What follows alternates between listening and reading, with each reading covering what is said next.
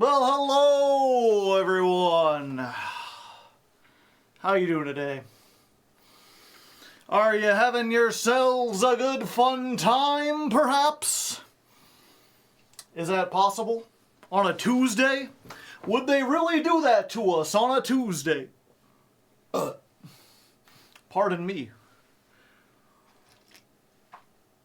Hi, howdy. How's it going? Is the deep beyond how many times you've summoned the boss monster? Unfortunately, yes. Deep beyond's not eaten very well so far. The climb has been very difficult. Unfortunately, people kind of know how Ghoti works now. Why am I still getting friend codes? Peppies. Having a good fun time. And thank you, Wojtek the Artillery Bear, for the 7 months of Prime hype. Yeah, he was curious about the weather. Today we did 2 songs. We did Spaceman by The Killers. Because, I mean, Ghoties, Space Fish, you get it. And then the other one didn't have anything to do with the deck. It's just a new song that I like. It's called The Emptiness Machine by Linkin Park. If you have not heard it yet, Linkin Park is back. They got a new singer. Banger, yeah. Very good. It has Meteora type vibes. And it's one of those, you know, it's oh, that's Linkin Park, yeah. If you're unfamiliar with Linkin Park, well, they're a big, huge part of like my childhood. I think I listened to them in like middle school or something, and I was one of the few people that, at least from my friend group, who kind of kept up with their career as they went on. I know a lot of people, like, their first album was arguably their best. I think it was their biggest. It was like that, Reanimation, and then Meteora was like their second biggest. And then after that, they had a series of albums that always did pretty well. I mean, they were always kind of like on the radio, they got some hits or whatever. But I don't think it was as popular as those first 2. Their sound kind of changed over time, and a lot of people fell off with them. And I'm not going to pretend like I loved all their albums or whatever, but I mean, I enjoyed Minutes to Midnight, I enjoyed 1,000 Suns, I enjoyed some of their later stuff after that. The Hunting Party's okay. But famously, their band has 2 main singers. They have Mike Chioda, who is kind of like a rapper. He also sings, but he's got more of a lower baritone voice. And then they had Chester Bennington, who was known for his sort of like high scream singing. The Jay-Z collab album was pretty good, yeah. And sadly, 7 years ago, Chester took his own life. And I remember, like, I don't think I've ever felt sad for like a celebrity death before. But for some reason, that one just, like, hit me really hard. Rip Chester, I know, right? It's like, you know, I remember when Crawling first came out, and people thought the song was really cool and badass. And then it eventually, even though I wouldn't call Linkin Park emo by any means, it almost became like a meme about how emo that song was. You know, crawling in my skin, these wounds, they will not heal. It's like, it's kind of hard to get more emo than that. And then when the lead singer who wrote that song, like, ended his life, it was like, well, fuck. His wounds didn't heal. Shit really was crawling in his skin for all those years. Like, it just recontextualized that song. Like, it seems cheesy when you try to apply it to a teenager, But I feel like he had like everything he could want, and yet whatever demons he had were just still haunting him. It's kind of an emo band, yeah. Oh, give me 1 second. I'm gonna change the air conditioning.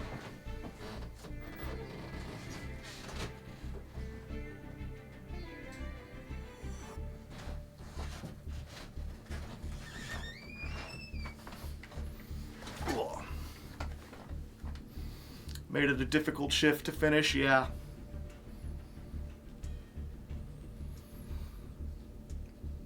Emo content, not really emo as in the genre, yeah.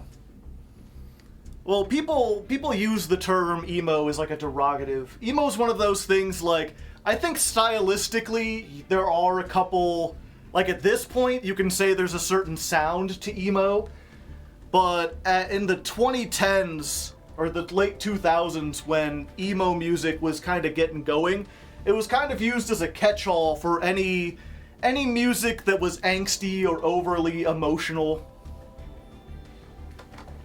I think it was, ironically, this sounds so pretentious, but I almost feel like the backlash against emo music was like a response to 9/11 of all things. I think if you look at like the late 90s, early 2000s, I guess the very early 2000s, the late 90s were a really introspective era because economically and socially a lot of things were really good for America. So people had to turn inwards to like look at their own personal problems. And then 9/11 was kind of this shock to the American people that like, oh, bad things can still happen. There's all these like political tensions that up until then everyone had ignored. And in the aftermath of that, I feel like a lot of people thought that like, oh, your personal struggles don't mean anything. Like, people are out there dying and fighting. Emo is descendant of punk sound-wise. Yeah, what was it? Emo is kind of like glam rock, in that like it's applied more to a visual style than like an actual music style. But I think most people would say like My Chemical Romance is like the titular emo band. They kind of spearheaded the emo sound.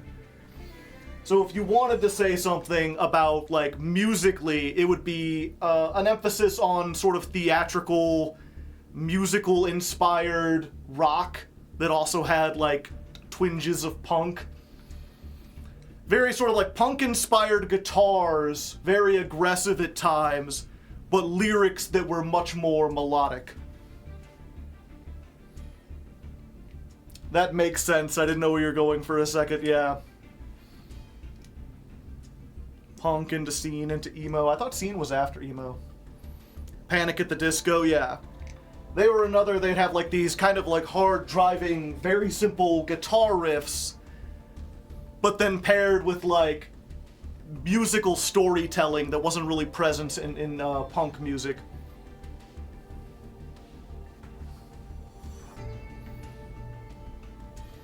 But all of this is to say, a very important part of Linkin Park's style was their two singers.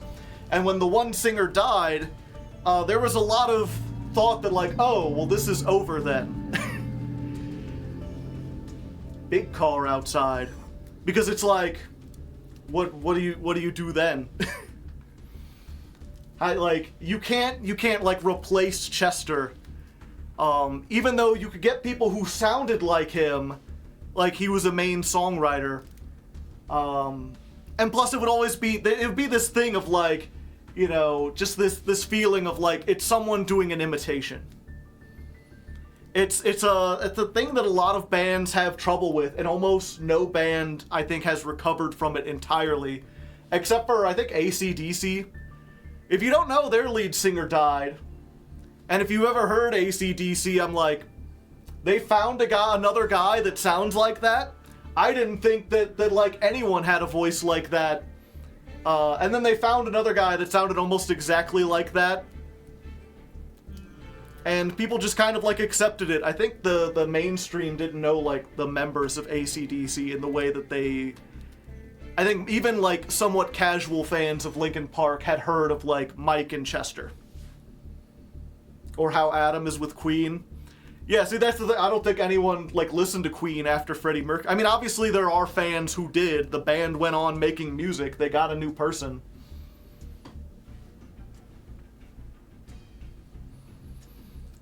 But, replacing Chester with a female vocalist, it's like, almost like a genius move.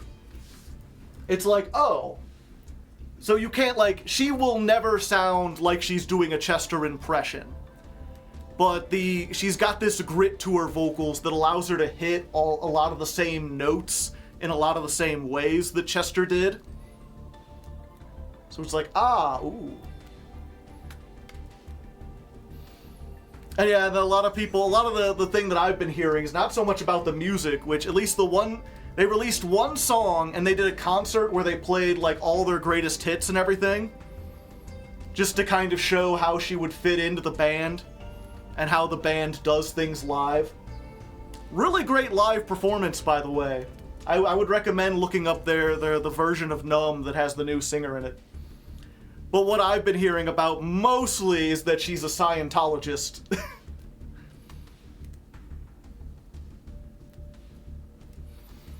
Which comes with a whole bunch of baggage. And I don't know how to feel at the moment. I'm kind of struck with, like, I'm just happy.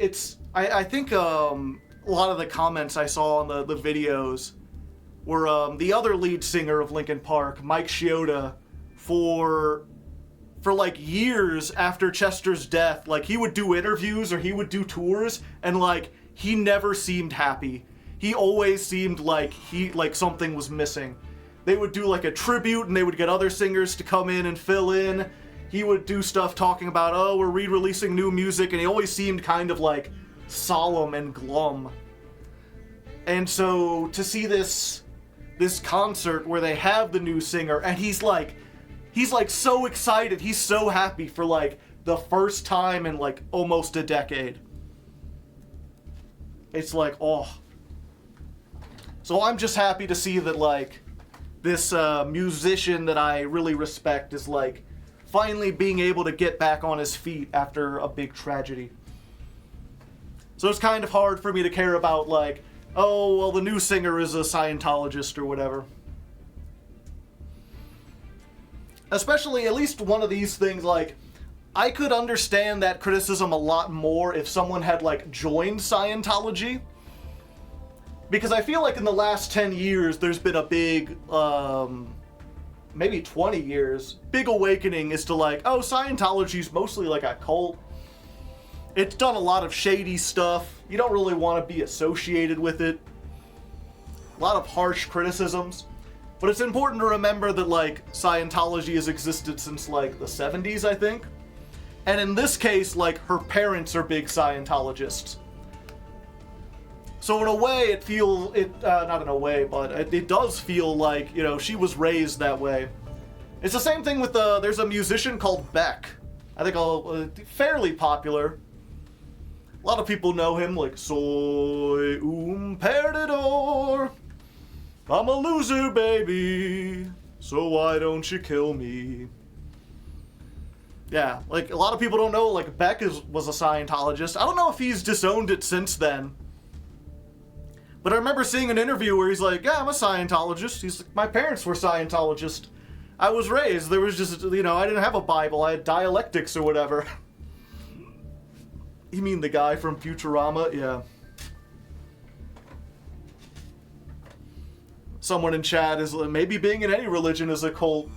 Kind of edgy, but at the same time, like, yeah, I feel like being mad at someone who was raised by Scientologists and is still in a religion, it's like, well, you know, the Catholic Church has done God knows how much stuff. Lots of evil things. And, like, I understand people wanting to leave the church or whatever, but my, like, friends or family who are still part of the church, who are still Catholics, like, I'm not gonna, like, treat them badly for being raised in, like, a religion, and the religion turns out to have structural problems. Significant structural problems. And maybe Scientology is different because it's newer.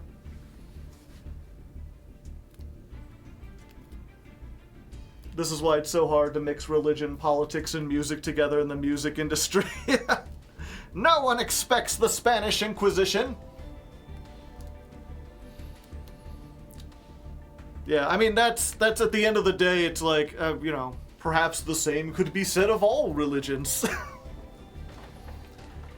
That's one of those, we don't have time for, like, a discussion there, but it is interesting to think of, like, how do you treat religion? Is religion just, like, a choice and you decide to be religious? Or is it, like, having a cultural thing? Is it something where, like, oh, if you're born X religion, like, you're born that way, and even though you can try to distance yourself, a lot of people feel like they don't have a choice. Like, that is just, like, an inexorable part of their being. And I keep going back and forth. Because no matter which way you handle it, there's, like, downsides. You know, if you treat it this way, if you treat it either way, then, like, then you have to make some really uncomfortable decisions. Because, like, if it's a choice, then it's like, well, anytime a religion does anything bad, you know, we should be actively pressuring people to quit their religions, which is a great way to start fights and to break friendships and just cause, like, societal chaos in general. But if you treat it as, like, a cultural thing that can't be changed, then you have to excuse a lot of, like, bad behavior, or a lot of people who align themselves with bad organizations and bad practices and simply, like, shrug your shoulders and be like, well, it's unfortunate that they're involved with this cult, but, you know, it's their religion. What can we do? Judaism is weird because it's both a religion and a cultural zeitgeist. Yeah, you can argue that Judaism is a race because they're the descendants of Moses, I think. They're like God's chosen people. I forget. I had a Jewish guy in high school like try to explain this to me. But that's also one of those things that, like, not every Jewish person agrees with. It depends. I mean, there's people who think you can convert to Judaism, and there's people who think, like, you can only marry into it. Because it's got, like, a racial element. Hey, bro, just get back to the game. Yeah, we'll get to it. I just always like to yap at the beginning. Gets me warmed up if I try to jump immediately into dueling or whatever. Plus, oh yeah.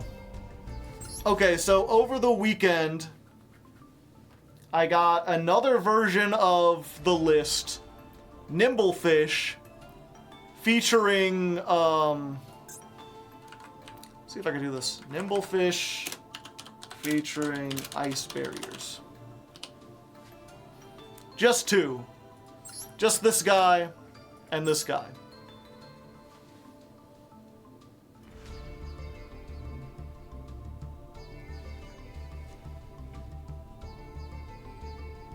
As a German yeah. It's one of those things that, like, our education system sucks in that regard.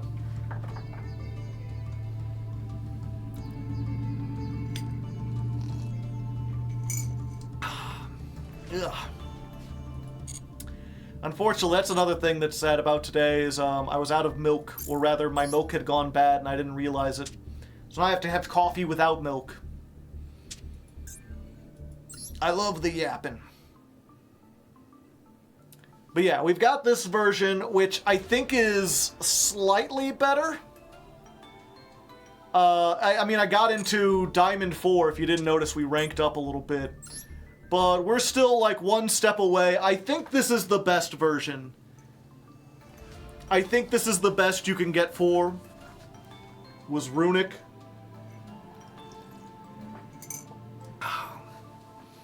But I don't want to spend the whole time on that, because even though this still feels like a Ghoti deck, there are some hands where you just open up Runic stuff and you're just playing Runic cards.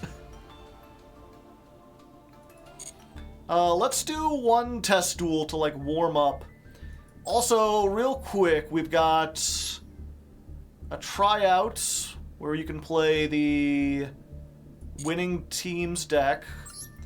Upcoming limited Forbidden. Their limited Wyverster.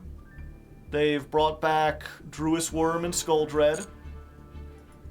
And there's 2 new selection packs, which will be out on September 11th. Never forget. We got Ragnarika, we got Ancient Gears, so this will all be stuff we look at next time. Lightsworn, a Romage. I am curious, real quick, we'll do a poll here. Oops, and then they've got some new stuff. Chat, what new decks you most interested in? What would you like to see for the ladder climb of October?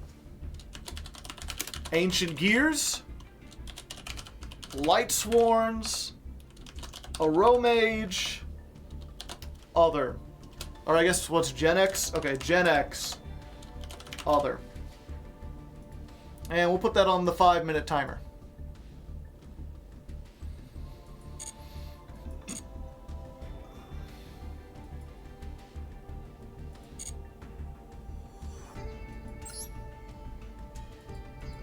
New maintenance notice.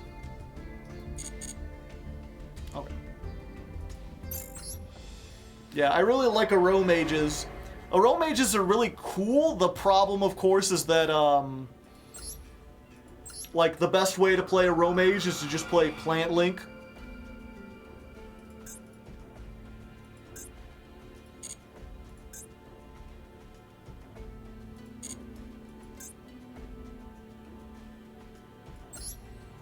Okay, let's go first. The Drag Unity problem, yeah. As Farfa calls it. Okay, so here's the new combo, right, chat? Is that we have a whole bunch of ways to discard Nimble Angler or send it from the deck. Fishies! Thank you, King Miner. One of them is this new Ice Jade card. So we can send Nimble Angler, summon this. If you're unfamiliar with this new Ice Jade card, it just discard a water, summon itself, get a token, and Nimble Angler, when it's sent to the graveyard, gets 2 fishies. We can use these 2 to make, I think we make Agrine 90% of the time. Non-targeting banish. And then we use these 2 to make Sprite Sprind. Sprind says a level 2 to the graveyard. And then what we're going to send is this Ice Barrier lad. Because when he's sent to the graveyard, searches an Ice Barrier card, which is the spell. Spell lets you summon the Ice Barrier back.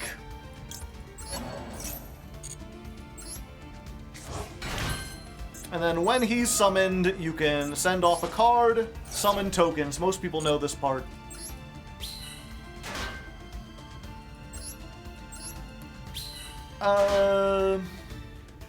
No, we just go with that.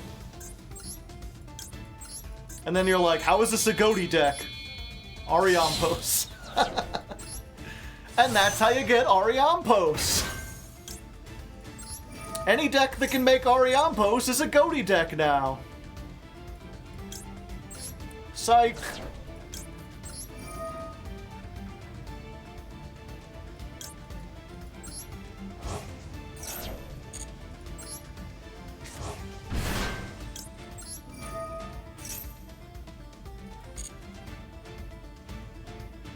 Yeah, and then we're going to just banish the token, or banish a Ghoti.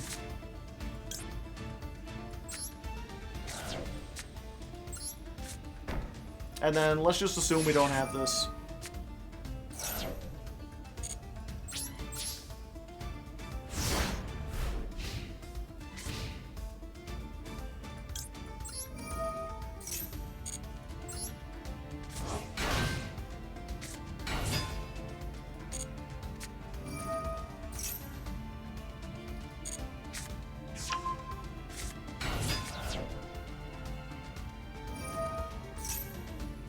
Yeah, we'll stop the draw there.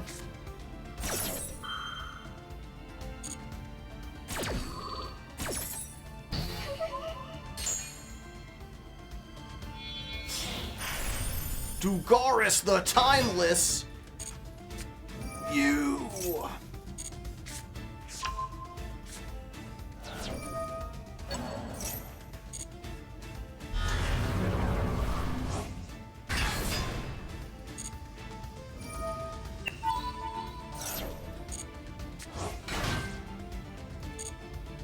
Isn't super heavy Ghoti a thing? It is, but from what I understand, it's more,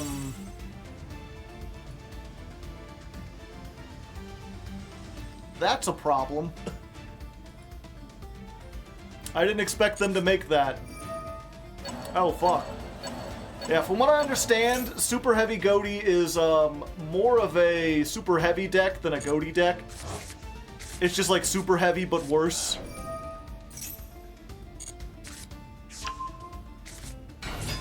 It looks like Lightsworns have won the poll, with a Romage coming in Ancient Gears coming in second.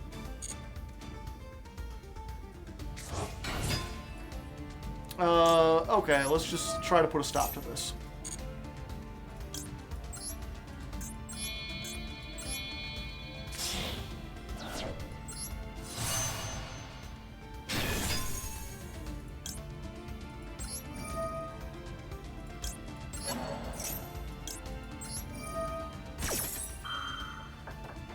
Ragnareka might revitalize Beekeepers. Entirely possible.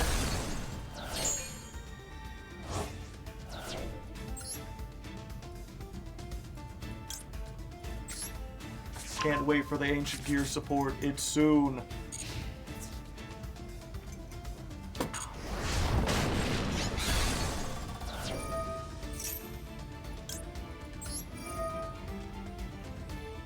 Yeah.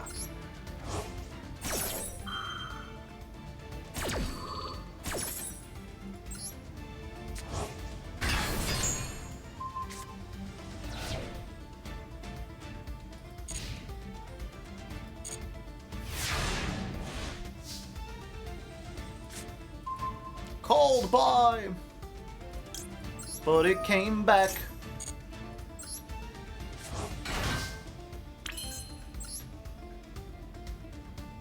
Oh, this is a tuner now. Son of a bitch.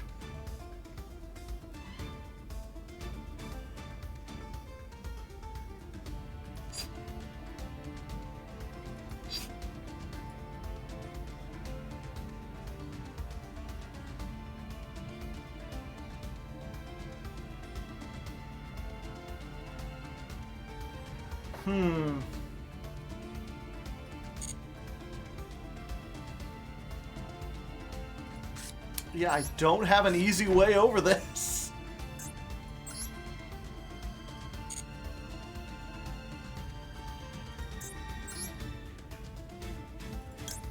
I guess we do this just to get more stuff. Oh wait, I do have an easy way over this. Adoy.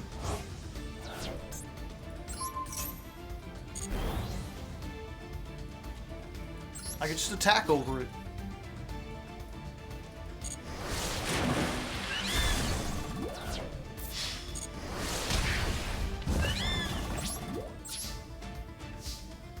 Hello, gamer. How goes it? It's going all right.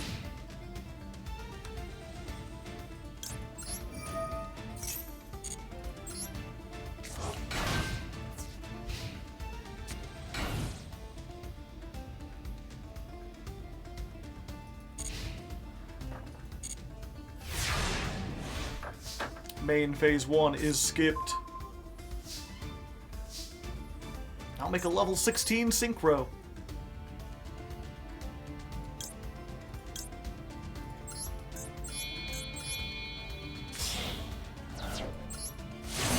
Shenying.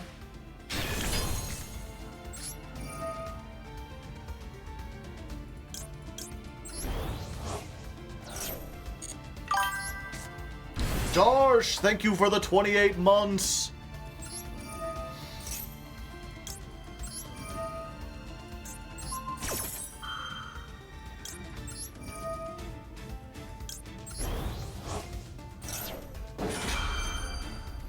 If banish, then banish, and banish, and banish, and banish, and banish all day.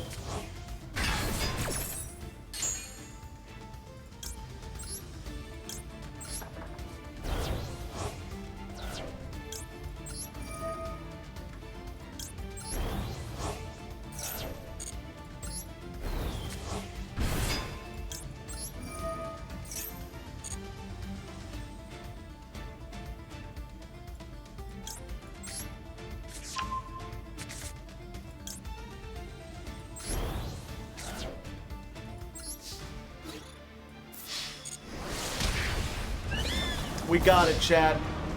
We have what it takes to beat the solo mode. How far are we guessing Ghoti could go? I don't know. I really thought I could get to, like, Master 3 or something, but now I'm just like, I'll consider this a success if I can even get to Master at all.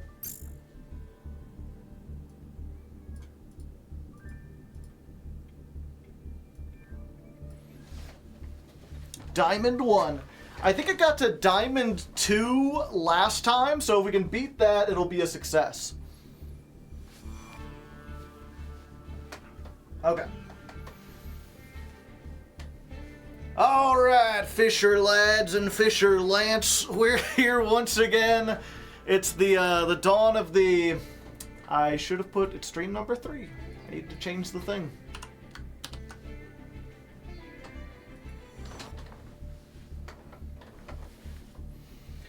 Alright, Fisher lads and Fisher Lance, here we are at the dawn of the 3rd stream, and I did some playing over the weekend. If you couldn't tell, we went all the way up into Diamond 4, so at least some progress, even if our losses still outweigh our wins, and...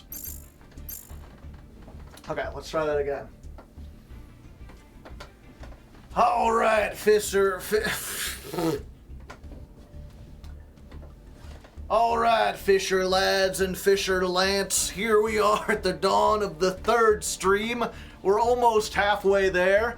And if you can't tell by the win-loss ratio, we're not doing, not the win, what do we call that? The scoreboard? Okay, scoreboard. Try it again. Alright, Fisher lads and Fisher Lance, here we are, dawn of the 3rd stream. We're almost halfway there. And if you can't tell by the scoreboard, I did some dueling over the weekend. Didn't go super great because our losses still outweigh our wins, but we did get into Diamond 4. We have moved up in the world, and that's mostly because I've got a new version of the deck, which I'm calling Nimble Fish, featuring ice barriers. And basically, it works around this card in a roundabout way. This is Nimble Angler. If it's sent from the hand or deck to the graveyard, special summon 2 Nimble monsters, except this, from your deck. And that allows us to get 2 Nimble Sunfish onto the field. And then Nimble Sunfish allows us to do this combo where, like, we make Sprite Sprint sends the new Ice Barrier card, who's somewhere in here. There he is. When this goes to the graveyard, we get the Ice Barrier spell, this summons it back, and then through some convoluted stuff, we can make Ariampos. All roads lead to Ariampos. And you may be asking, like, well, if this is a complicated combo, why is it, like, what makes it any better than before? This sounds even more convoluted. And the thing is that basically now with this build, we have a lot of ways to bait out interaction before we even get to this. If need be, like, we're still on Lifeless Leaffish as a starter, so if we activate this and they activate Max C immediately, then we can just send Schiff and do a little combo from there that's, like, not as good, but plays under Max C. Otherwise, we send this, we do a long convoluted combo. If they play through that, we're now playing 3 Fishboard Harpooner. I forget if we were playing this before, but it's a tuner. You can discard a water to special summon. It's either itself or whatever water... I forget if we were playing this before, but it's a level 4 tuner. You can reveal this and a water in your hand, and discard one of those cards and summon the other one. So we can either get a level 4 tuner on the field, maybe by discarding an angler, this is not once per turn, or we can like get any of our other monsters on the field, get a leaf fish if we haven't used it already, get a tuner, use that with the leaf fish. And we're playing Ice Jade Ran Agarine, which this is a level 7 tuner where you can discard one other water monster, special summon this from your hand, then special summon a level 3 token, but you can only synchro waters while that token is on the field. It's kind of like a Sword Soul in a way. In fact, I think thematically that's exactly what it is. It's like a Sword Soul Ice Jade. But this is not only another outlet for Angler, but it's another thing that like... And this is not only another outlet for Angler, but it's another extender that allows us to play through some stuff if we get disrupted. It's also fairly good going second. Nimble Sunfish itself, which is kind of a Garnet if you draw it going first, is perhaps useful going second, because when it's destroyed by battle, you can send a fish from your deck to the graveyard, then special summon a Nimble Sunfish from your deck. So if you ram this into something, you get another copy of Sunfish, plus you send Angler, Angler sends like another Sunfish, so you get like 2 level 2s on board and you can do stuff from there, and that all happens in the damage step, so they can't negate it with a lot of stuff. It's not perfect. I still think that, I am just rambling. I need to do this with less rambling. Let's just start over, chat. Starting from the beginning. Do you think they should unban Toad? No, I don't like Toad. Love the fishing hat? Well, thank you. Okay, let's do this again, but let's do it without rambling on the deck profile quite so much.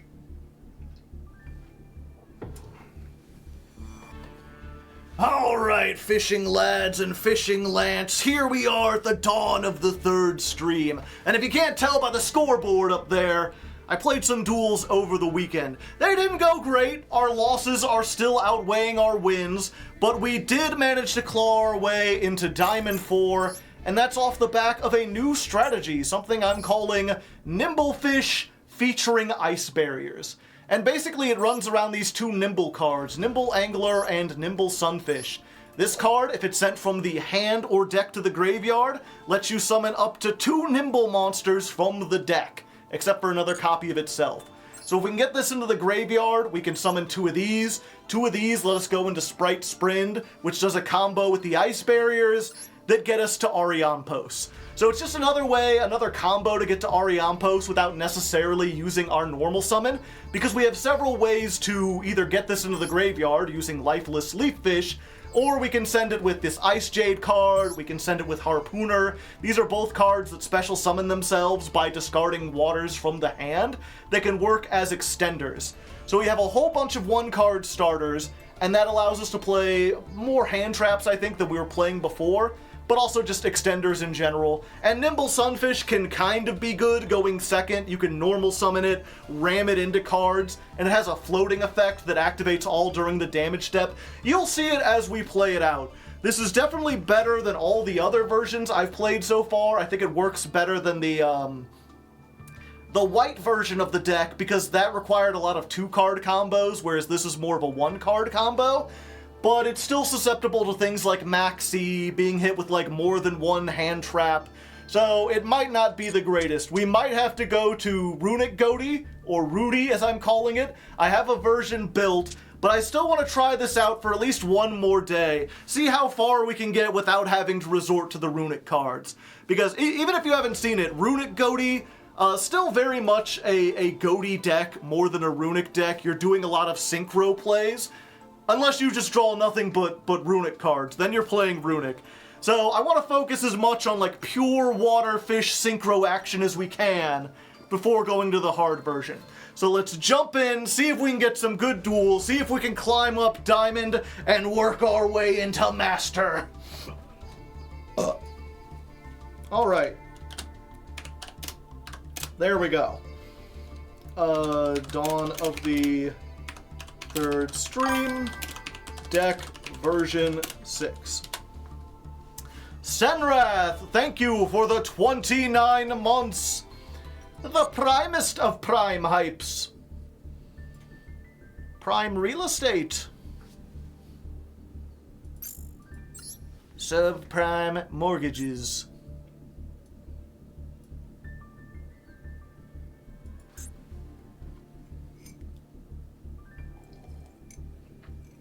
Do you think we'll ever get support cards for Dark Magician in the future? Nah.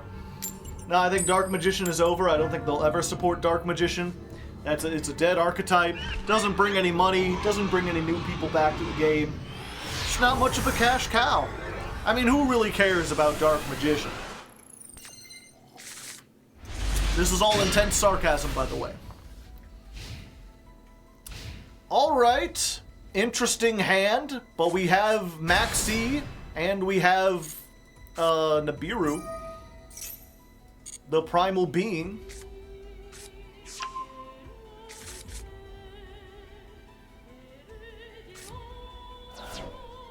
I maybe should have Maxi'd at the start, but if they're going into this, it looks like they might be susceptible to a Nibiru. This isn't a Kashtira deck, it's like a Snake Eyes Fire King deck or something like that. Galaxy Tomahawk? Ah, I see. Level 7 Turbo.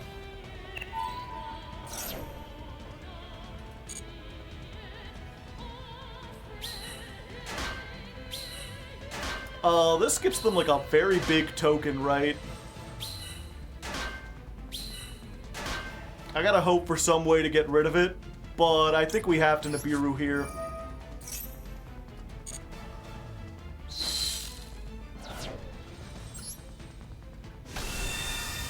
Very big attack, only 3k defense.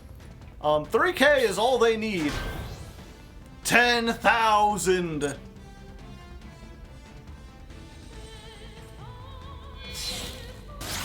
Link Spider! Alright, well that deals with it.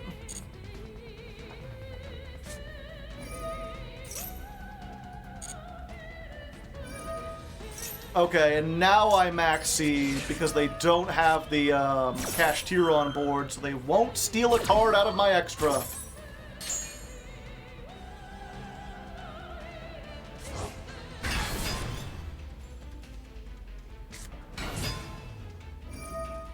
Normal summon. Subversion. You're just gonna put the rock in the back rooms and hope I can't do anything? Okay. I guess that makes sense. I mean, I can do something. I could do a lot of things. I could even cook an egg. Of course, as soon as I do this, they're gonna look at my extra deck and take something out. We know this is the Sinful Spoils, though, right? Actually, let's do the Tuna first, and then they might take something other than a level 10 Synchro. I feel like if we do this, they know exactly what to do. And this will just get the Lifeless Leaf Fish.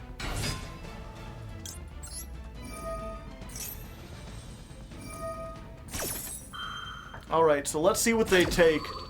If they take Sprind, we might be in for a little spot of bother.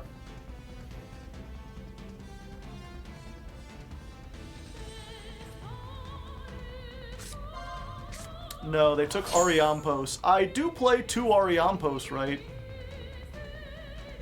Yes, okay, good. We're still good. Let's send the Nimble Angler. Let's wangle a dangle on that angle. Get 2 Sunfish. And let's go ahead. I think at this point we can actually do the better play, which is make Sprite Elf first. So we can make Sprite Elf, and then we can do our plays, and that makes it so everything is... Oh, okay. We got hit by Nibiru. Do I want to bring something back just to get a bigger token anyway? Yeah, because I'll get the big token. What has the most attack? The life... Oh, I can't bring the Lifeless back. Yeah, I'll just give it an extra 1,000 attack. Or wait, it'll have almost no defense. I'd have no defense anyway. Yeah. Another one. Okay. Bring this back. Wipe everything. Give me the token.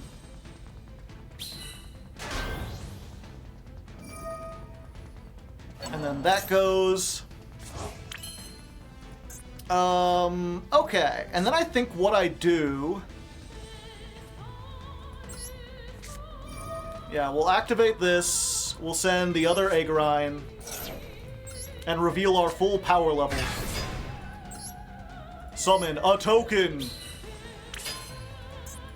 And I think in this case we want to make Chen Ying.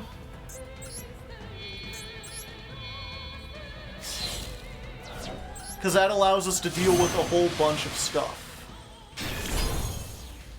Because we can just beat over, and we can activate the Cheng Ying by banishing the lifeless leaf fish. Put back the whole Nimble engine so we can just do it again next time. And draw a free card. That's a pretty good one. Okay, so the question is... during your main phase, you could special summon one that is in your graveyard or banished. So I have to get rid of this. I really wanted to get rid of the Sinful Spoils. I think I have to let them keep it. Actually, if they're not playing a full Kashtira deck, bringing this back probably doesn't do a whole lot for them. I'd rather get rid of their one-card starter. So let's get rid of this, and I guess we banish one of these. Oh, let's go. This, and... Oh, they might recycle this, and I don't want them to do that. And then... Do I summon this? I don't think it does anything. I could make... Oh wait, I could still make Sprind, I think. What does Sprind require? 2 monsters, including a level or rank 2. Hold up. So let's activate Harpooner. We'll show this. And then we'll surrender. Yeah, I think I could use the Nibiru token and the Zep to make the Sprind, and then send the Ice Barrier and still end on an Ariampos. So, you know, we had to use Maxi and a Nibiru to get out of that. Well, we got out of it, so, you know, there we go.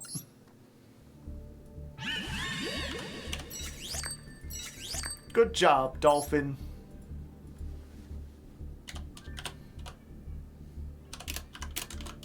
That was duel 45 versus Cash Eyes, I think.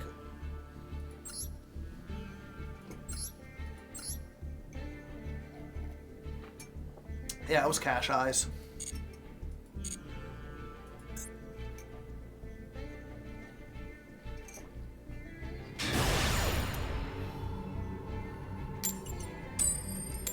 Alright, going first, baby.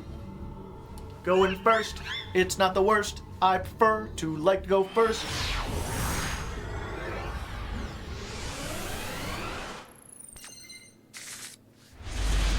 Alright. We got some starters, we got some stuff, we can do some things, assuming we don't get max seed. This hand dies hardcore to Mr. C. Let's go. We'll send the Angler? Yeah, send the Angler. Activate the Angle. Summon the 2 Sunfish. And then, yeah, we're just going to do what I was starting to do before. We'll make the Sprite Elf here.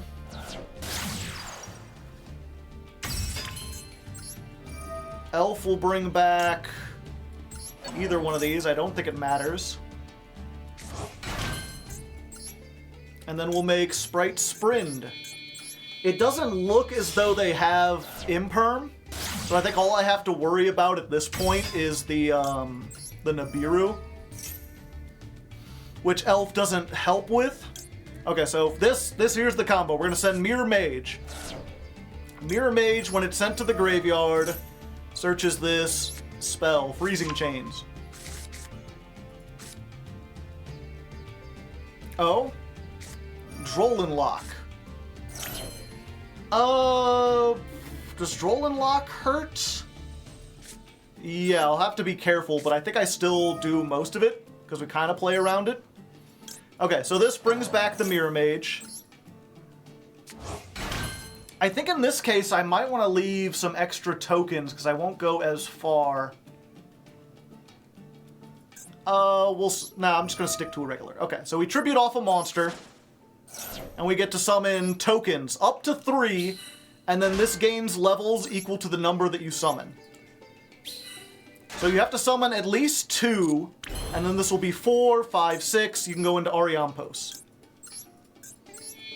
And if you were worried about Perm or Valor, you could put it here, but I don't think they have it.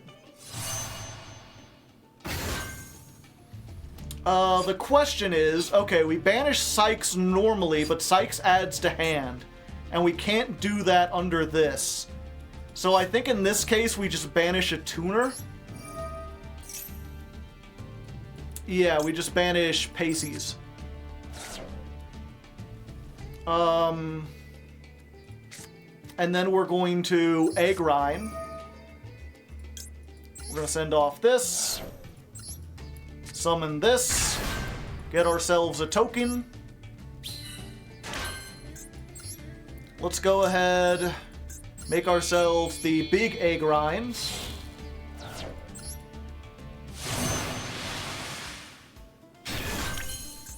We're going to activate Shift, boost this attack, and then I'm going to activate Keef. We'll put Keef here, underneath the elf, so they can't negate its effect. And then because I've only got 2 banished, I'm only going to summon the Shift. I'm going to leave the Paces to summon with Keef. Oh wait, actually no, I'll get the Ariampos banished, most likely. Either way, I can't make 2 things, so let's just get the Shift.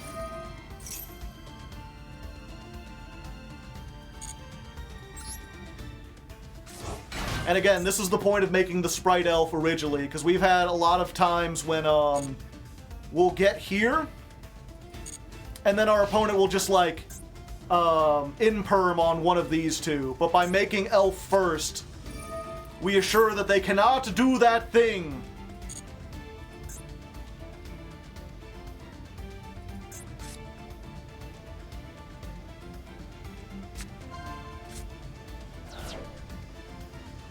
Alright, what is this, Math Mech combo? Yep. They're getting circular, baby!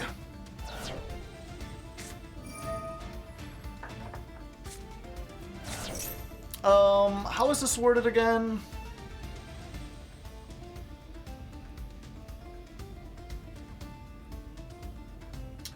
No, I think it's fine. No, we'll let it go. For now.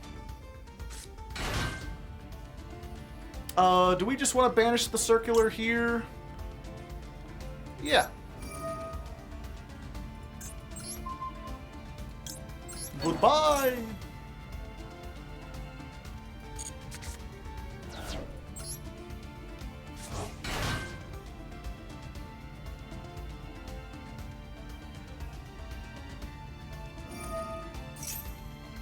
Okay, they can summon the Sigma. They're one of those Sigma males I've heard about.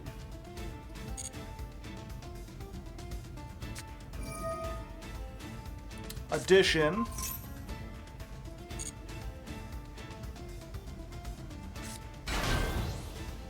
We'll get that, and then here's what we're going to do. We're going to activate Eggrine, so my monsters can't be banished this turn. Oh, it's by your opponent's card effects. Okay, I've made a little mistake. Fuck. Okay, actually okay, I just wasted that. Never mind. I thought I was really clever there for a second. I was going to make Deep Beyond and then banish everything, except mine wouldn't be banished. I really should have just eliminated that while I had the chance.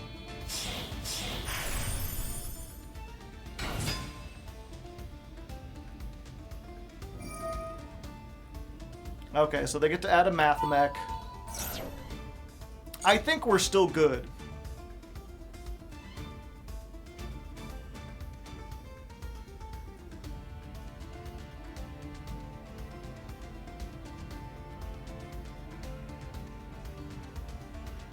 Yeah, banish the normal. I should have banished the normal summon. I mean, they haven't normal summoned yet.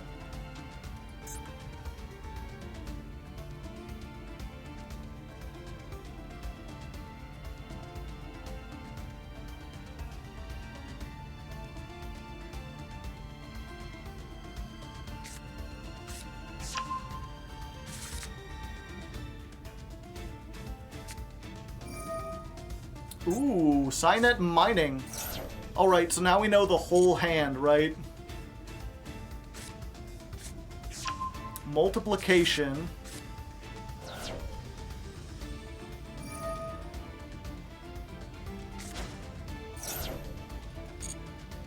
Special summon something. Gotcha.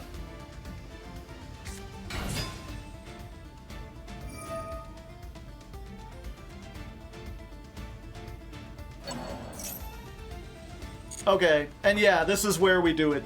And I don't even care if I lose everything. So we need 6, 7, 8, yeah. Let's just do it like this. Activate. It's time, we finally did it. It's time we go to the deep beyond. Womp. We'll just banish everything. And then we'll use this. We'll banish itself. And we'll get the Squidly-Doo. Where's he at? Snopios. The Beyond counter goes up to 2. Starting the day strong. End of the main phase? Oh, I ain't done. Yeah, get out of here. Banish 2 more tuners so I come back Omega strong.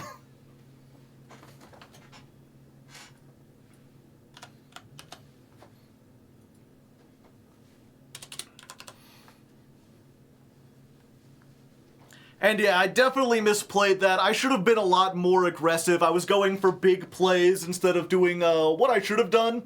And also, I forgot that A-Grind doesn't stop my stuff from being banished.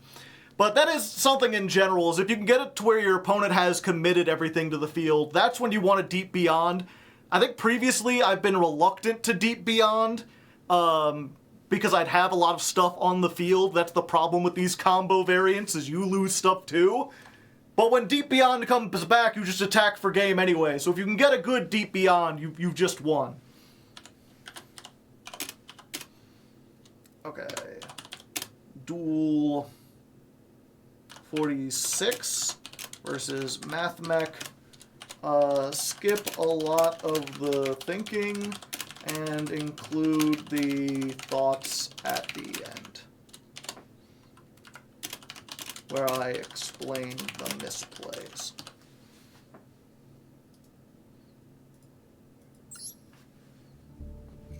How do you feel about the new Ghoti cards? They're both really good.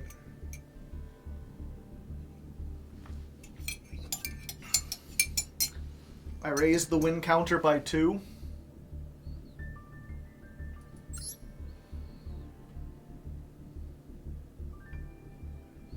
No, I thought we had 19 wins coming into this.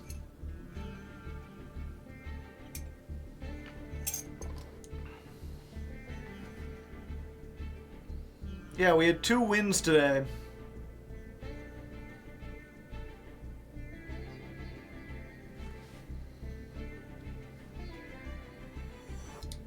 Hello, Urks Retta. How's it going?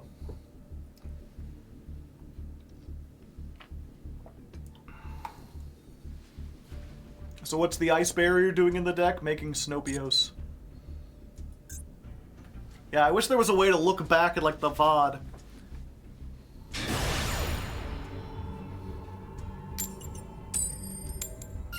Alright, going first again. Going first again. Going first, my friend. Going first, not the worst. Going first again.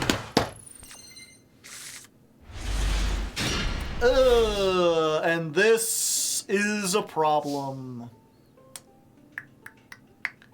Yep, this is... Well, actually, I think this still does it. Hold up. Yeah, it doesn't play through any hand traps, but if they don't have anything, this gets us on the line. They could special summon Keef, and then we just make Sprint.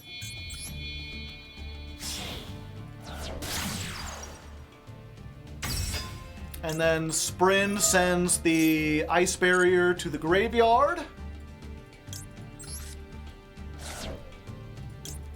Ice Barrier grabs us any Ice Barrier, but in our case, it's just this. The Ghoti version, or not the Runic version, actually plays another Ice Barrier because there's more combos. But this one, I'm just playing the two. Summon back this. We're going to... I think in this case, because I have so few extenders, I'm going to make more tokens. Because you can do it either way. We'll go ahead and yes, and yes, and yes. We'll make a third one. 3 tokens. That makes this level 5, so 5 plus 6. Arion Post, baby!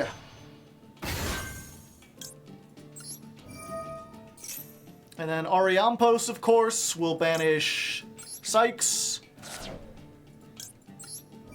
Psych Effect will banish Keef.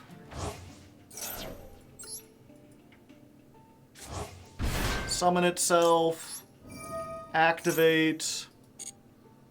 Grab a tuna.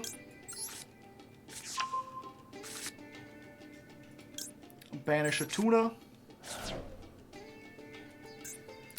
For some reason I thought there was more stuff I could do with all these tokens. But I can't make any of my links. These require effect monsters. Okay, I've screwed myself by making more tokens than I need to. I should have just kept it as it was. Mistakes have been made.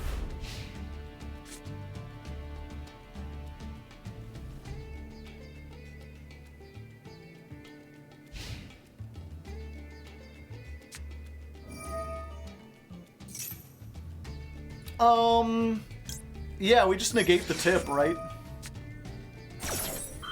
Don't let them get whatever they want.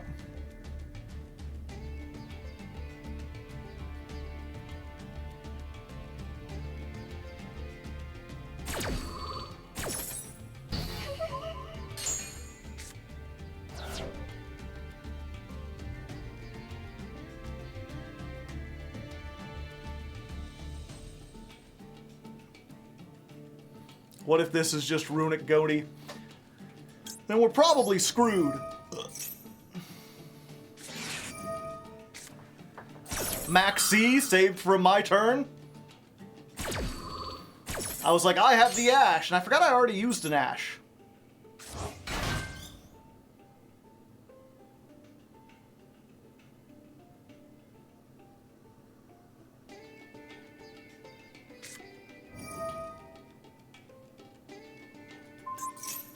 Well, what can I say? But at least they used the flashing fire before they got to anything? Nope, never mind.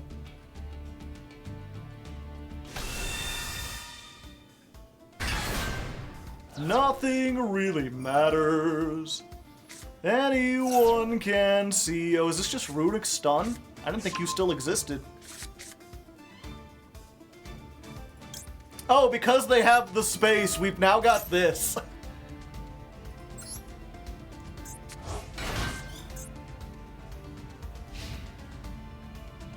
I don't think it really Oh, maybe it does matter.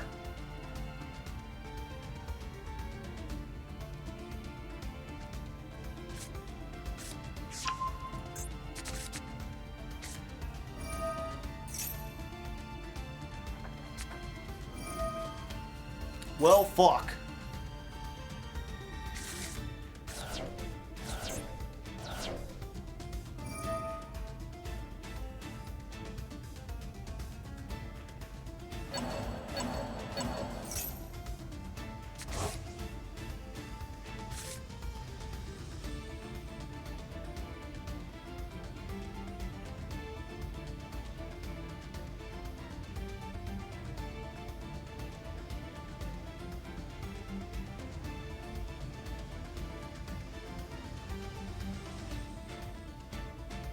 Yeah, they just open with 5 runics.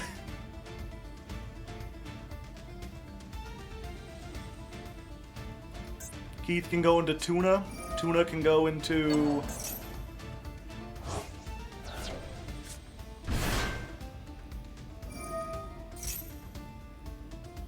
Yeah, I guess.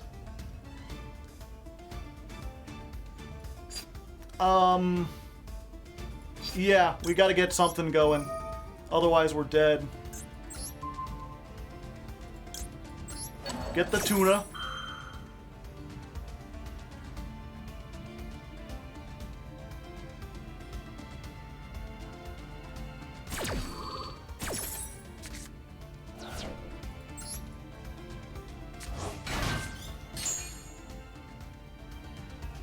I missed the timing.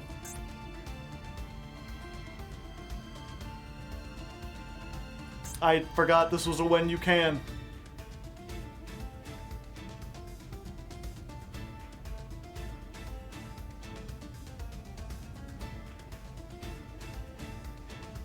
When you can.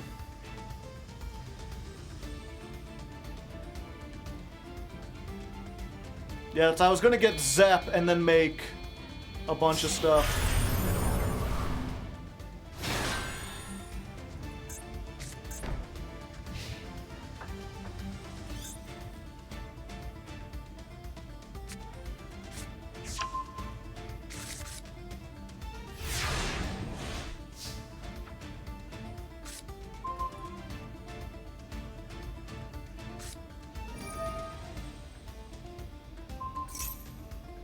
Next monster would be destroyed. It is not. Okay.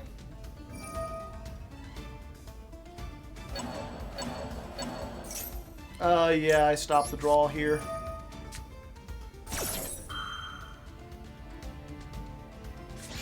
Called by.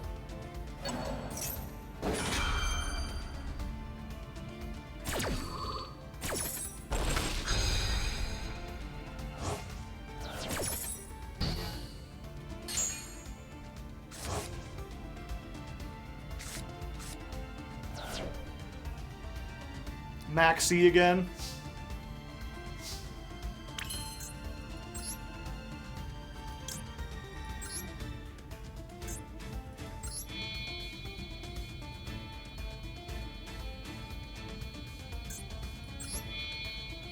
Yeah, I've got to do this.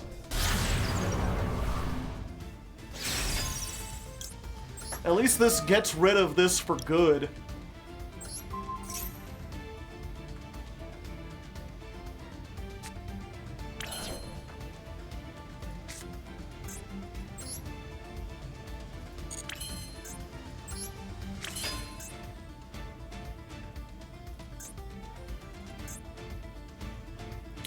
The monsters can't activate their effects. Locked into water. Sprite Elf. Oh, I could bring back the tuner. Okay, so I can use a token and Little Knight.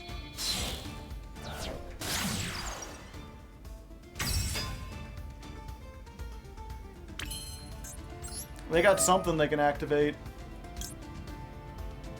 We'll bring back Zep.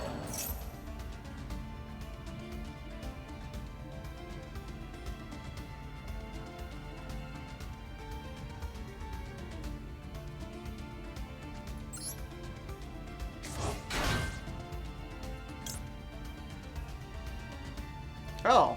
I didn't know this worked on my turn. This steel in hand just to get rid of the little knight. Okay.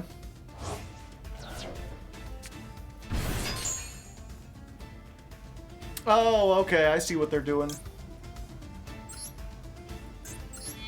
I think that's fine, though. That doesn't negate the summon, though, right? Banish it? Yeah, go for it. Banish me all you want.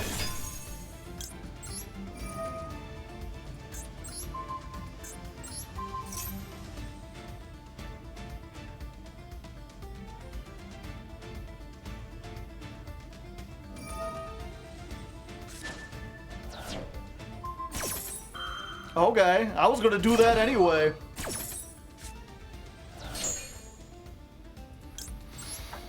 Anyway, effect.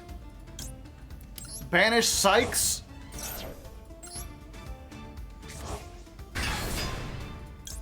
Psych effect. Banish, I guess, Ariampos. I think we've got the... No, we used the SP. I forgot. Okay, so we need to prepare for the inevitability.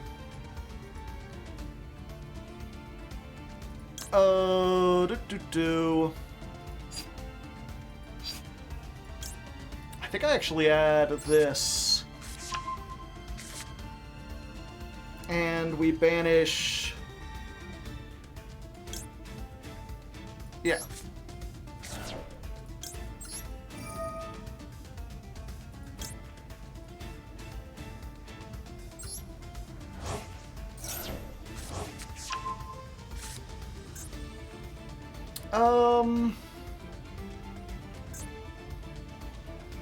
Let's see. Do I make an egg rind?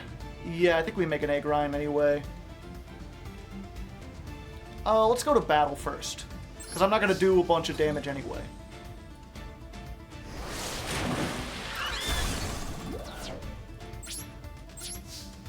Okay. Just wanted to make sure I wasn't going to get hit by evenly or something. Oh, if I had gotten a tuner, I could have normal summoned it. I forgot, I have not normal summoned yet.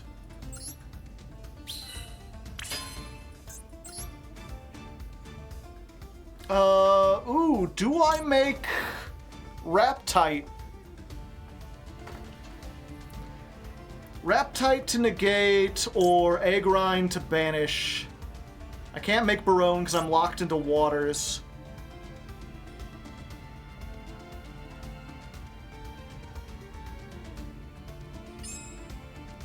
The level 10 is better. I need more zones, actually.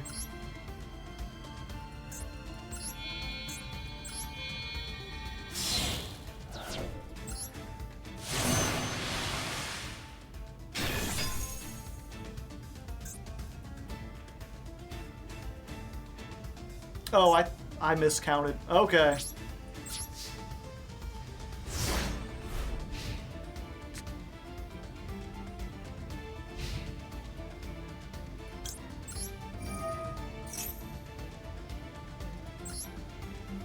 Okay, either way, we've got this and this underneath the elf, so unless they've got, like, evenly matched, I think we should be good.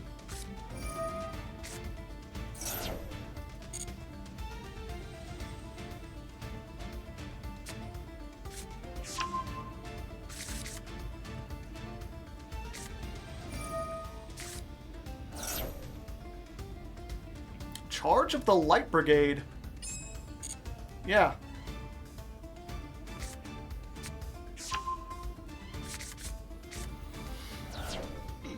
They're going millin'.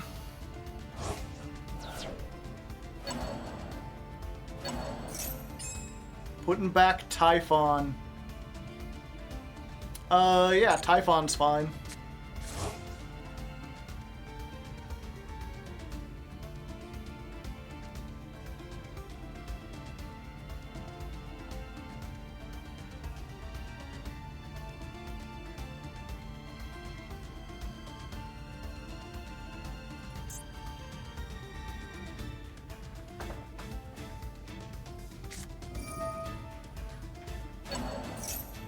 Alright.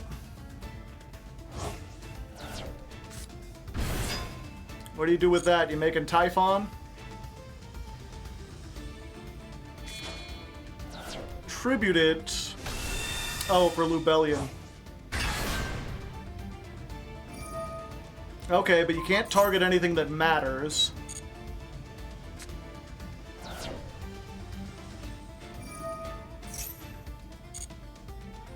Place one branded.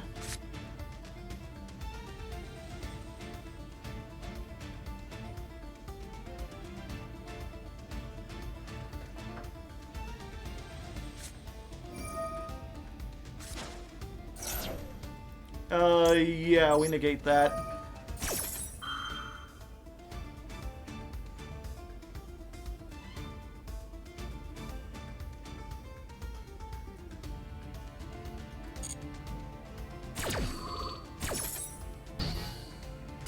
I don't want them to get a level 8 out of the extra deck. Okay, Soraneer.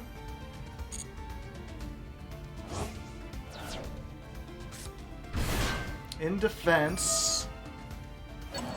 Draw a card.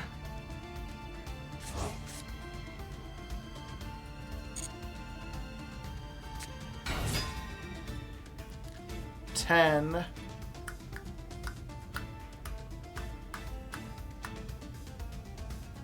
Yeah, I think I have to stop them from getting Barone, otherwise they just negate my shit.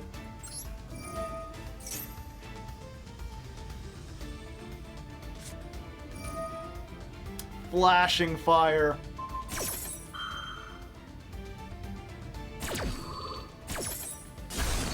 Alright, now I'm in danger. But I'm not out of it. I can do stuff, I just don't have the zones to do it properly. I still have many monsters.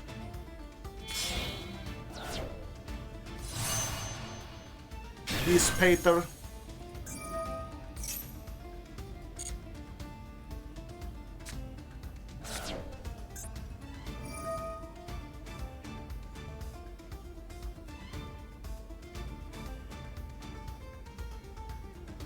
Hey, Peter.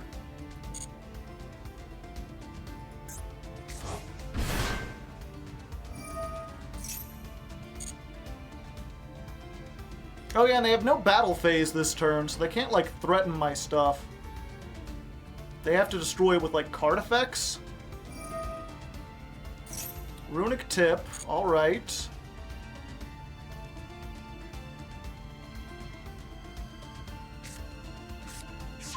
Freezing Curses. Goodbye, Maxi.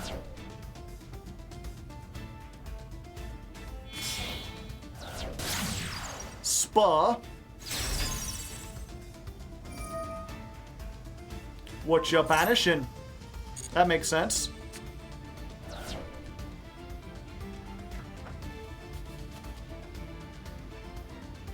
Now I have room.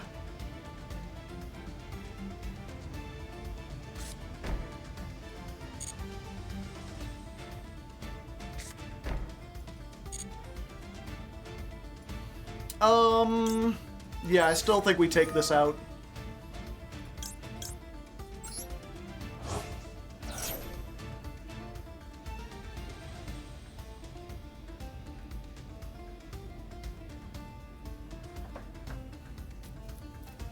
Yo, what up?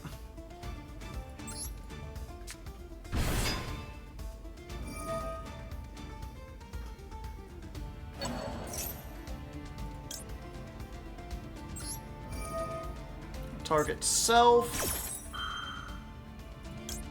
Target this.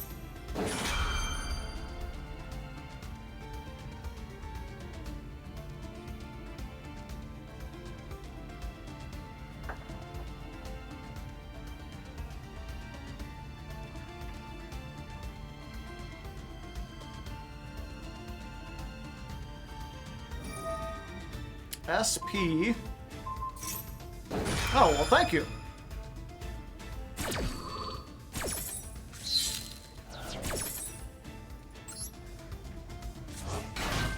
I was hoping I could get rid of that.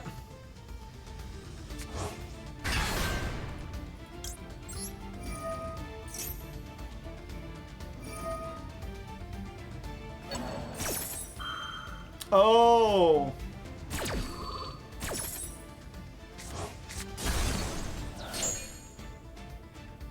That's not good.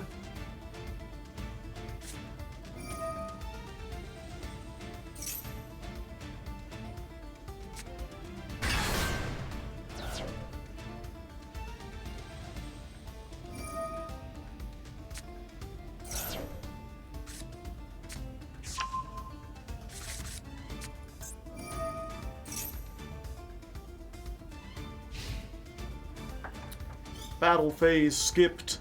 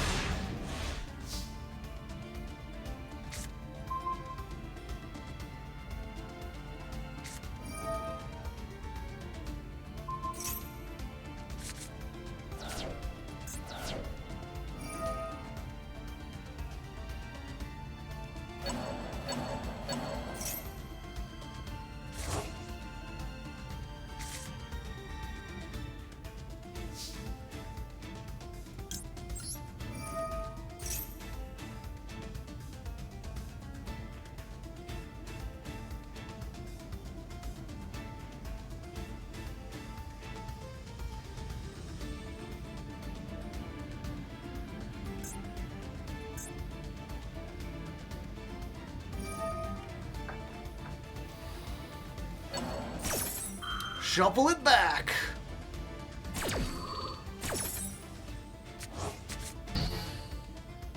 Not often you see that.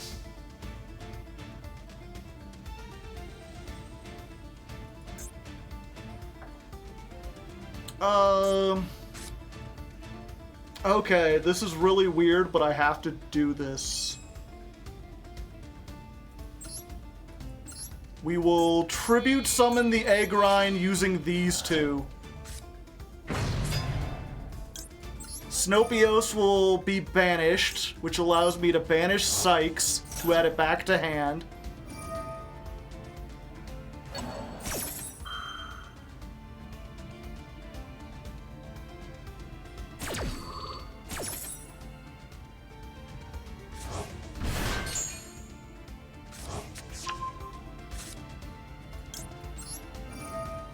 Sykes effect.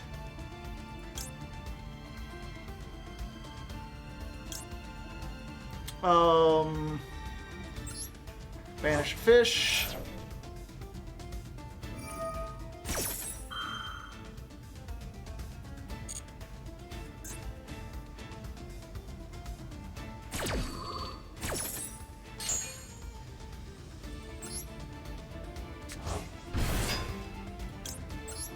Do I have the tuner? I do, but I have to give up these. Oh wait, no, I don't.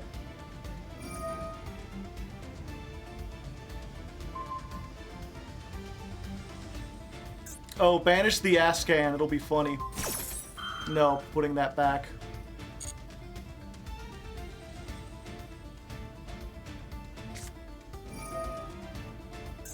And flashing fire.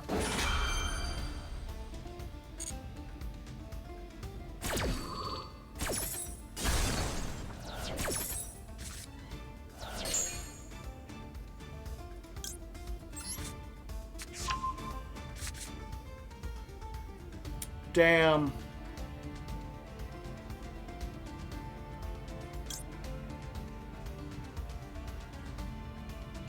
Oh, wait, this was banished, right?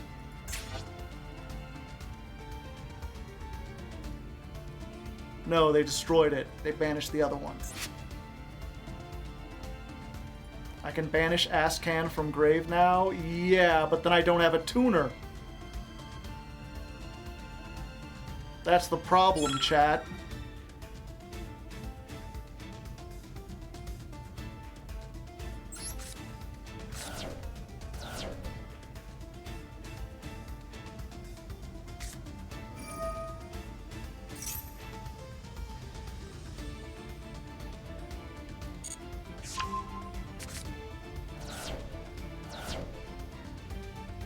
Yep. We almost had him.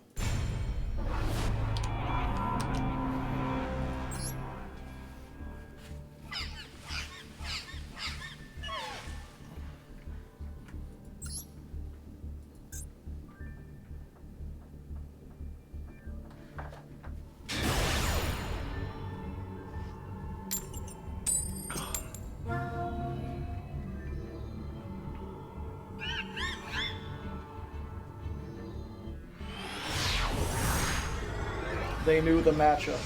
Well, also, they opened with 5 runics plus Maxi.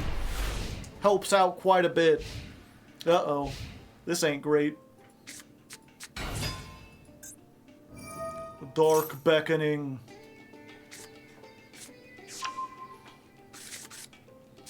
What a hand. Gotta give my opponent a hand here.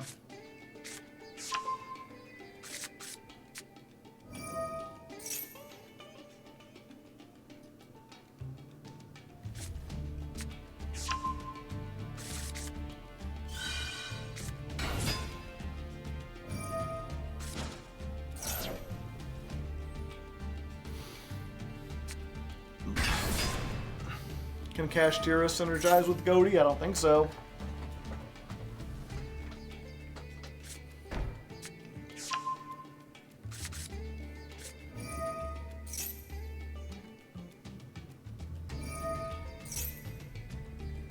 Yeah, I think they probably have this one.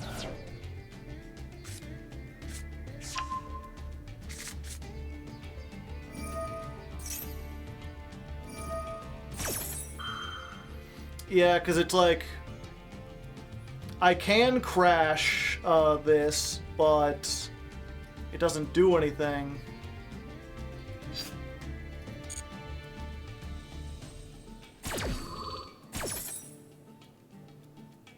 Or no, I can't.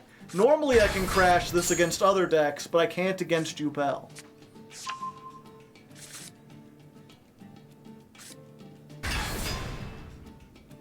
Yeah, we have no board breakers.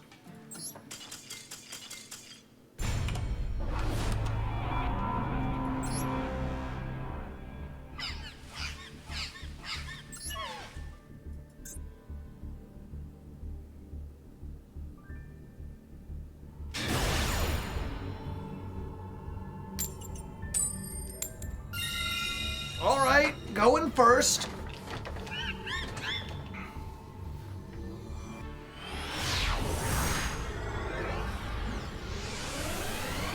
You could crash with Yama or the Blue Dog. No, I can't attack anything except a Ghoti. Or a Jubel. Ah. All the hand trap insurance in the world and none of the plays. I think we still have to do this, though, and just hope.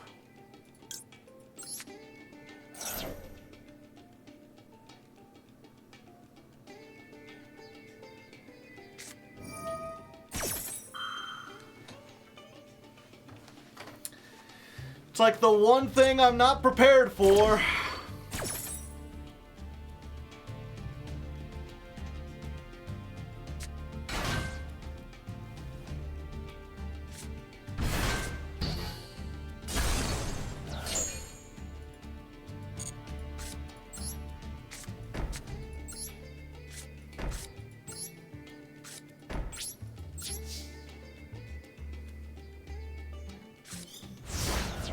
We do have 1-card starters. If they're a graveyard deck, 2 called bys might be able to stop them.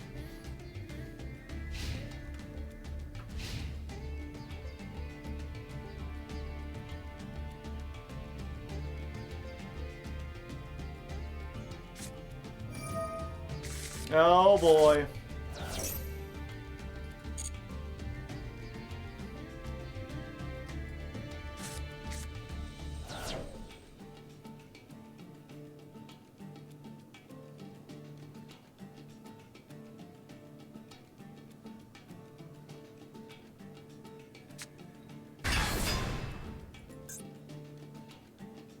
Ogre.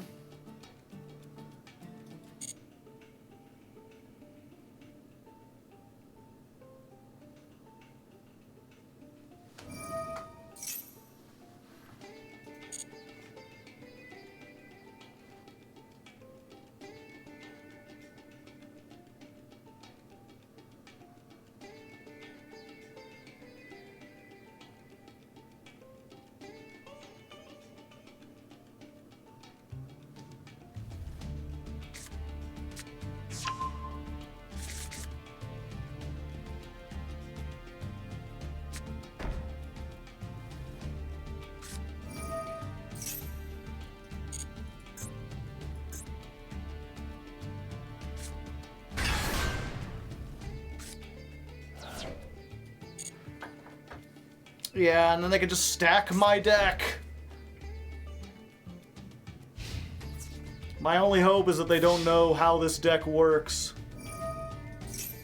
Super Vegeta, thank you for raiding.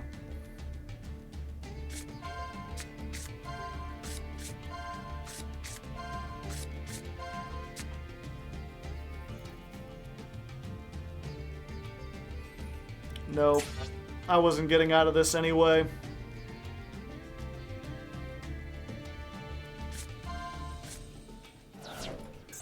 Why did it have to banish face down?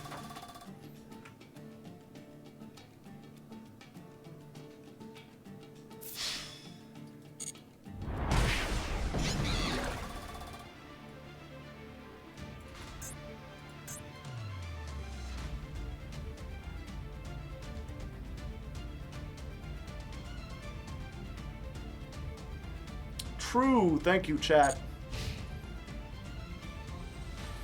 I forgot for a second that Crossout is actually proactive in this deck. Somewhat.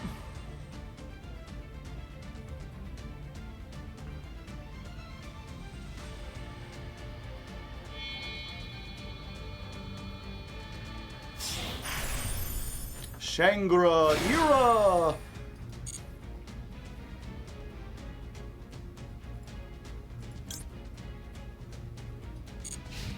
Okay, end phase.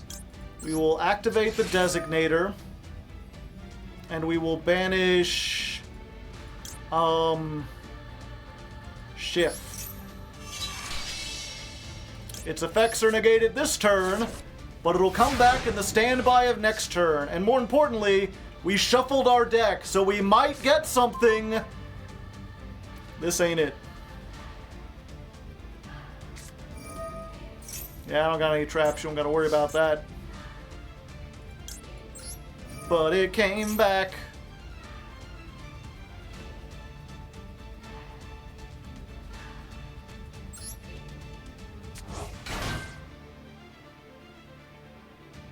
I guess we sprint. The problem is if we sprint and they banish anything with Fenrir, we're just kind of screwed. In perm. Well, they don't know how the deck works, chat. There's that. I'm not playing Zeus in this, am I? No.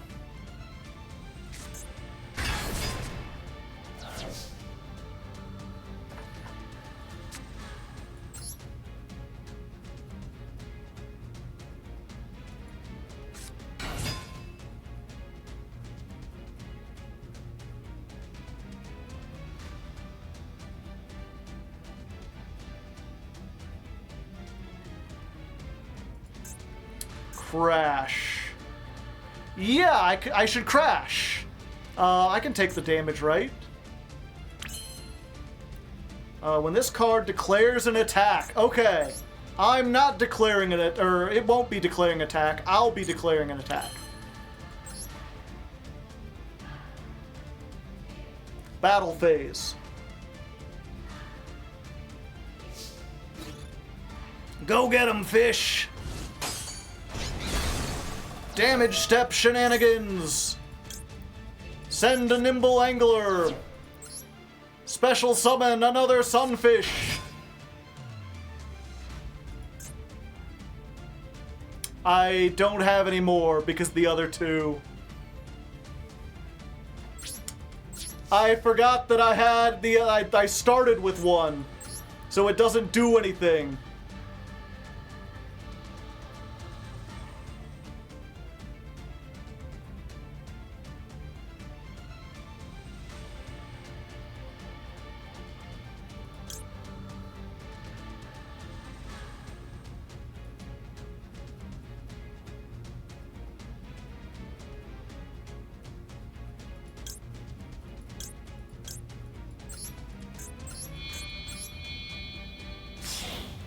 Yep, I mean, I can do this. I don't think it does anything.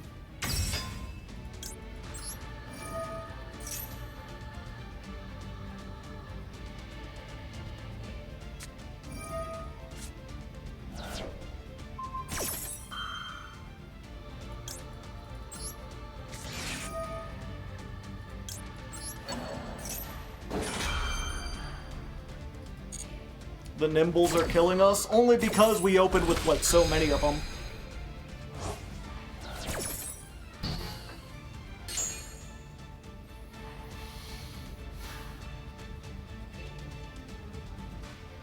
Yeah, if I had made this first and then sent this, I could have got something else.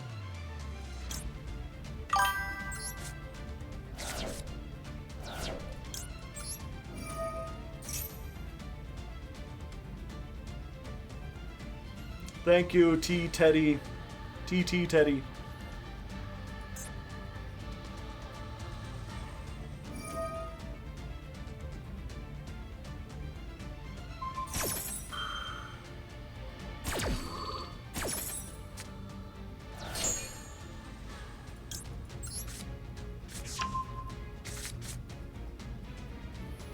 Yep, this is actually where playing the other Ice Berry, I think, would help. No, wait, yeah, it would have. No, it wouldn't have. The Tower Karna, thank you.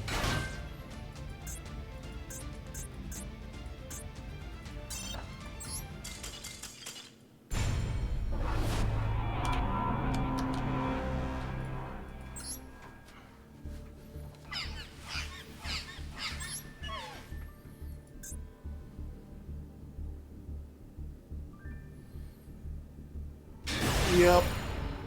Just two very unlucky duels. Opening and not only did we not get a starter that game, but we opened with two called by against one of like 3 decks in which called by does nothing.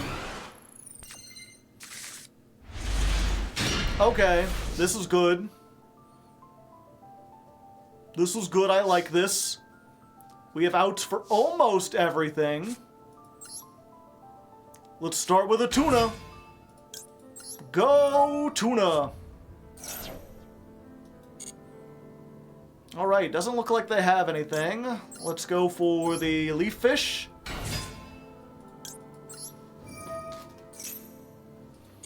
Leaf fish, send angler. You've seen this by now. It's the same combo we had before.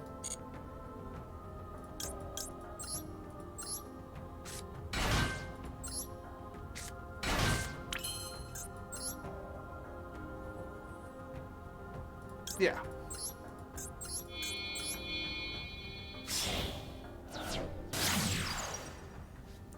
Sprite Elf. I have Called By in this deck. Or not Called By, I have Imperm in this deck, right?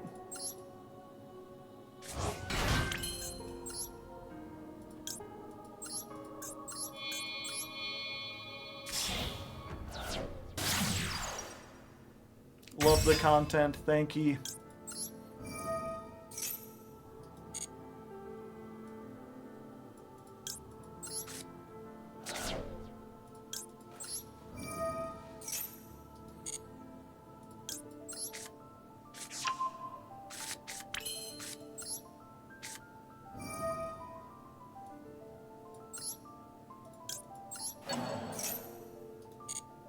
Okay, get the Mirror Master. Tribute off this. This time we don't summon a bunch of extra tokens.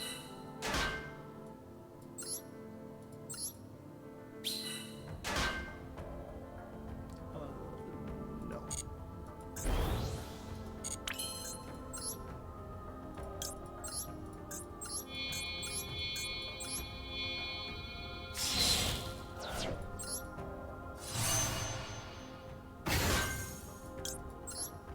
Arianthos ex Dominos.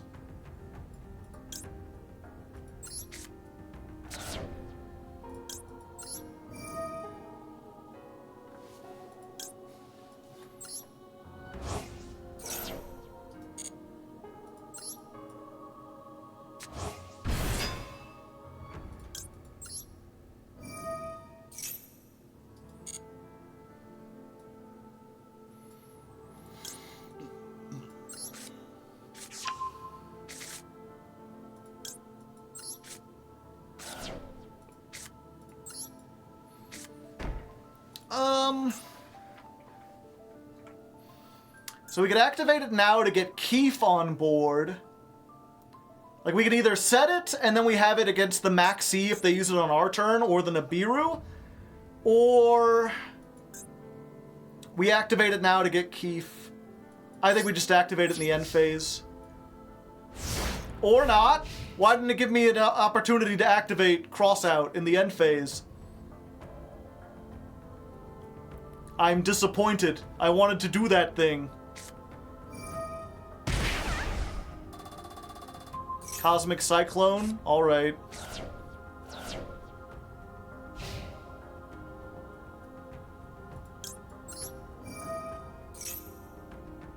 You're not toggled on? I thought I was toggled on.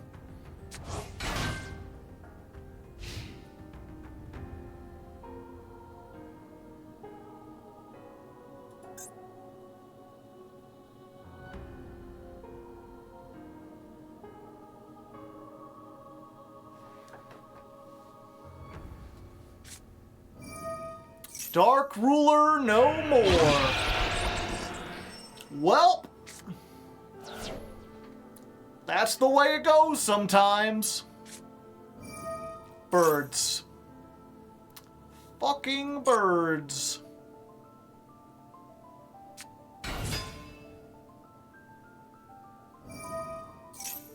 Do you have the called by?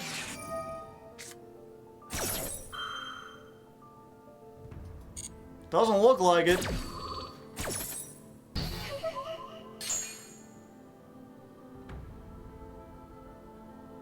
All right, that's what I like to see, baby.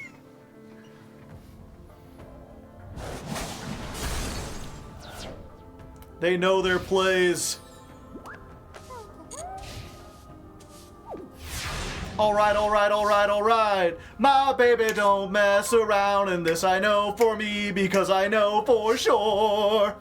Clap, clap, clap. Activate this.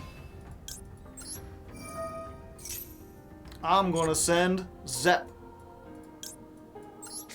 for later.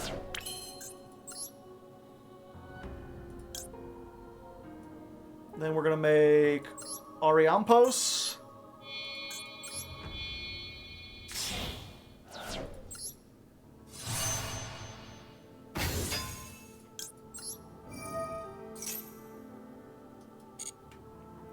Let's go ahead and Ariampos banish Keef. Activate Sprite Elf. Bring back the Zep, baby!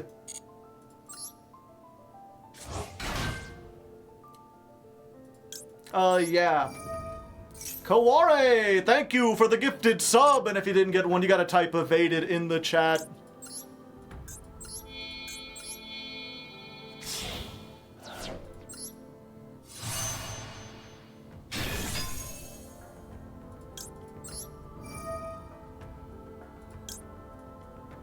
Oh yeah, banish itself.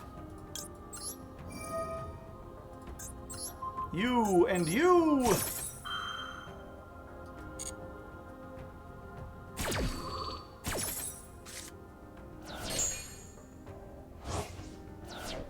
Yes, I would like to add.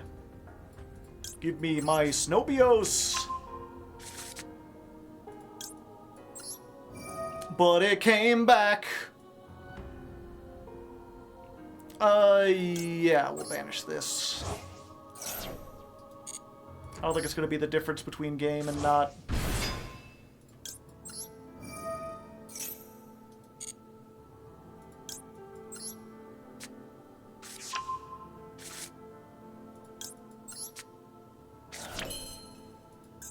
How much damage do we have on board right here?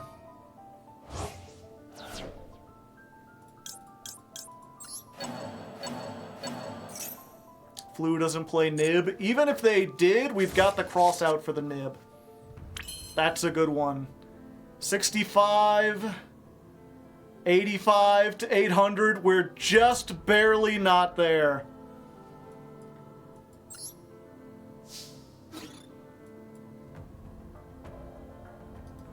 but I think we've got it anyway. Unless they about to hit us with evenly matched.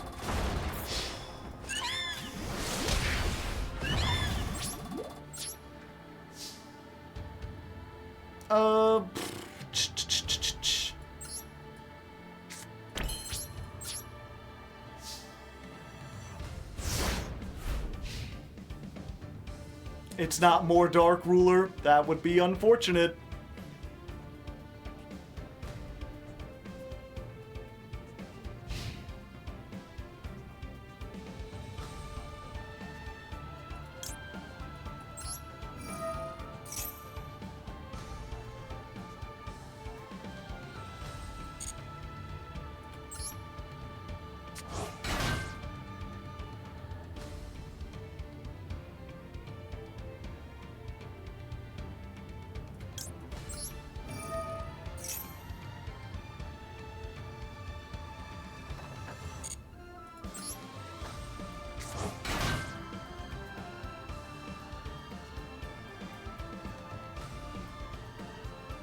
They got something they can do.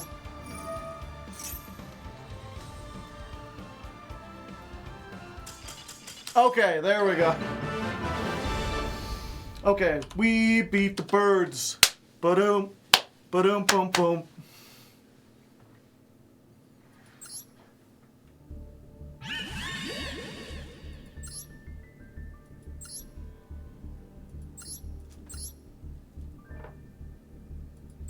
Oh.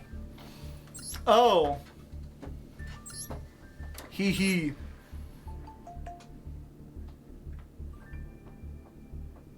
I mean, they did have it.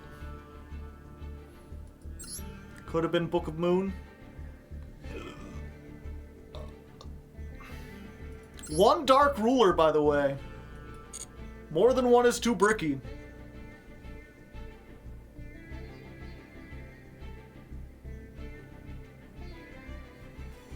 Gotcha. Oh, what is this? A text message. This is urgent. Kamala Harris is on stage right now. Don't care, didn't ask.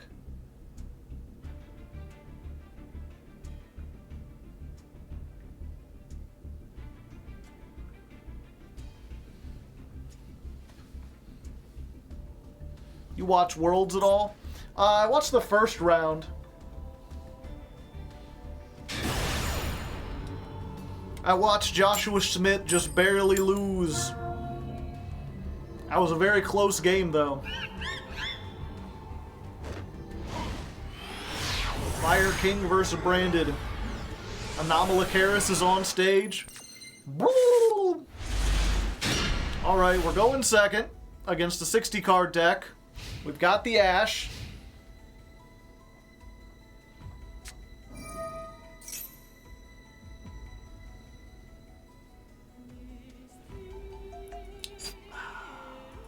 Yep.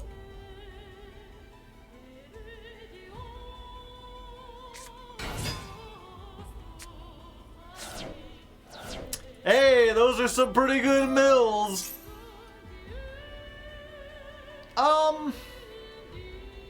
What are the chances they have a normal summon? They add a trap to their hand. That's fine.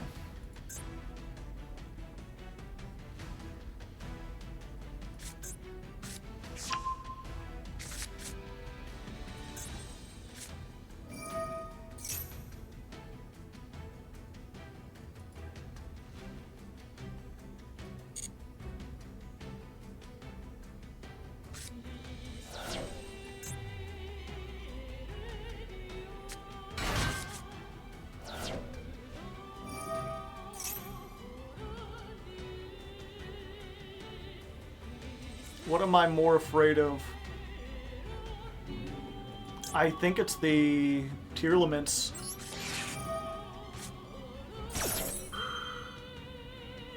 It's not cost. No, I probably should have ashed it, to be honest. But then they could just set it and activate it on my turn. Get like a Havness.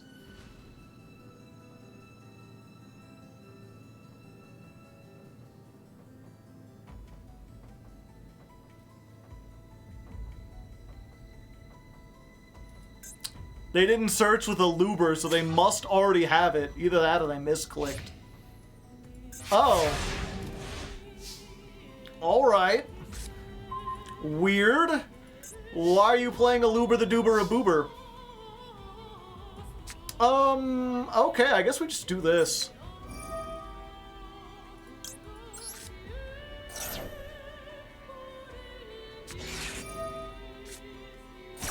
Maxi. Yeah, we hit that with the cross out.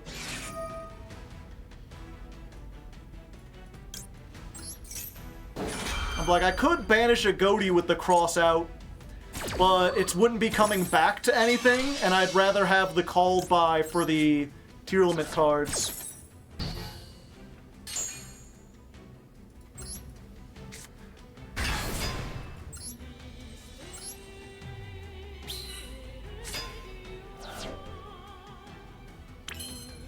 And I think we just make the Adrine, right?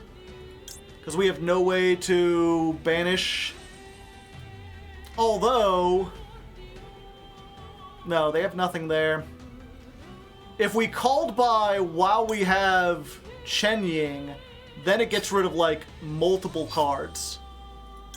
Oh, but we'll banish with a... yeah, we'll just go Agrine.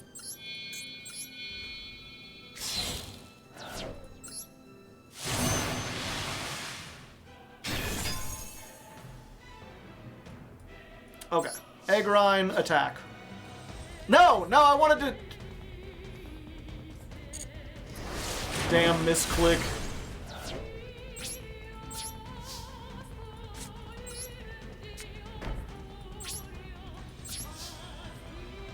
The grime always wins.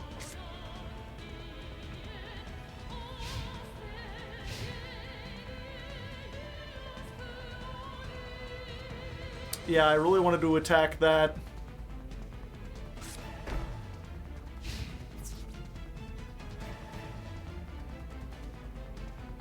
Okay. They want to be in the graveyard. Okay.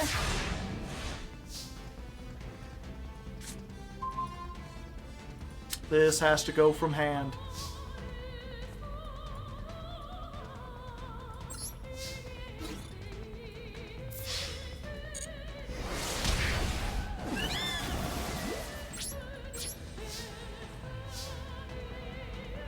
That's probably an imperm, probably.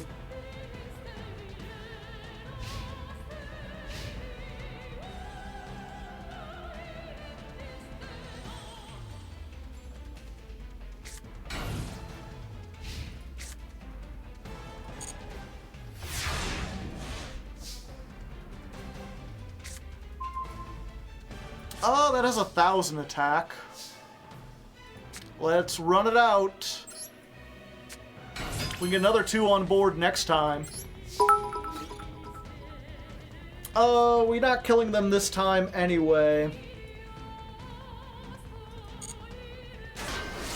Ah, tricky.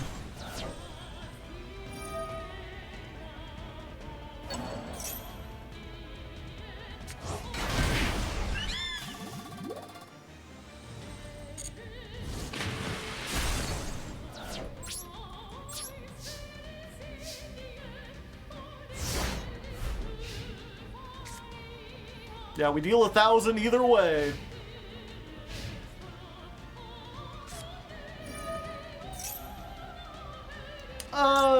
Yeah, let's just not let them get it.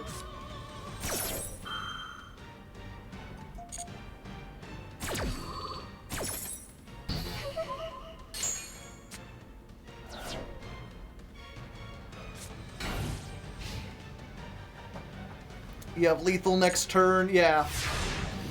Full combo next turn, no matter what, because 2 level 2s get us into the ice barrier stuff.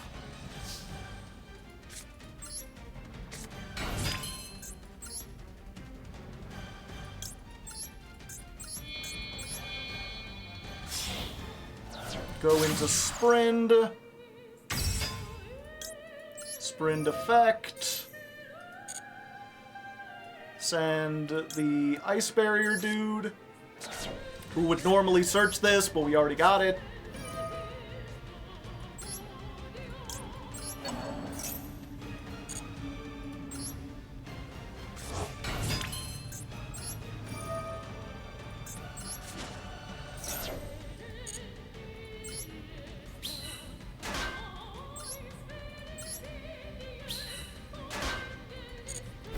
Okay, let's go ahead and make Arion posts.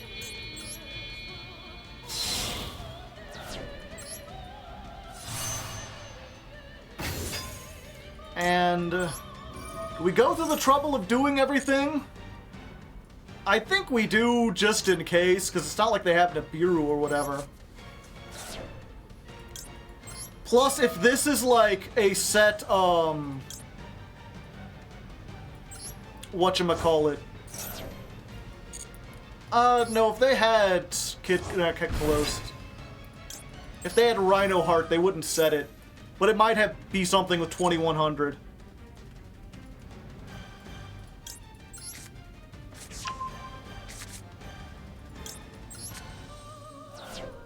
Just in case the set card has 2100.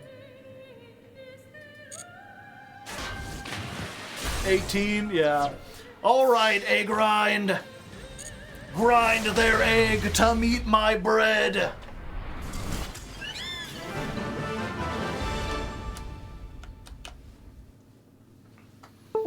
Yep, sometimes the mills just aren't on your side.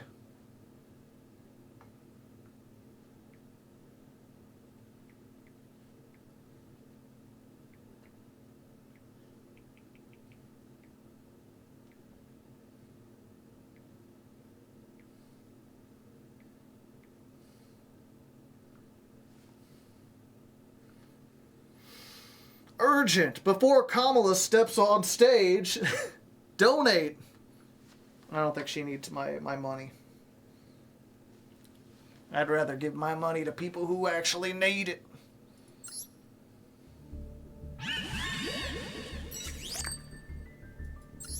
She has plenty. I'm getting kinda hungry. Let's do a couple more.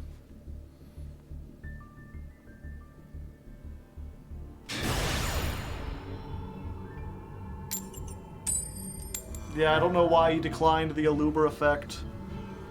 Scoreboard, did I not update it? Was that win 24? I thought it was 23.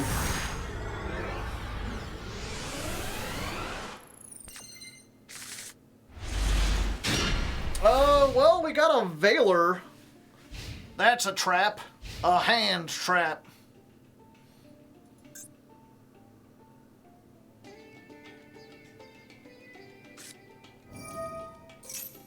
Alright.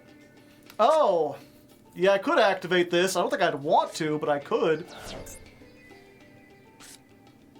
Odd Eyes! Odd Eyes Arc Pendulum Dragon is a cool card. Doot doot. Doot doot doot doot doot doot doot doot. Okay, I just saved this for the Beyond the Pendulum or the Electromite, whichever comes first.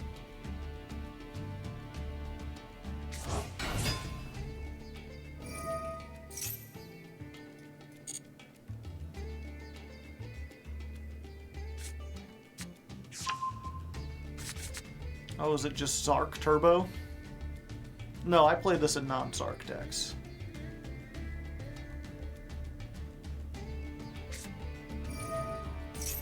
Okay, putting it in the scale.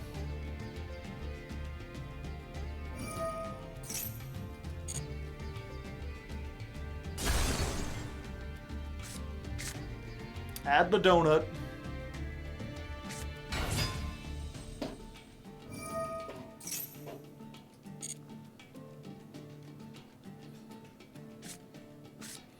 But it came back.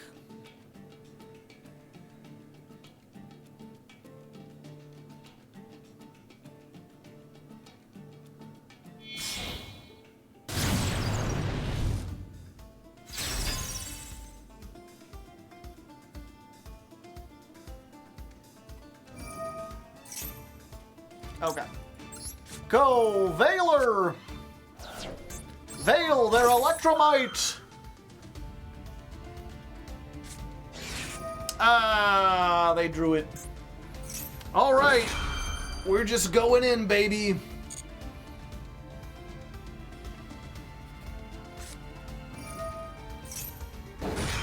I'm King Baby, gotta hail me.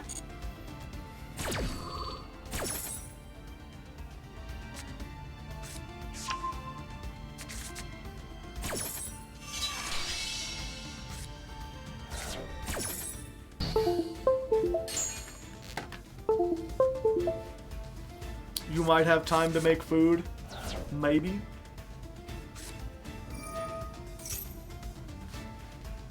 No, I can't, because it'll keep asking me if Snopios.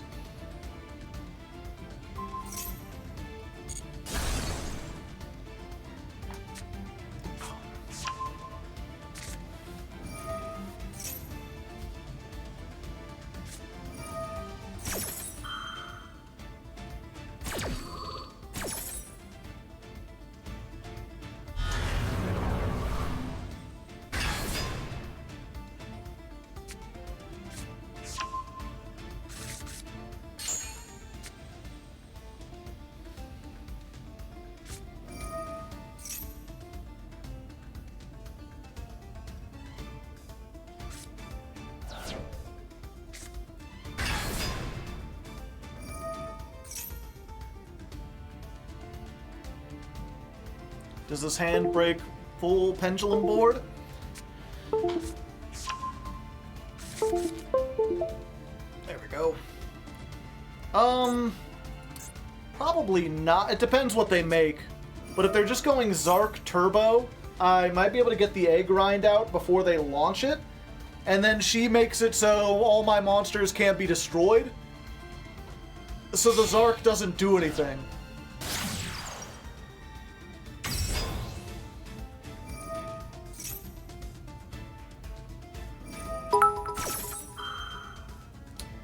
Thank you again, Taken! 100 bits! Can we play through Appaloosa? No. Probably not.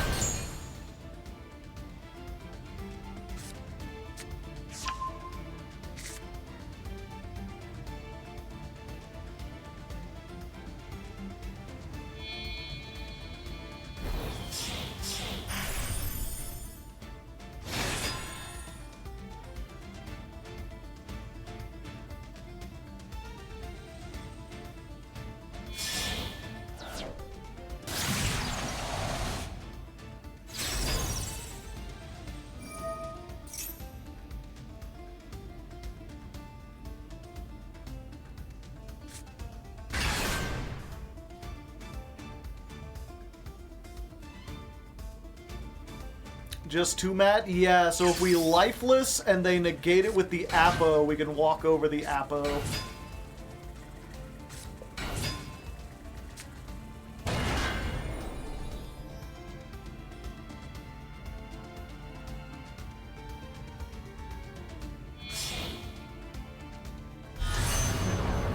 But then they've got Savage and they've got this.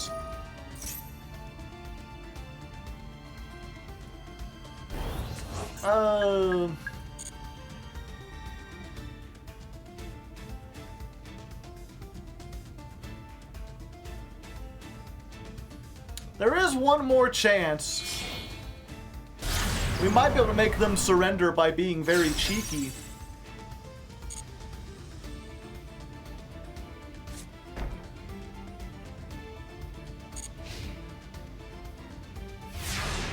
This is where the Nimble Sunfish is actually a pretty spicy tech. That's not bad either. Hold up. I mean, it's still... Okay, let's try this. Go into battle. Nimble Sunfish. If they want to use the IP now, they have to get rid of one of their negates, because they don't have anything else.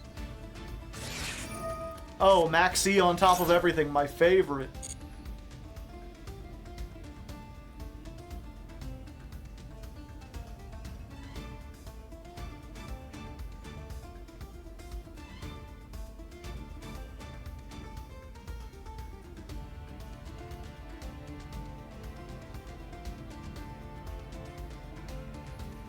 Battle phase.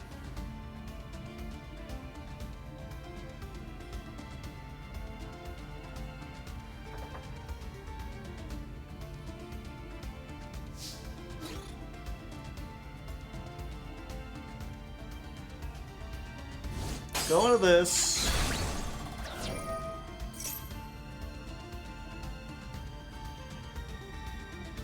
Can they negate in the damage step? Oh, they can. Well, I'm boned, I think. We'll see. Okay, so we can use Snopios. Banish these two. Those banishes cost.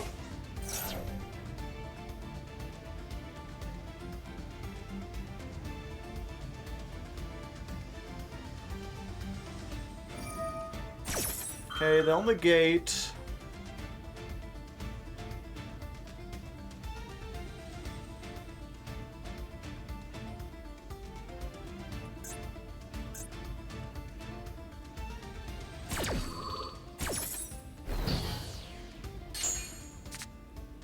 Then this will activate because it's been banished.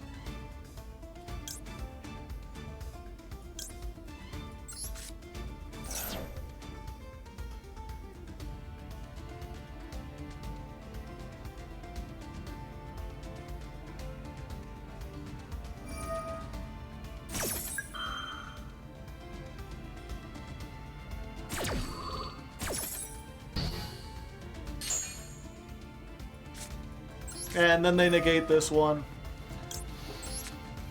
We were close!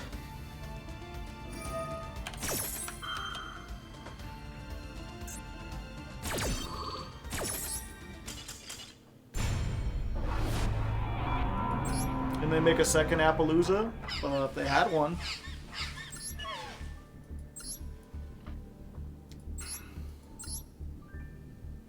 They didn't have one. Probably just make SP. SP banish.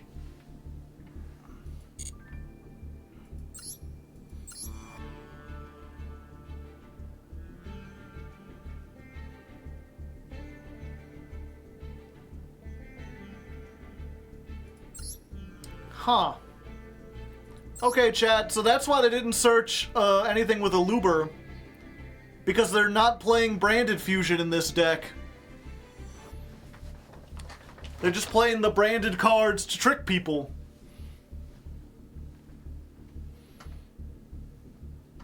And they're also playing the world.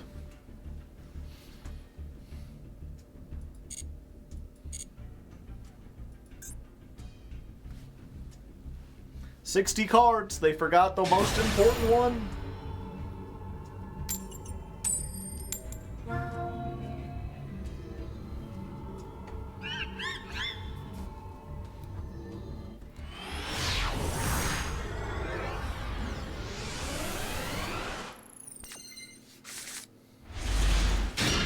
No hand traps, not a single dang hand trap. If you thought those hand traps were gonna help you, well, they weren't. Kashtira and Centurion.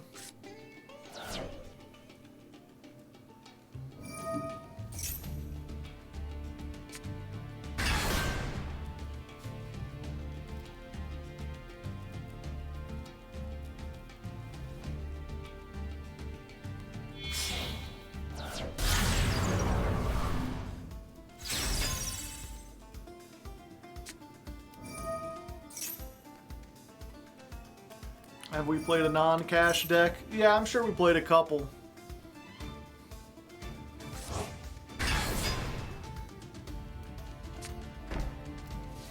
Hold up. This might be beatable. Do we know what they set? No, could be anything.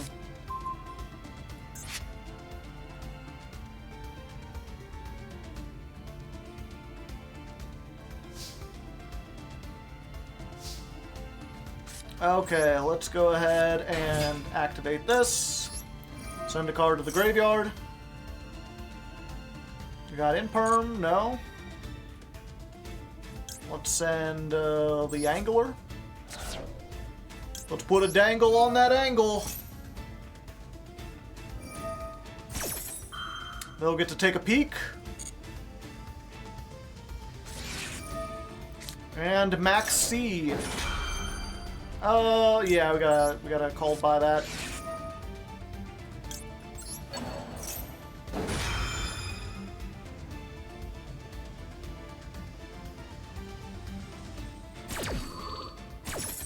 Get out of here, Max C. No one likes you.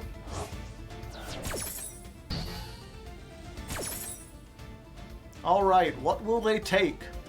Will they see that we're going into twos? Or will they just get rid of the Ariampos?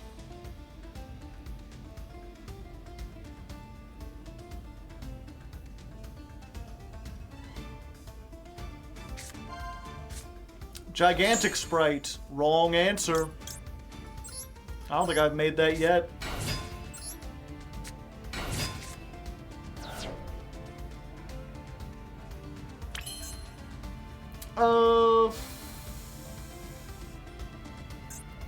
What am I worried about? SP, maybe. I could make an 8 right here before I go into anything.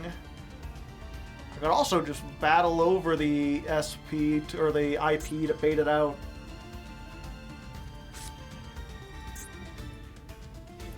Yeah, let's try to bait out the IP. I don't want to have to deal with stuff.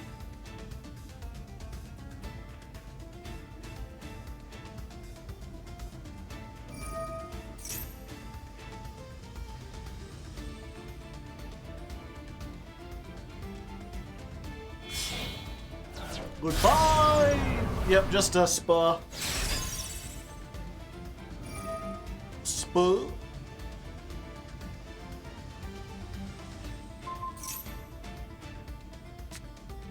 Level 4.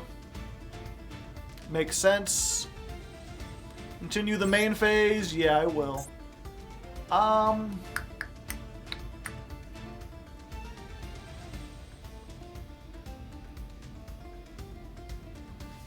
Trying to think. Okay, I think I do this actually, because it's less dangerous.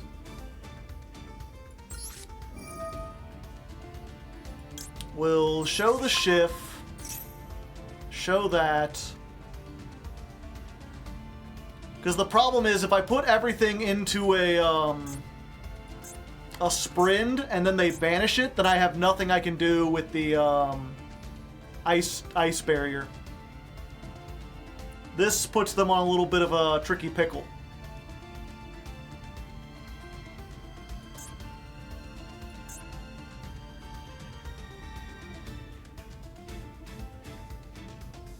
Okay, so we're gonna summon the Harpooner.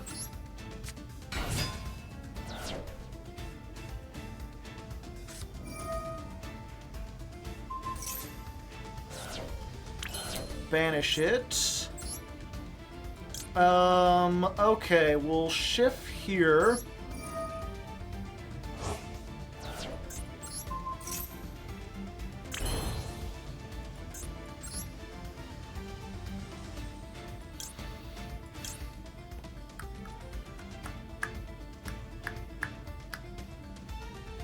I will get back the tuner.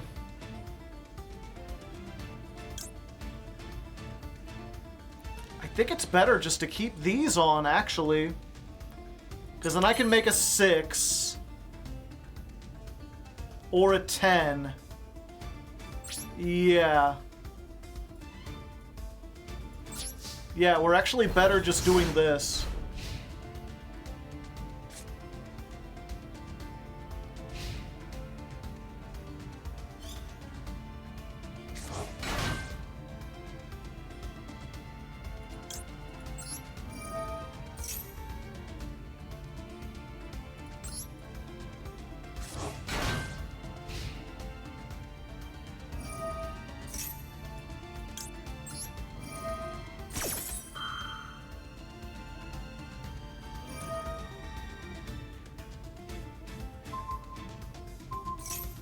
Okay.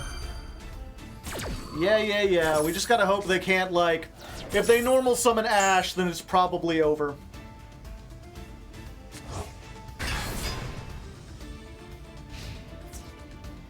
No, they're just going straight to battle.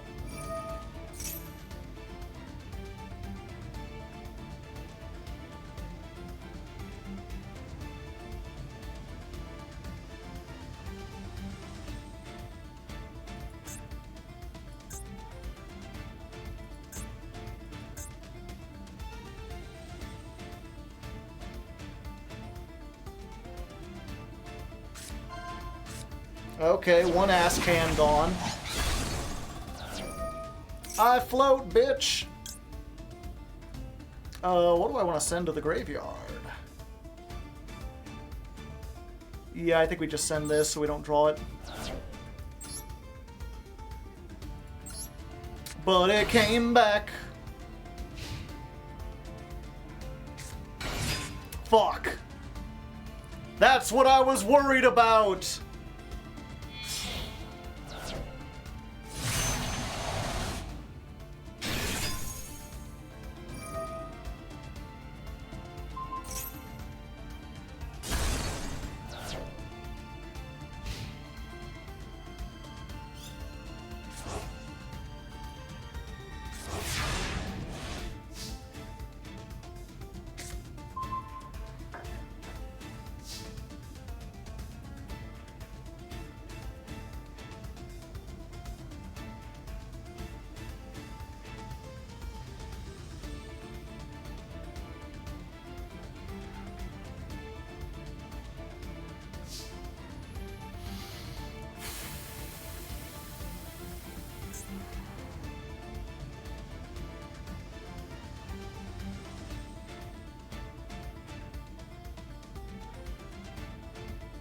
Okay, I think this is what we gotta do, chat. We normal summon the leaf fish, and we don't use its effect. Instead, we just make Chen Ying. 1, 2, 3, 4, 5, 6, 7, 8, 9, 10. Hello. And then we just tack over the Baron.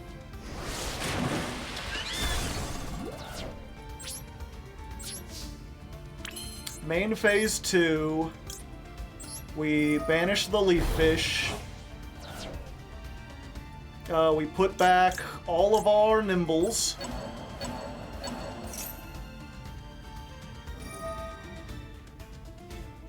Yep, they don't want to lose their shit.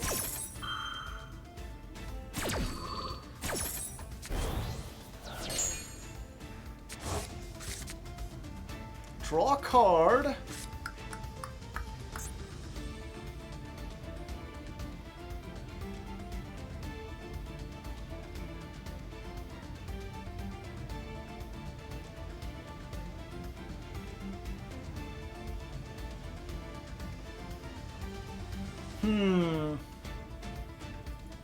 Yeah, I think we just gotta save. We don't have any level 12s.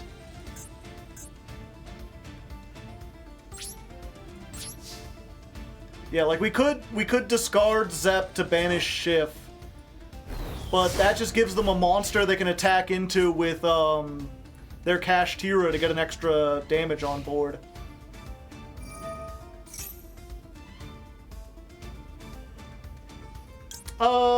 What's the chance they got a... If they got a one-card starter, we're dead anyway. Yeah, we just do this.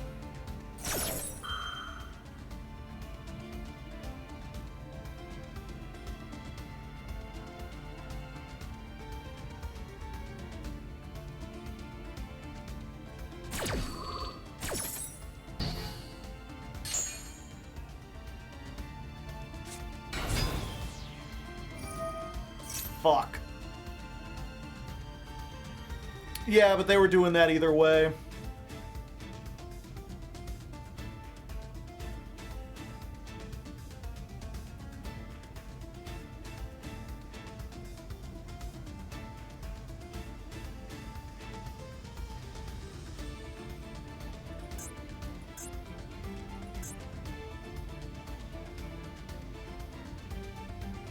Doesn't Centurion need a discard? I think they do, actually.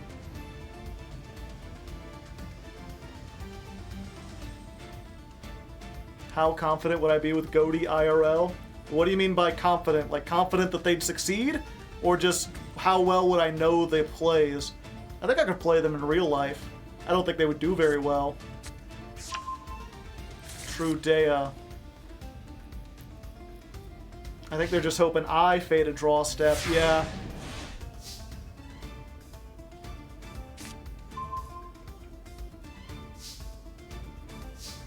Okay, so I need to get rid of this SP.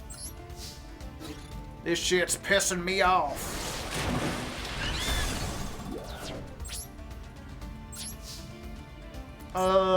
What does the trap do in the graveyard? Target one Centurion in your graveyard, special summon it, but loses 1,500.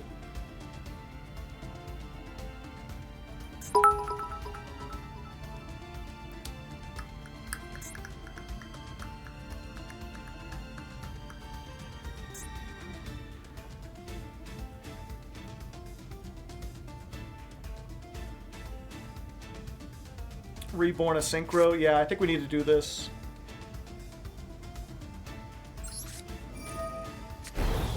Banish this. Banish that. Activate the effect. Yeah, we need to stop this. And they can just bring that back.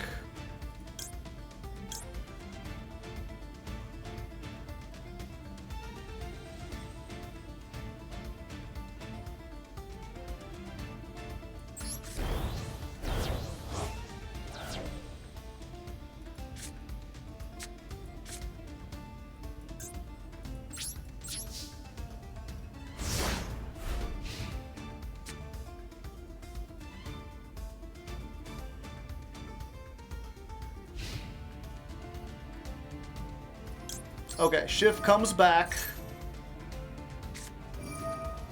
Ah! They're fucking free cards! If they even get called by on this, I am going to shit.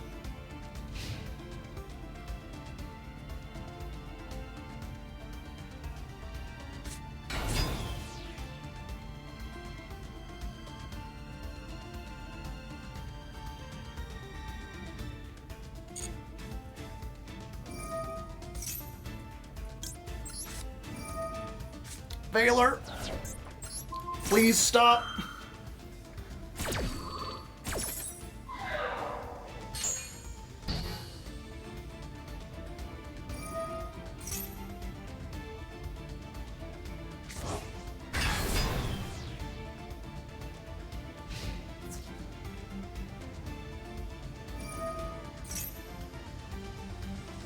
That'll trigger the Sword Soul, right?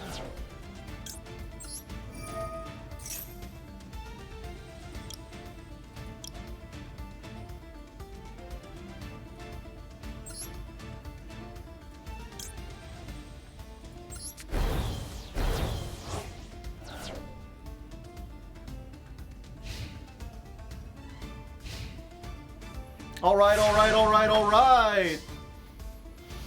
The continuous spell, I'll get it this time.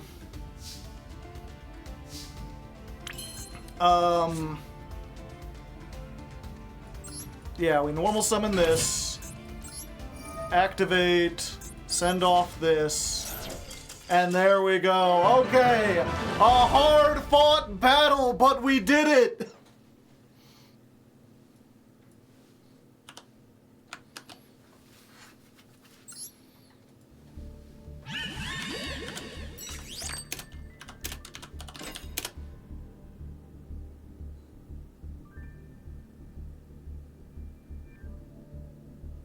It's duel 54, right? Versus Tyrion.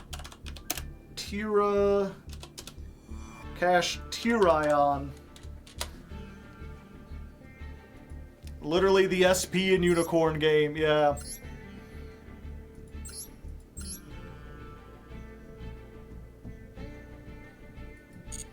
Okay.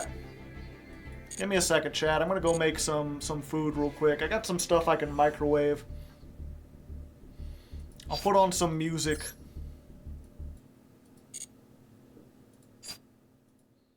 Okay, that should be more than enough.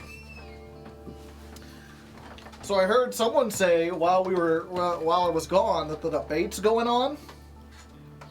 How's that going?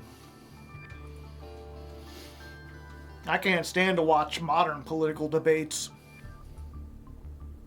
Debates in general, I feel like, are a concept we should have moved beyond.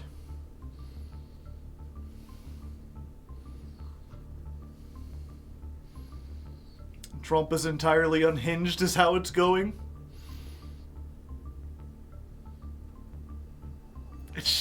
He sounds like a guy yelling at random people at 34th Street with a karaoke speaker.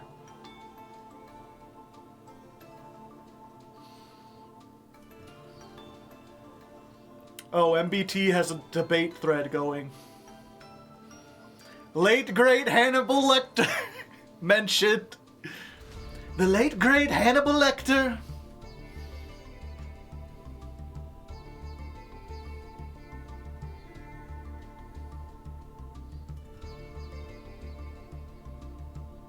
How the fuck does he keep getting baited? Bro is playing around to nothing. They're like glorified sporting events.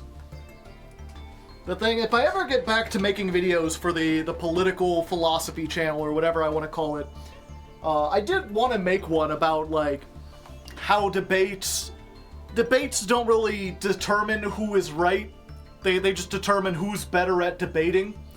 And debating is like, I feel like maybe there was a time, like in ancient Rome, where debating was about the ideas. But at this point, it's been, like, rhetoric has been studied for so long, and there are so many, like, novels and, like, mountains of data about techniques of debating, that at this point, it's its own separate skill, completely separate from the content of the debate. Like, at this point, you're not measuring who has the better policies. You're measuring who has taken more media training. I've been watching it on and off, and I'm not sure what's going on. Yeah. And I get it because, like, you know, if you're, especially if you're talking about, through most of human history, it's one of those things where you would have a debate because how else are you gonna figure things out?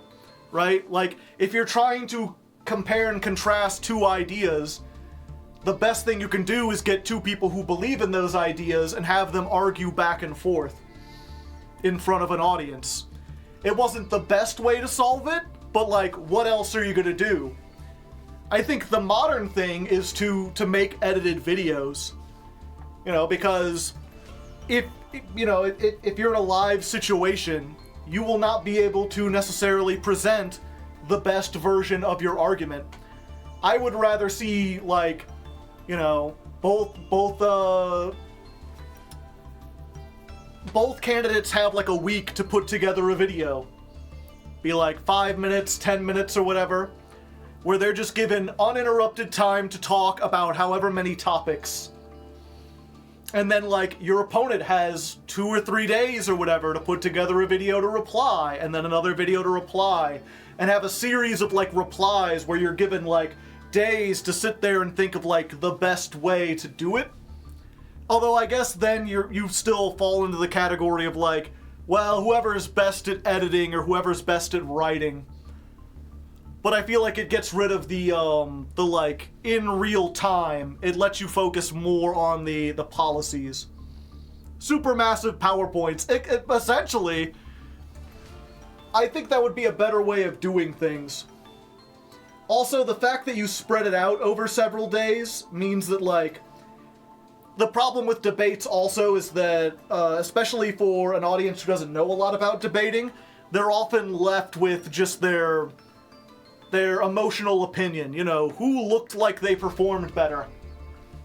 Someone can say absolute nonsense, but if they say it charismatically and look into the camera, sometimes they can come away looking better than their opponent. But when you spread it out over like several weeks, and you have several like videos or whatever, then like you kind of average out the mood of any particular day. You might feel really excited or really attracted to someone in the moment, but 2 days from now it might not feel the same.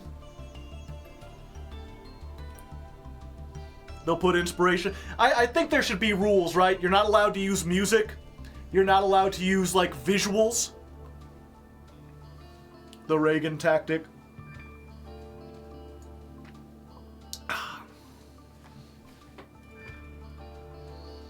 Response. Pro MLG, yeah. I think you'd have to, like, you're allowed to record a video or whatever, but it has to be, like, both candidates must sit in a chair. They're allowed to have up to 2 camera angles. They can't have anything in the background. They've just got to sit in front of a green screen. Not even a green, it's got to be like some neutral color. They got to sit in front of like a white background or a black background, maybe a gray one. They can have a couple options, but no like red or blue or anything. No colors that can, like, trick people. Who displays the American flag better? Do we need gigantic? Not necessarily. There are, like, lines where gigantic gets you into stuff where you normally wouldn't, but so far I haven't made that. We could maybe replace gigantic with, like, a Typhon.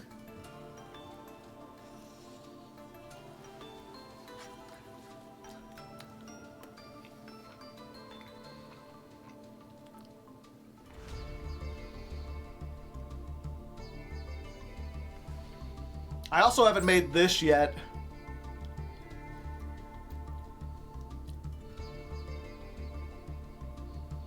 Excel? Possibly.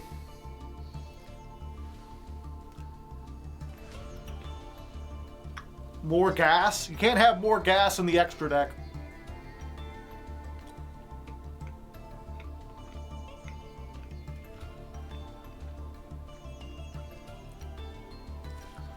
I'm also not so sure about all these tech cards.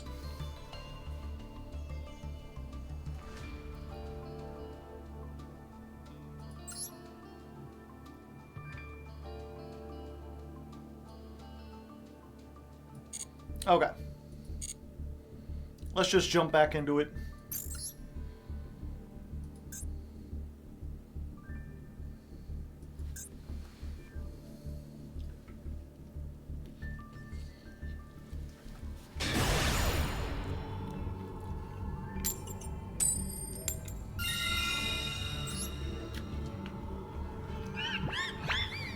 Bell is kind of mid, yeah.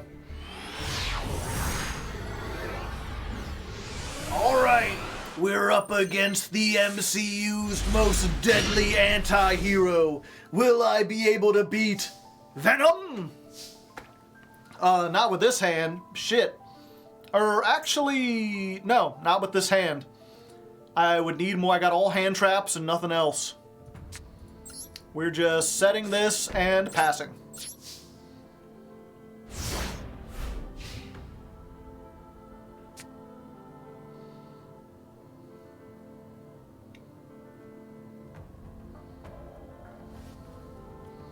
Phenomenon. Boom, boom, ba-da-dum.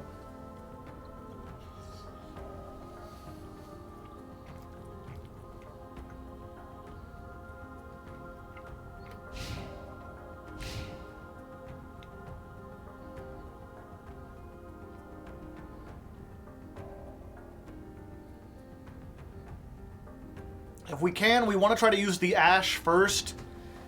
That way, if they have a called by or a cross out of their own, they use it on that.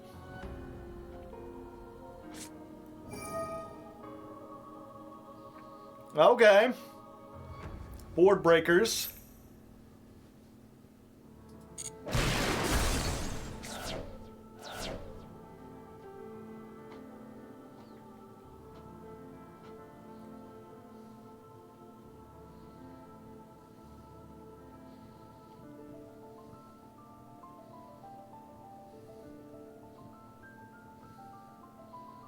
They thinking. They doing a thunk.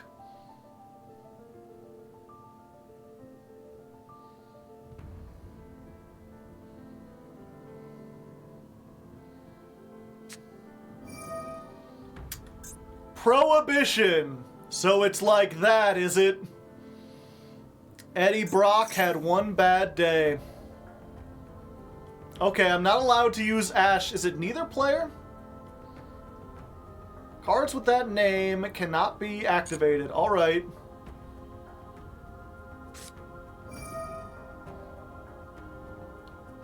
Let's see what we're dealing with here.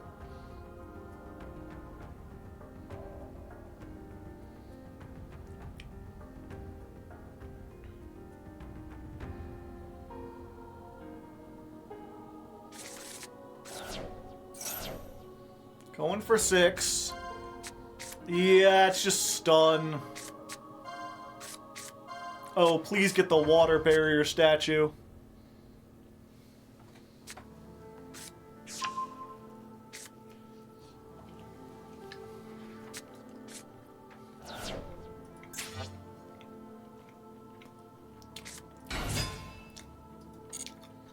No, I think that's probably it.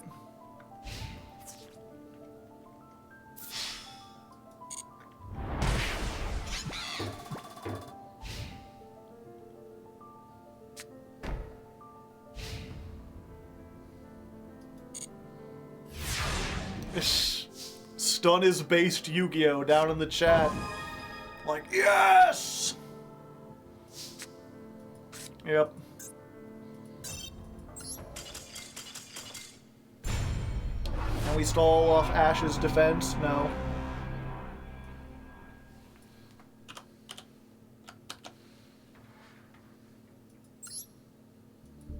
Because they flip it up and then they can activate, the whatchamacallit and send anything.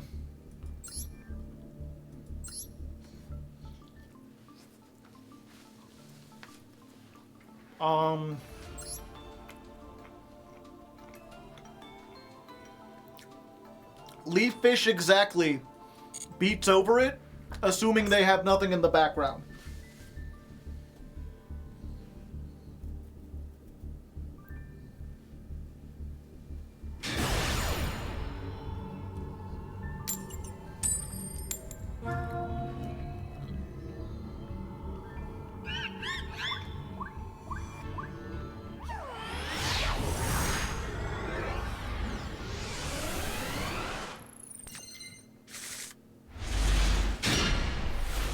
Man, would have loved to have this kind of hand last time.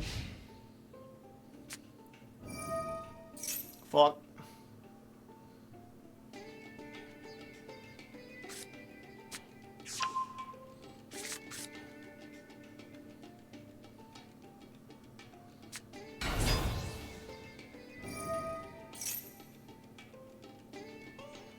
We just let them make Kick Colosse and then we hit that with the Effect Veiler, right?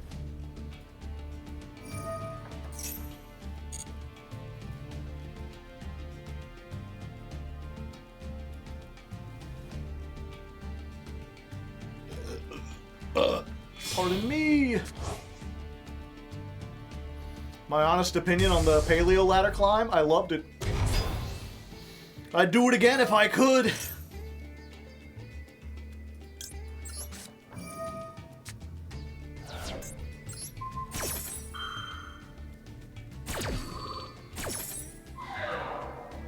Alright, Veiler resolves.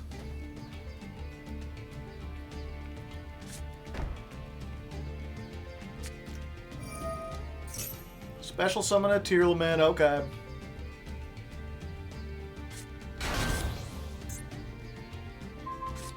Get Shiren, send Shiren, Rukalos. But I'm pretty sure with the way Veiler works, they won't get to mill 5. Well, it goes back into the deck anyway.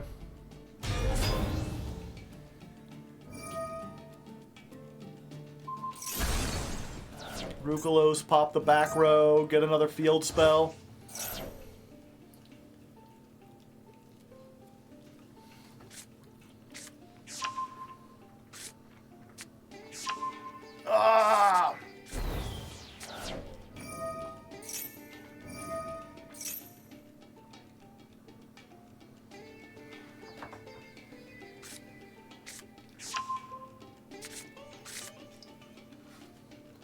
I've really begun to hate the Golden Sarcophagus deck.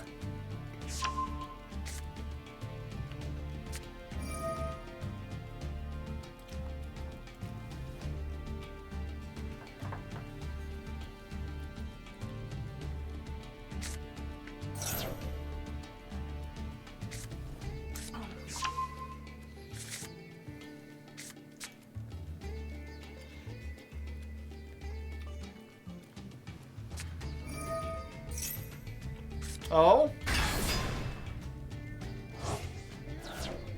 Huh.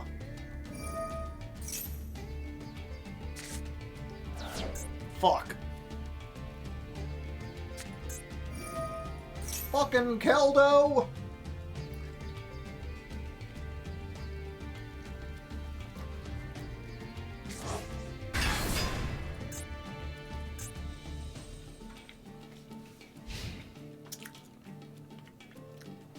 Did they banish Kit Kalos? No, it's back in the deck.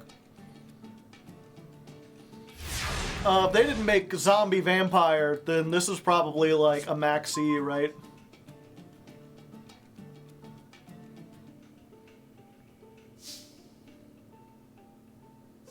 I've got to imagine.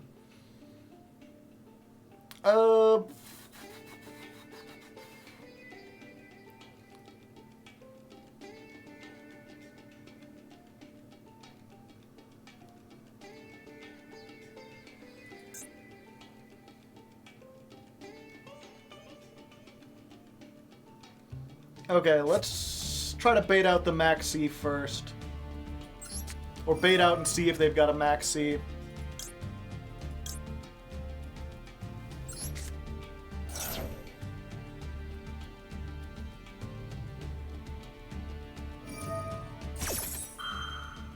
Okay, they done that.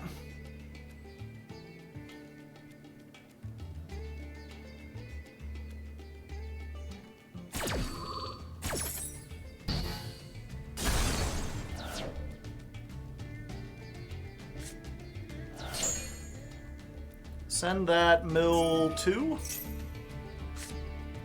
And they hit 1. Fuck.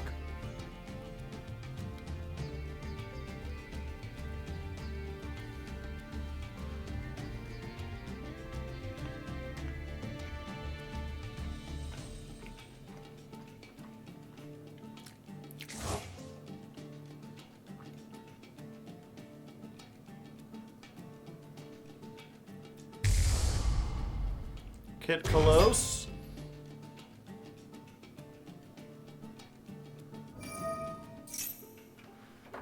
Just adding something for next turn.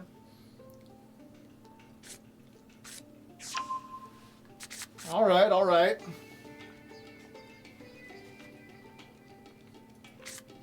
I think now I go for this.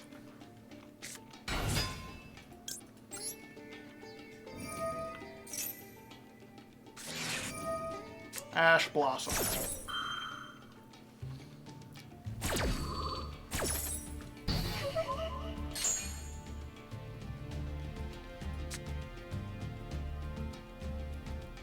I think this won't miss the timing.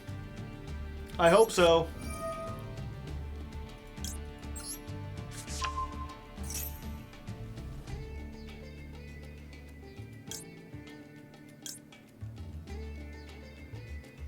Special summon and... Okay, those are simultaneous then, right?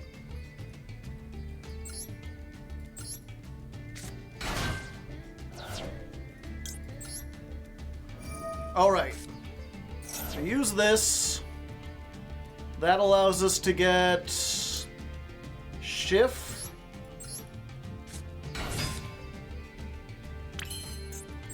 We go... These two into Ariampos. Ariampos effect.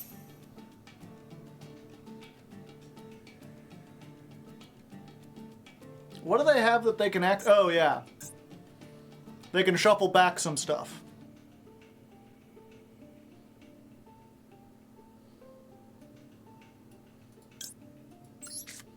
Sykes.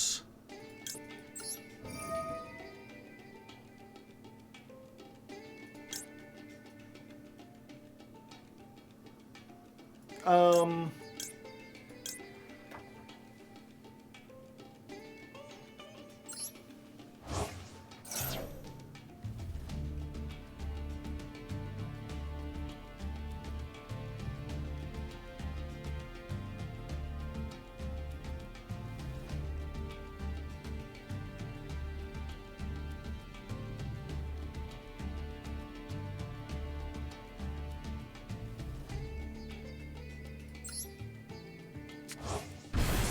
Yeah, I have to go. I can't go for the, whatchamacallit, the Keef.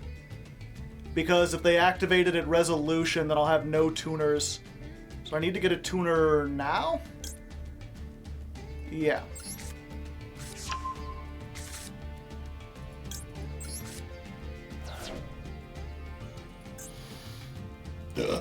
Pardon me. And then we'll do this. 29, so we can beat over the Kit Kalos.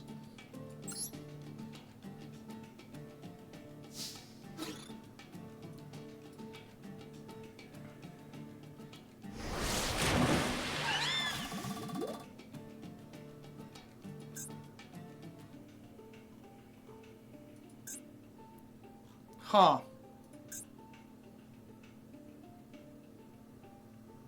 Arukelos. Other Aquas cannot be destroyed by battle. I was today years old where I learned that that existed. Alright.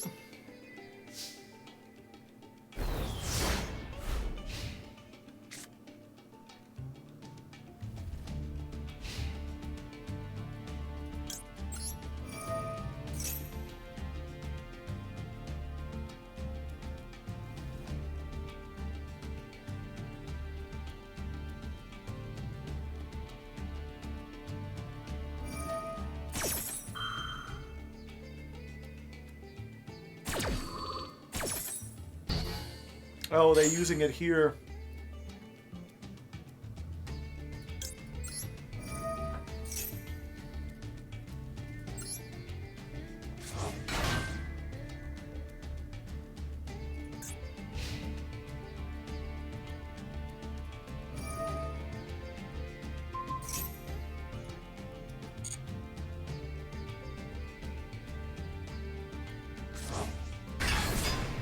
Middle 8, feel great.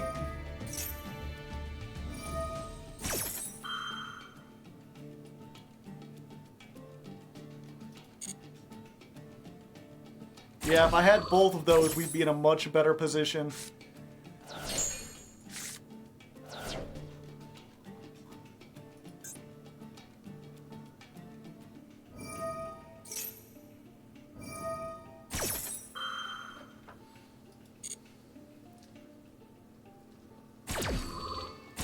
I think it may be over, boyos.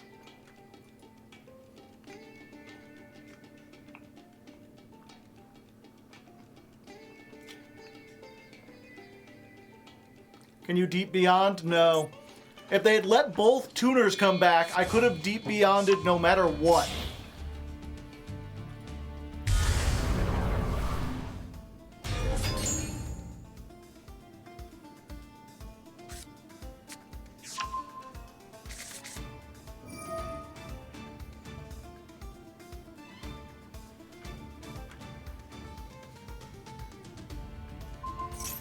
Yep, and now I have to do it.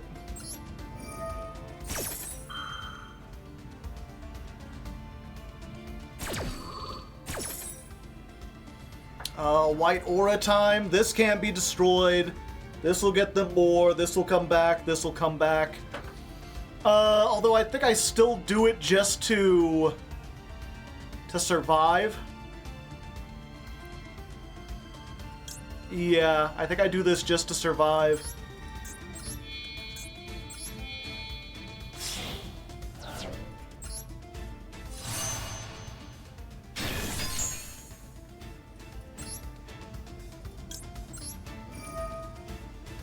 Yeah, it's to get the float.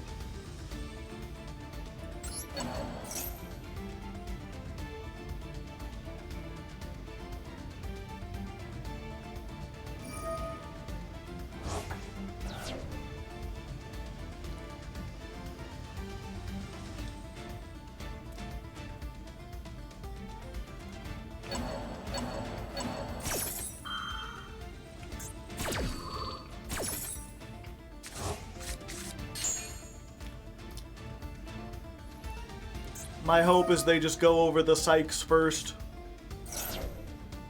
Oh, I'm just dead.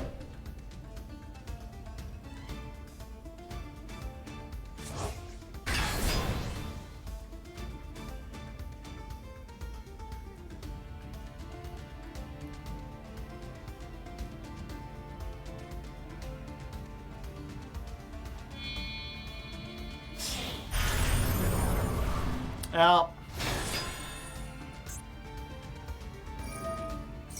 Never mind. Unless they use it on psychs. Nope.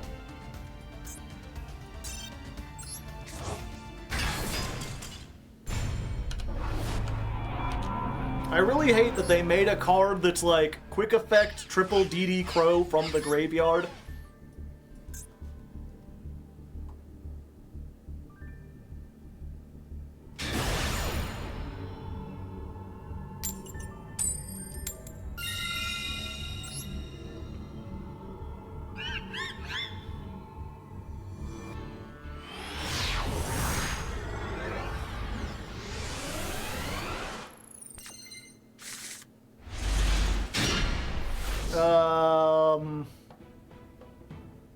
Damn. Just not getting our starters, chat.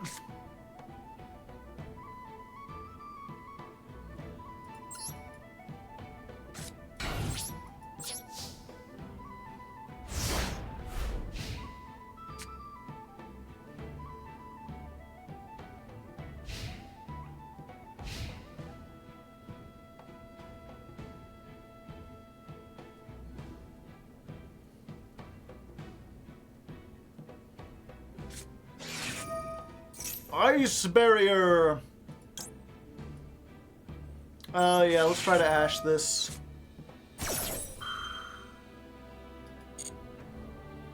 Doesn't look like they've got called by. Unless they just have like 2 of those and they don't care.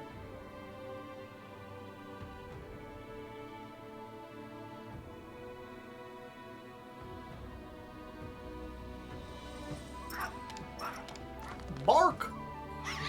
Squeak!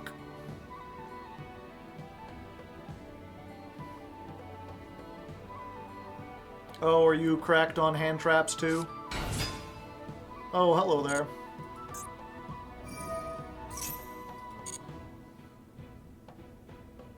Borf!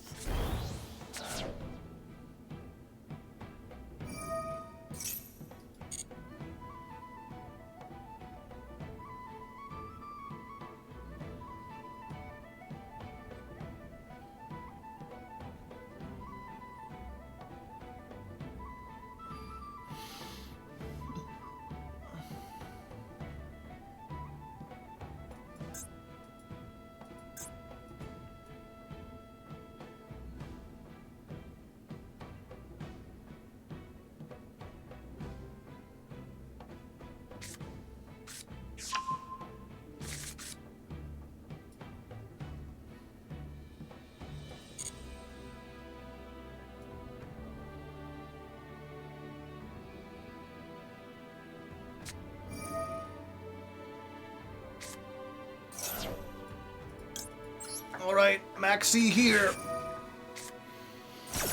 If they've got Ash, I'm just dead.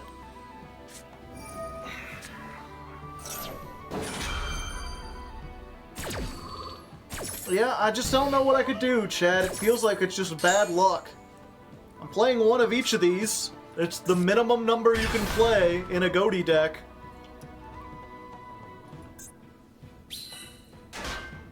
We bricked on maybe the Sunfish.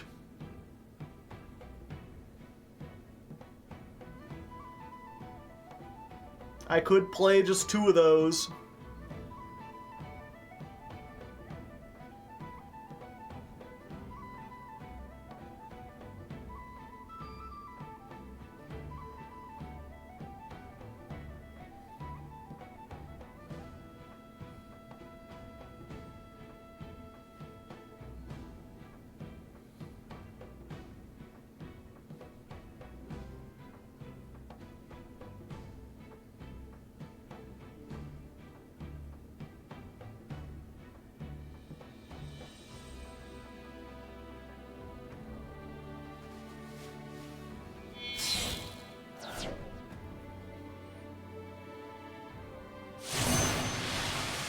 Chen Ying.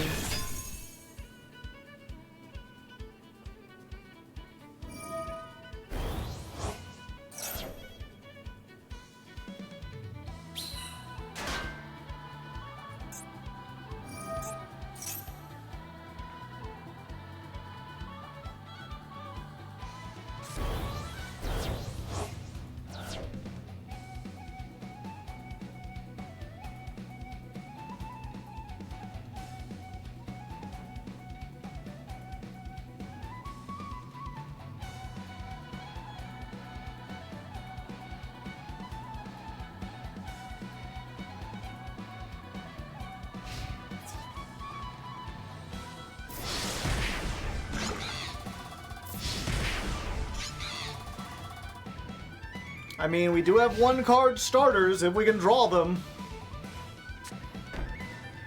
Oh, they've got Imperm too.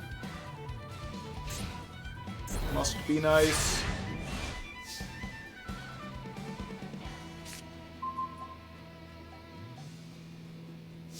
Nope.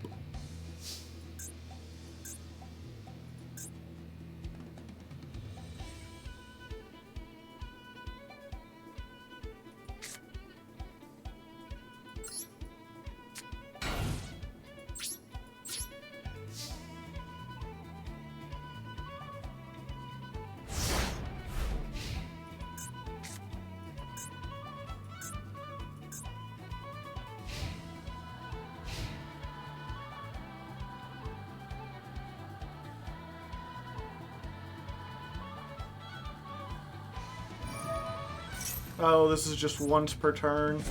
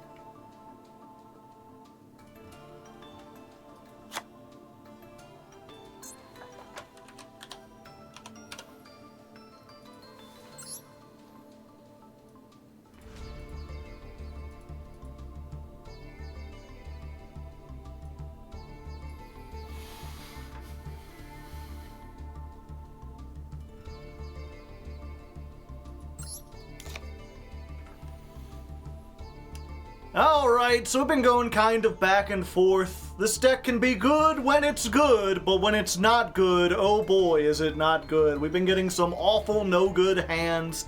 So at the risk of doing something drastic, I am taking out one of the Nimble Sunfish, which turns these into a hard Garnet. Now if I draw one, I can't activate them, but I don't want to draw them anyway. If I draw them, I'm usually dead. And we're replacing it with Nimble Beaver, which can still be summoned off of these. It's yeah, it's just any 2 Nimbles from your deck. So it still acts as that, but it's also a okay, let's try this again. Alright, so despite some good duels, we have not been doing well. Unfortunately, we've just been getting some no good, very bad hands, some very bad luck. All hand traps going first, no hand traps going second. So I'm taking out one of the Sunfish and replacing it with Nimble Beaver. That way, you know, we'll open with this slightly less, which we don't want to do, and we'll open with this slightly more.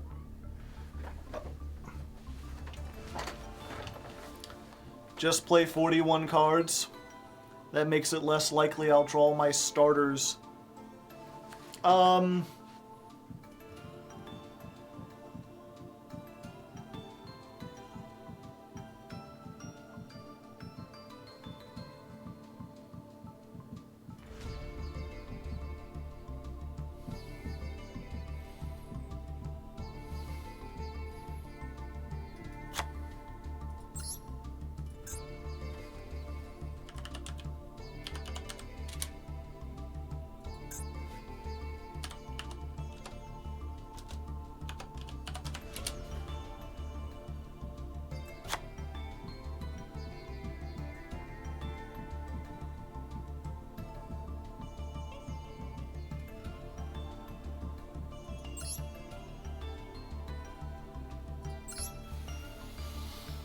Alright, so despite showing off some promising duels, things have been pretty back and forth. We haven't been able to rank up, and a lot of that's just been to, like, really bad luck. You know, we got all hand traps going first, no hand traps going second, opening too often with Nimble Sunfish, which you kind of want to play at 3, because if you only play 2, then drawing any one of them, like, completely bricks your combo. You need to have 2 in the deck.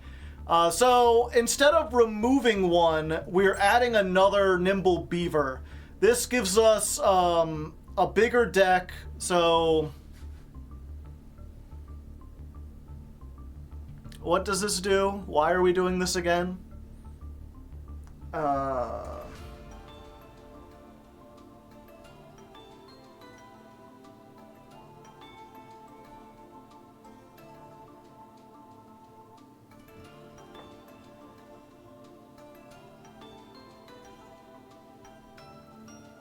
It's a 1-card starter. Puts a material on the field.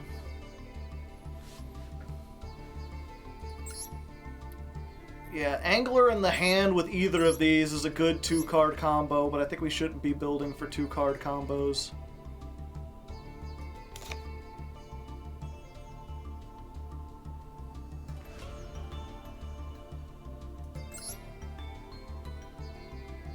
Yeah, Sprint is full combo.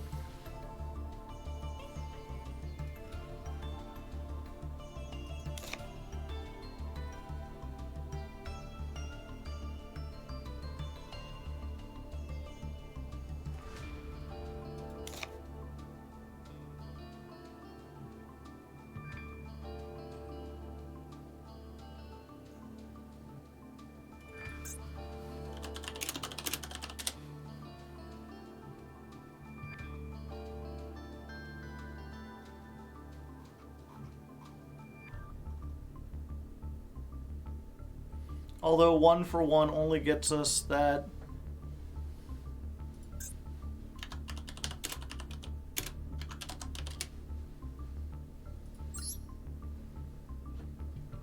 Do I have any sea serpents? No.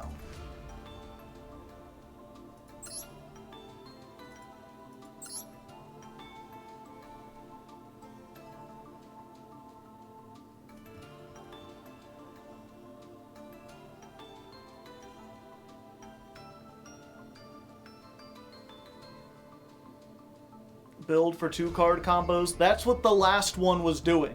That's what the white deck did. It built for 2-card combos. This one, I was playing 3 of this, along with 3 Harpooner and 3 Agrine, hoping that if I open Angler plus either of these 2, it's full combo with extenders.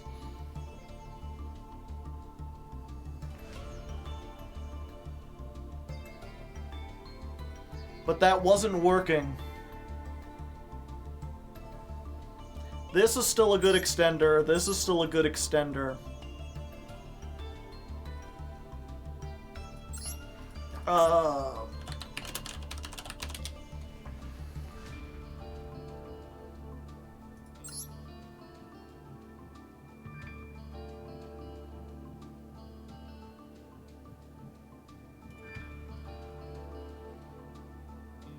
Hexa Spirit is one on its own. Diva is a starter, but only if we play Hexa Spirit.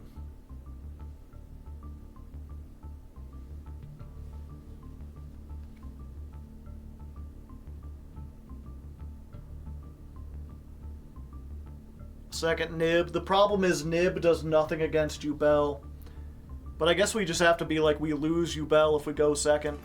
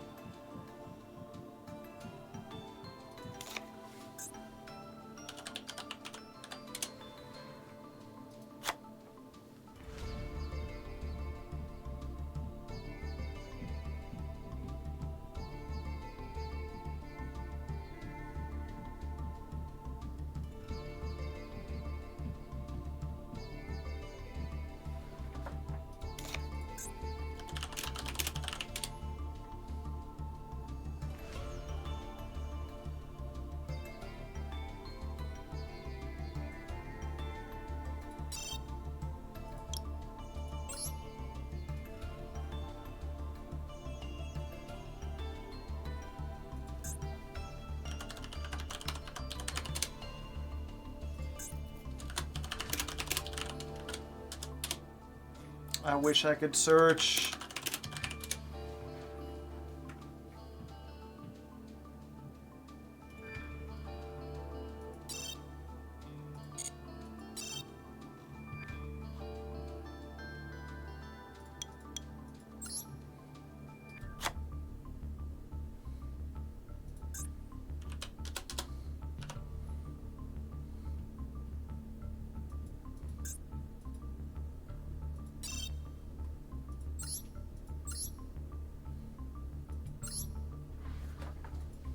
All right.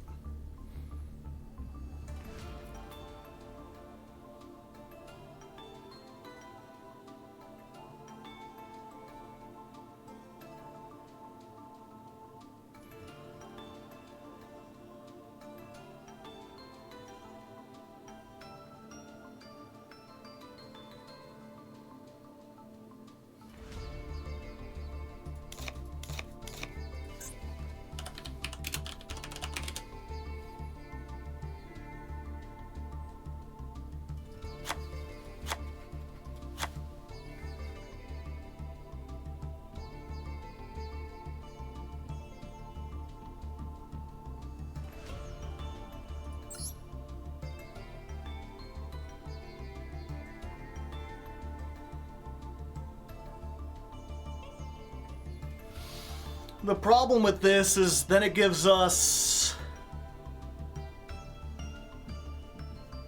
9 normal summons, which is a lot.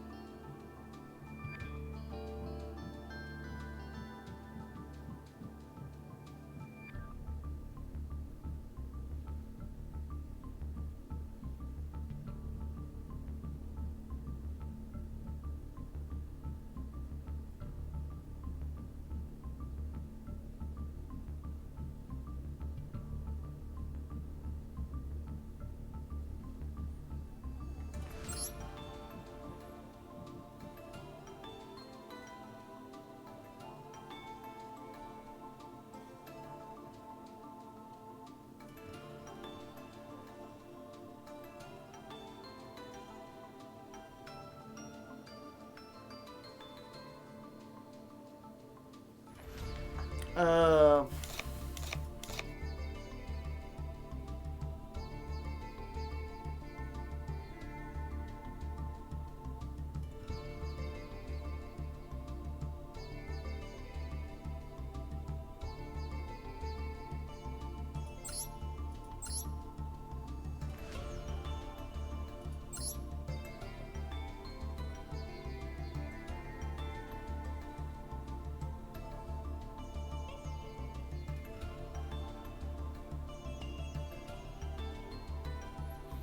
yeah, Diva's a starter, but only with Hexa. Hexa's a starter, but then we go on the other things.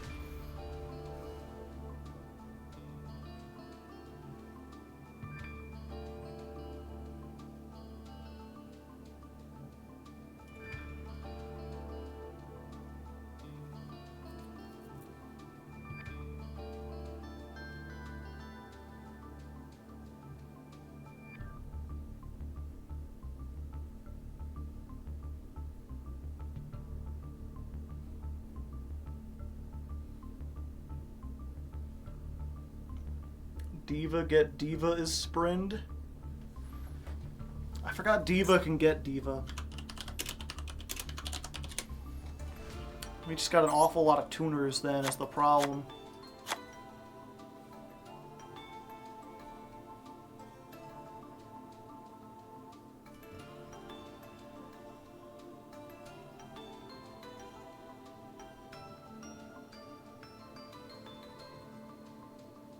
And the problem, of course, with this is that, like, these are all, like, if I normal summon this and I don't open with Harpooner and, like, this gets stopped, then I'm just dead.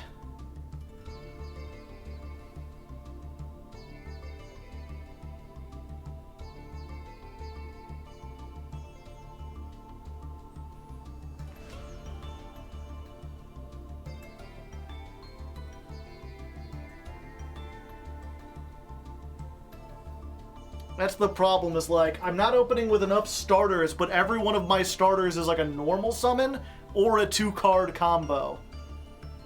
If there was, like, some way to start...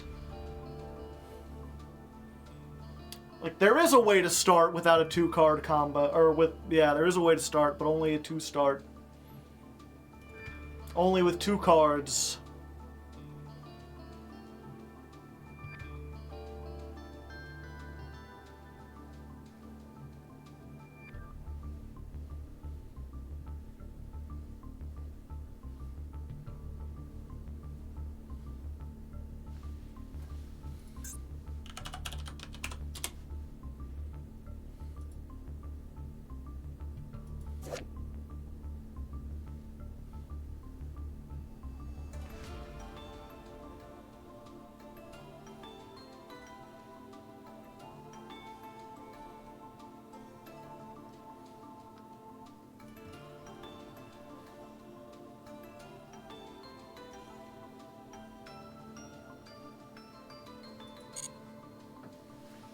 What can you do with 1 card?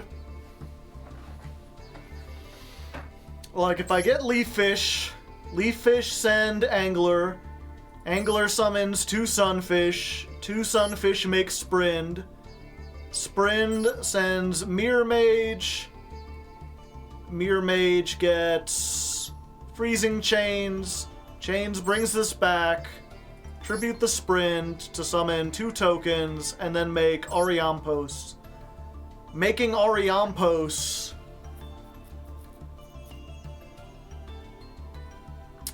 That's it. Hold up. What's it called?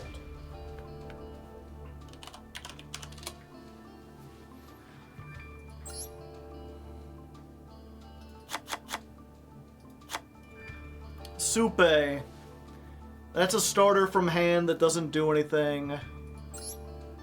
And it discards 1 card.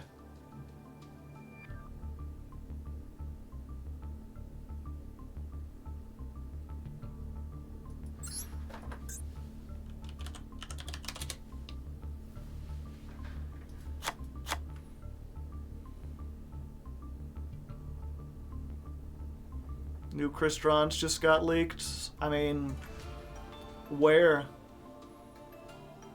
You can't just... I need a link or something.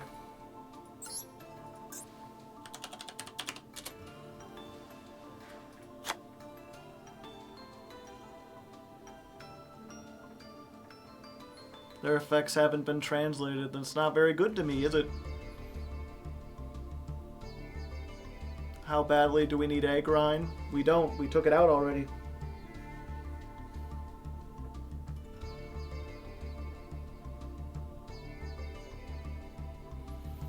So this gives us 1, 2, 3, 4, 5, 6, 7.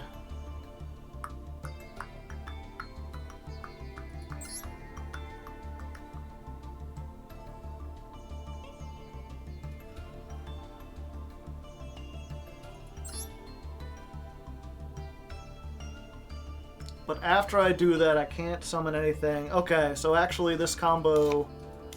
Yeah.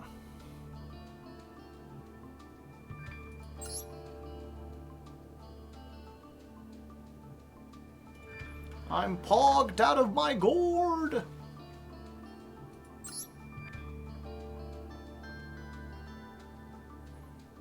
We want to have another level 6 that can do something.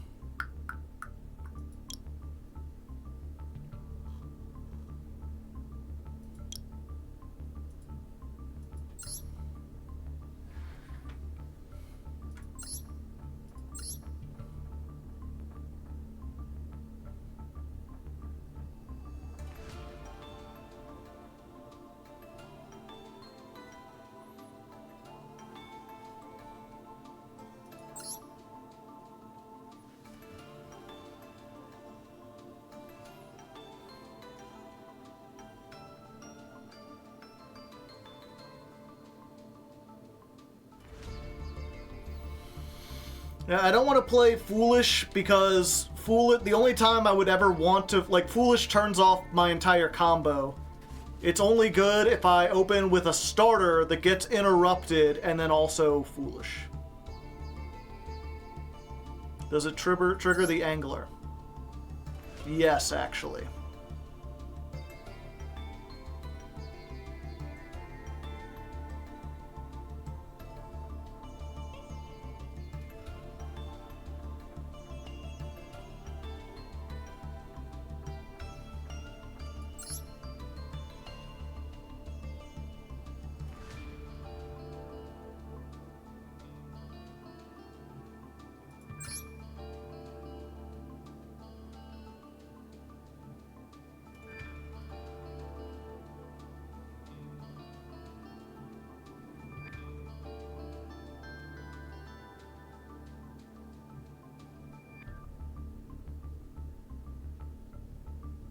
I think we're good for now.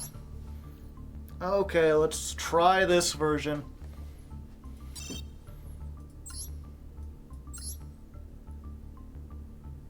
Yes, I'm holding off on Runics.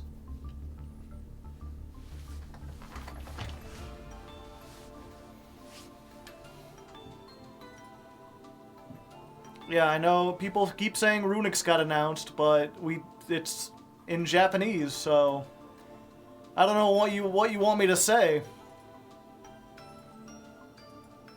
I mean, I could talk about the art. It has thick outlines for some reason. Doesn't look like it fits with the other Cristrons.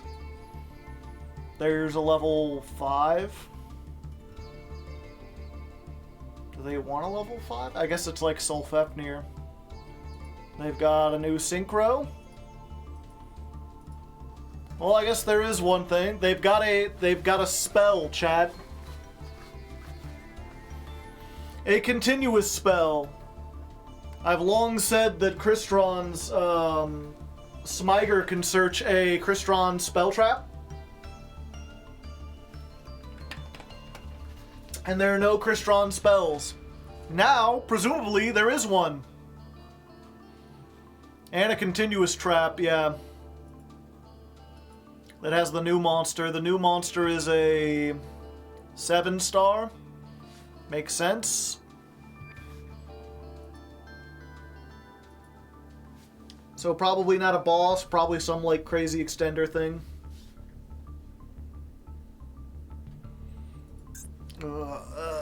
Okay.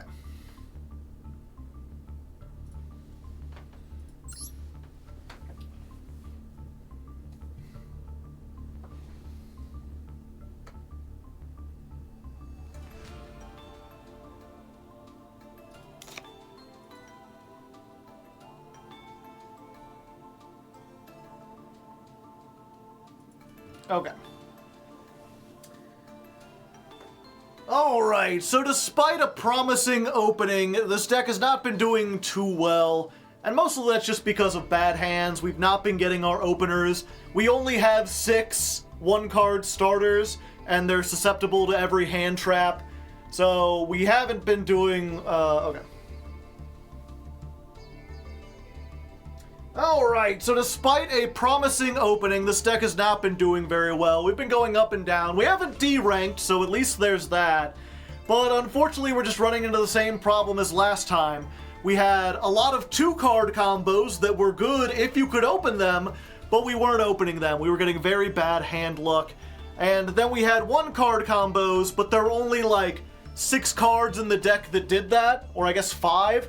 And if they got hand trapped, we were just screwed. So this build kind of helps us get some more starters. We're now on 3 tuna, 3 leaf fish, and a 1-for-1 to search the tuna. So that gives us 7 1-card starters. And then Dustwalker is what I'd call a 1.5 card starter. You need to have something to discard to use this, but this by itself makes Ariampos. If you don't know, it's discard a card, get Supe out of your deck, and then you can Synchro. This is a non-tuner, this is a tuner, makes a level 6. Okay, let's try this one more time. Alright, so after a promising opening, things have not been going well. We haven't D-ranked, so there's that, but we haven't climbed up either.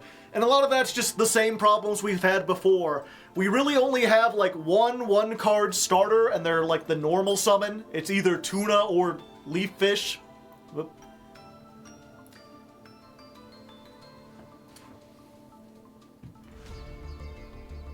Okay.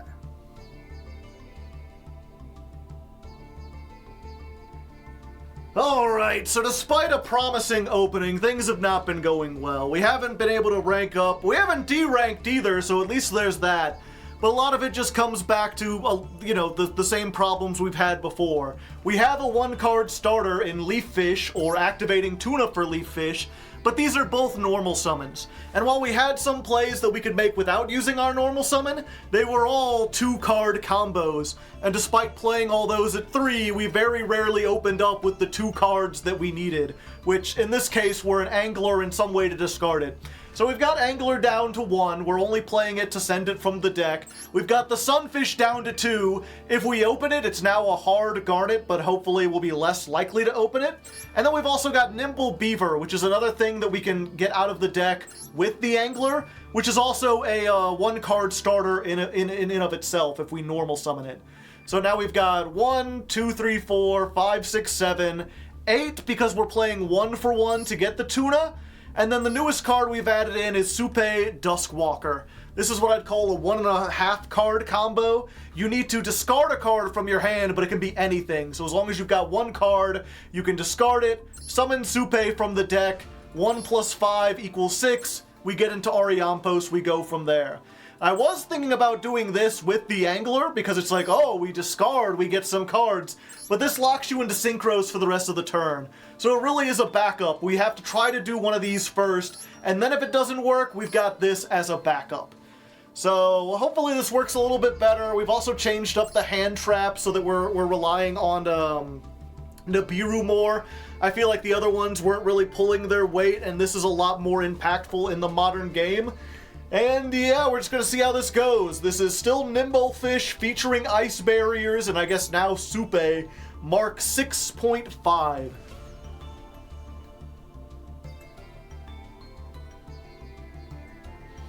Okay, that'll have to do.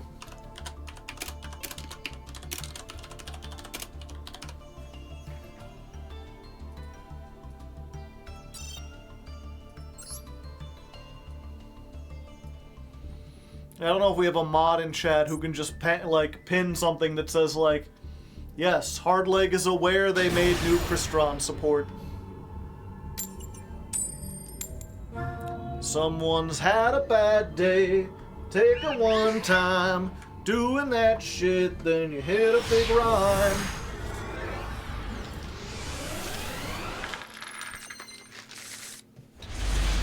Well, that's a pretty good hand going second. And we got all our starters. Discount starter warehouse.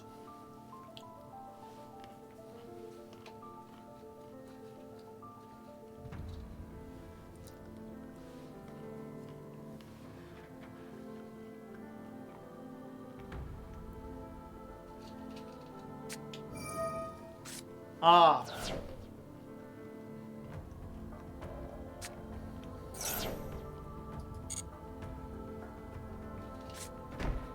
So I finally get Max Seed Nibiru against perhaps the one deck in the meta which it does nothing towards.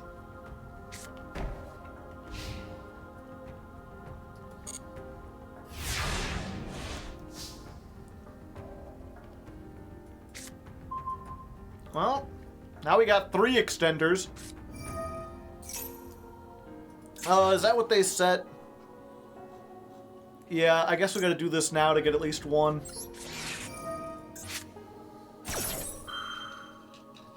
They've probably got a big welcome set as well.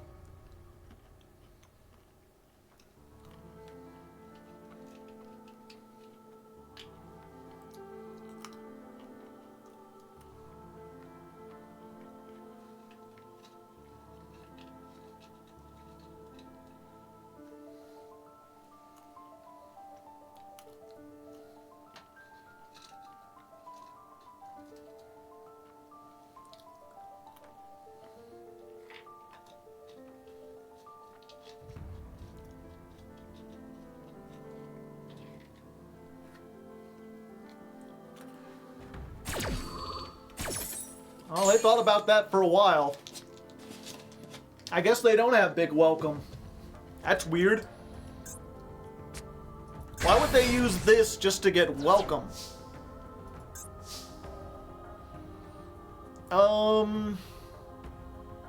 Okay, let's see if we can tuna.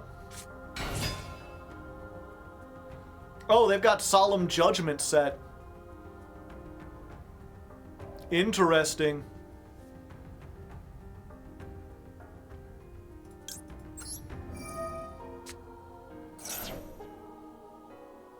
That's gonna be a little bit of a tricky pickle.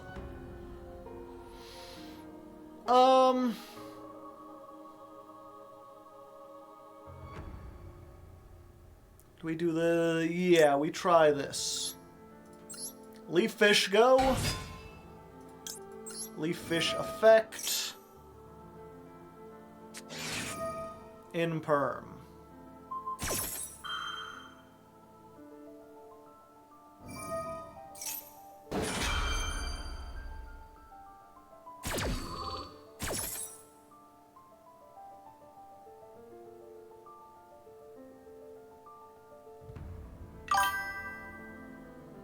Malach 94, thank you for the 6 months.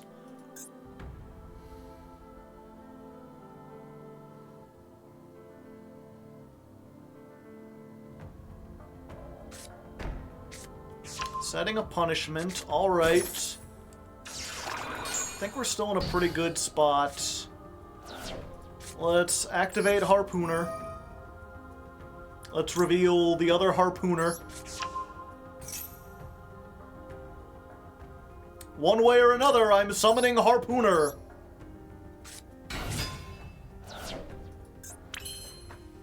Alright, I still have this, right? Good.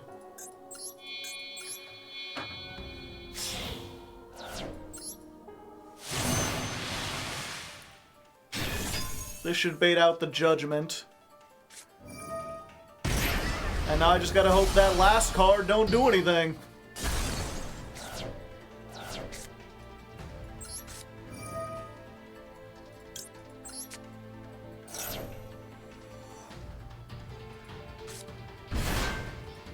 Special summon a soup? Yup.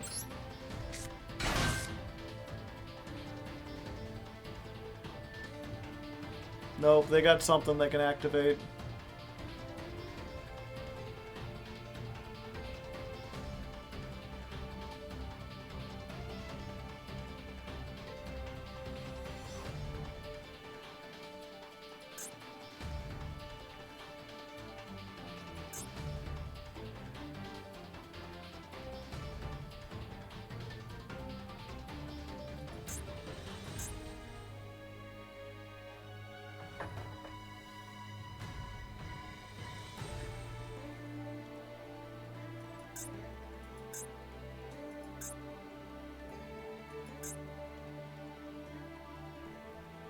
They're having a big think. They're trying to decide. They did have big welcome. Okay, so they're giving me another card. But they're also popping a card.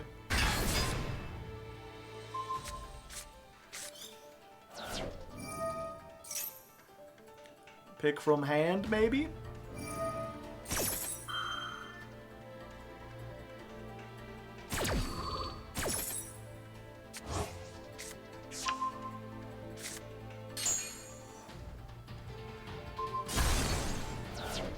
Nope.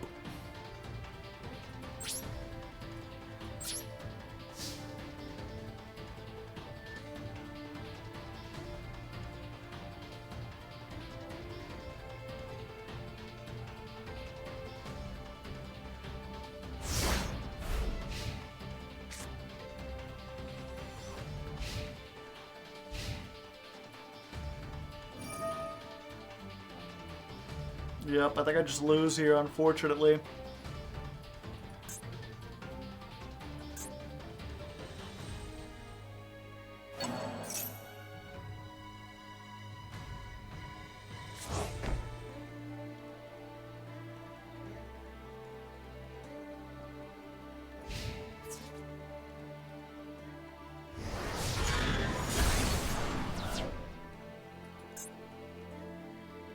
Yeah, because I can't ash whatever trap they got.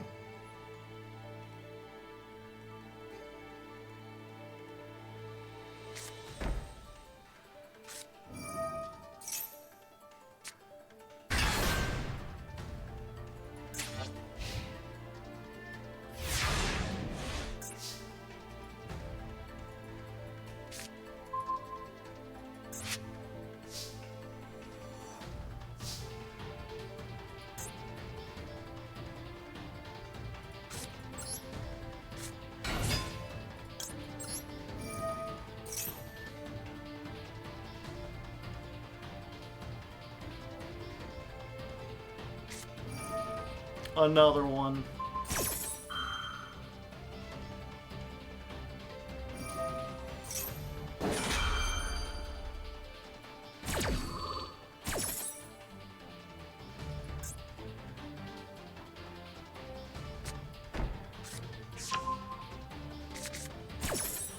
Why even?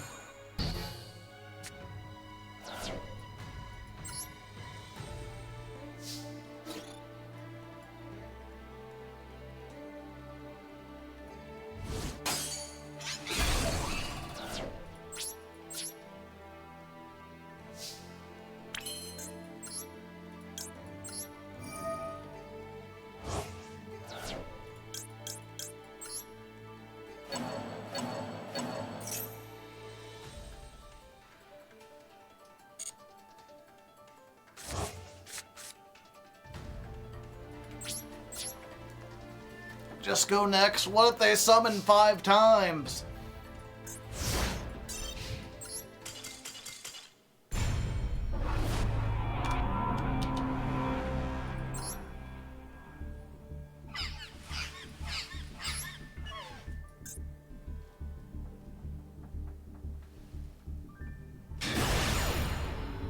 Great, now if I lose, I rank down. And I lose the coin toss.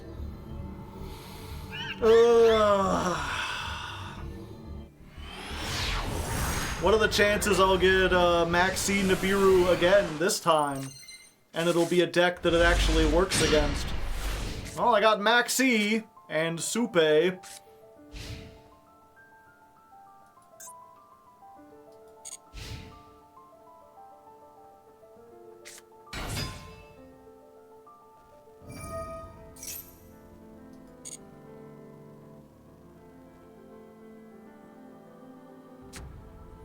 Soup, soup, soup.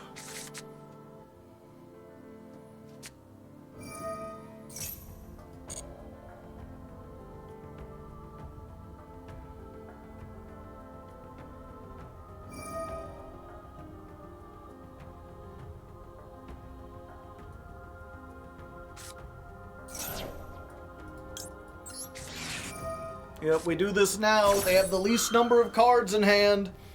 What are the chances one of those 3 or something we can do? Looks like it is, unfortunately. Well, what could that have been, chat?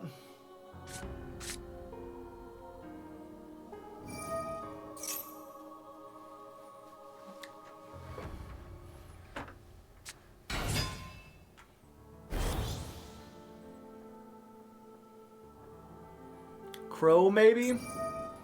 Yeah.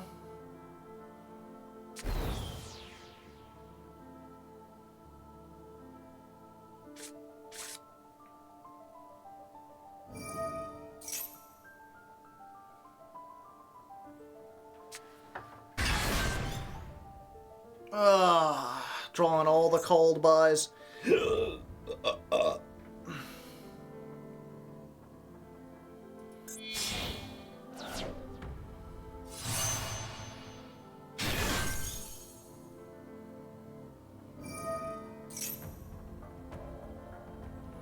At least we're hand trap proof. That ain't gonna do much when they've got Cosmic Blazar.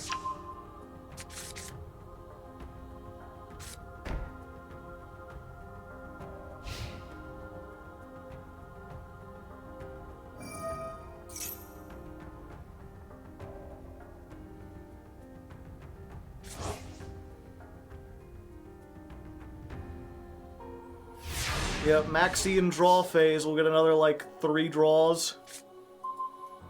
It's our only chance. We could win off the back of double Maxi.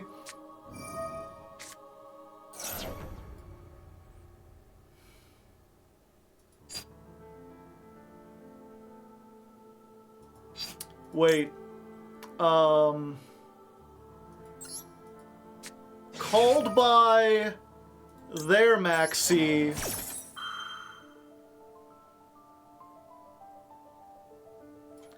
Chain my own Maxi. I hate Yu-Gi-Oh! This game is so dumb! So my Maxi resolves.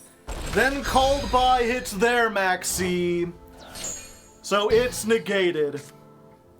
Maximum degeneracy.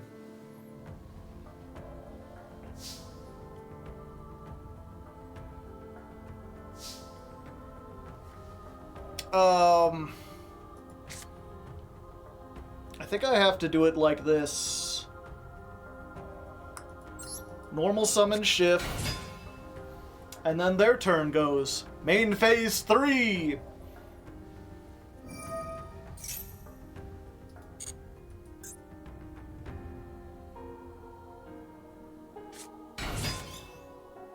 Oh boy.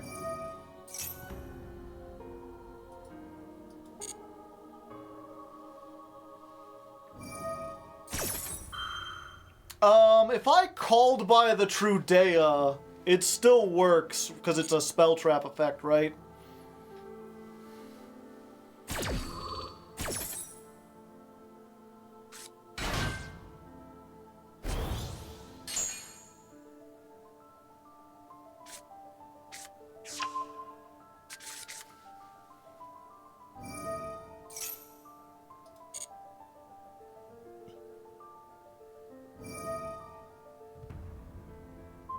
Yeah, you can go ahead and have that back.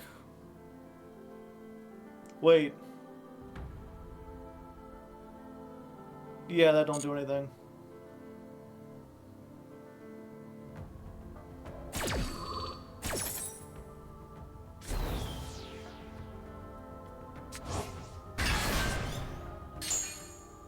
Although, because they did that, I think I can Nibiru them.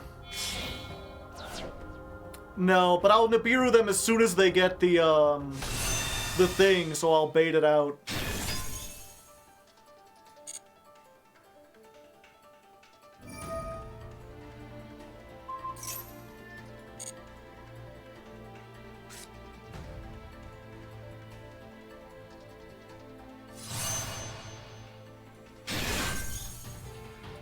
Yeah, so we can Nibiru right here.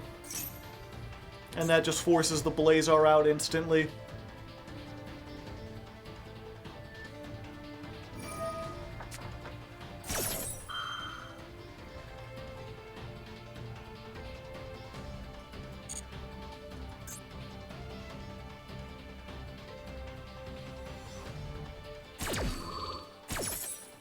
Okay.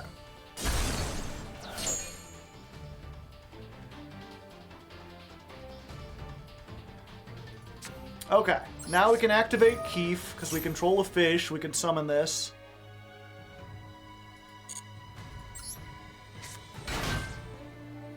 And then they've got a negate, but I'm pretty sure that Sprind is on summon, right? Yeah.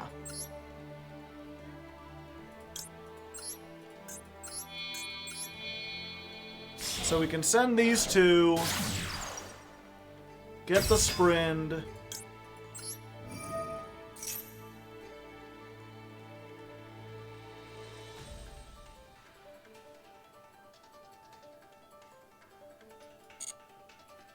Sprind, send,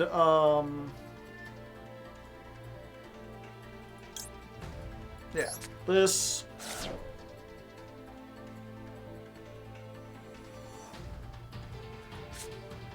Then we activate the freezing chains.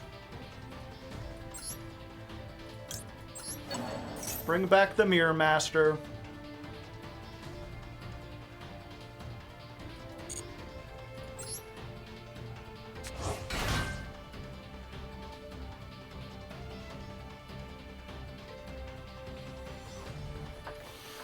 This is a good target. Nope. Okay. Okay.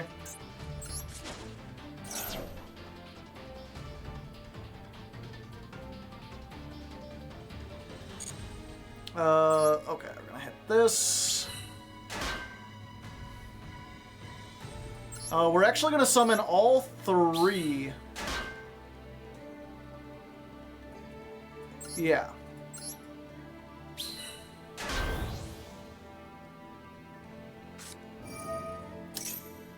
Ah. No. No, I don't think I want you to do that.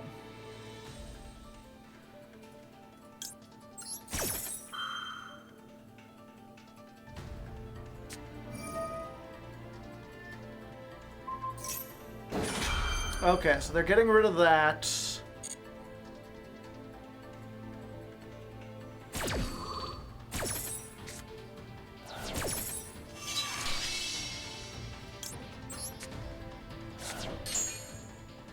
Maxie and me, but not for thee. Oh, but it stays in their hand. Shit.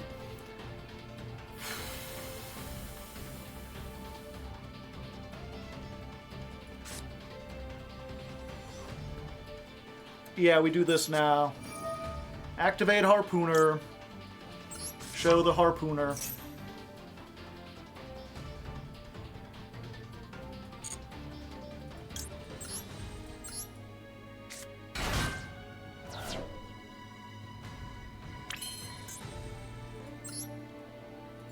Now we can make Ariampos.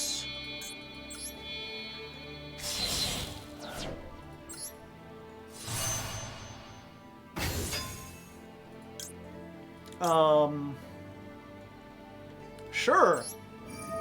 The rarely used effect.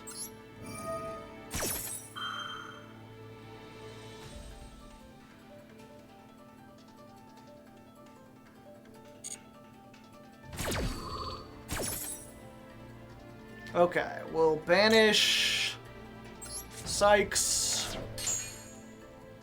We'll negate you. Sykes effect. Banish Keef.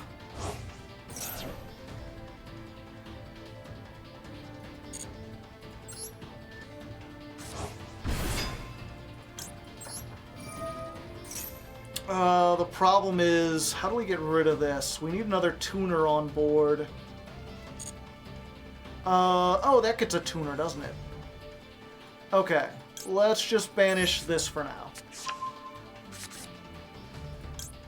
We'll banish the paces. Then we'll 1-for-1 send off the Supe.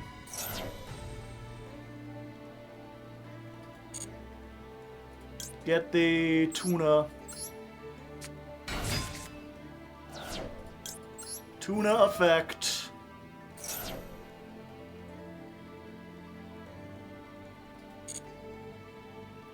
Zep, right? Oh wait, we can make a 10. Do I have any way to banish? Yes. Hold up. Yeah, we go for the 10 then. We might be able to make game here. Let's go ahead for Chen Ying.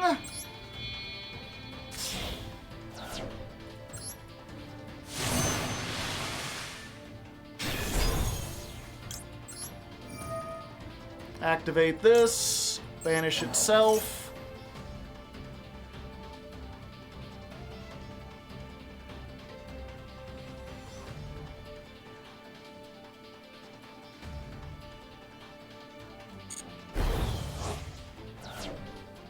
Add a card from deck to hand. Yeah, we go for Snopios.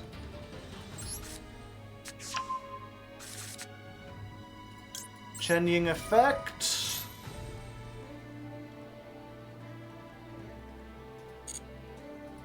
We banish you and you.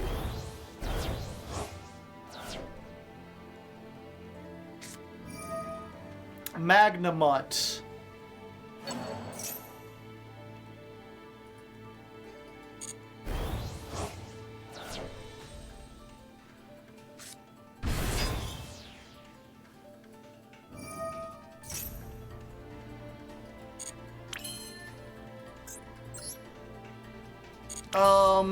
Do we have enough to do it?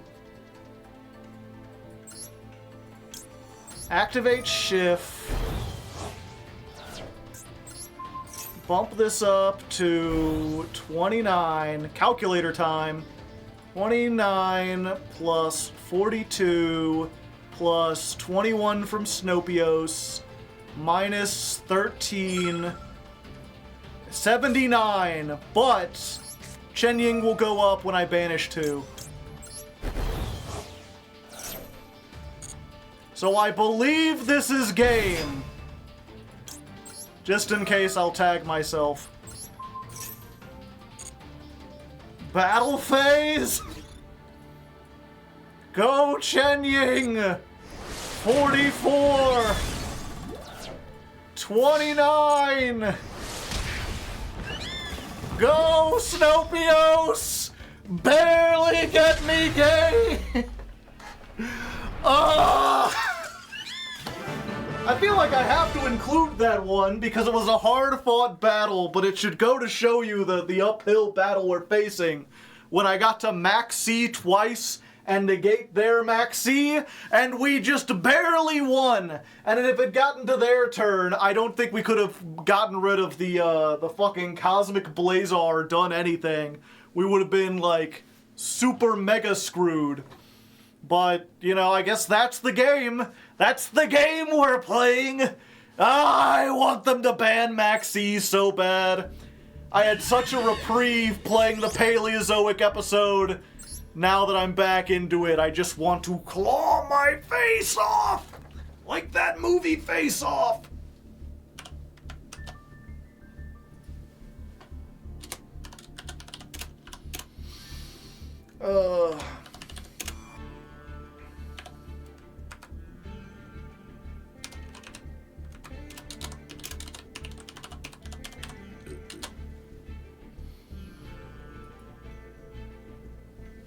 There's a pinned message, Rick.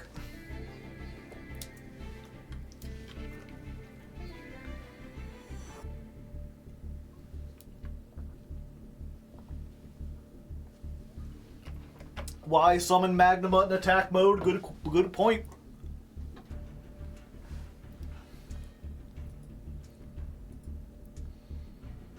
Good frickin' point. Yell at chatter. Did they get translated? If they did, no one's posted a link yet. Or if they did, I didn't see them because I was busy trying to duel. We have a limited time to climb the ladder, chat.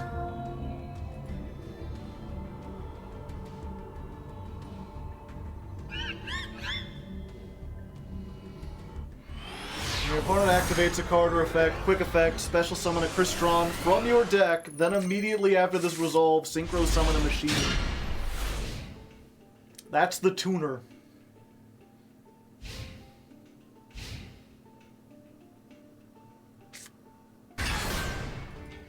Fenrir, alright. I think I just saved this for my turn. Oh.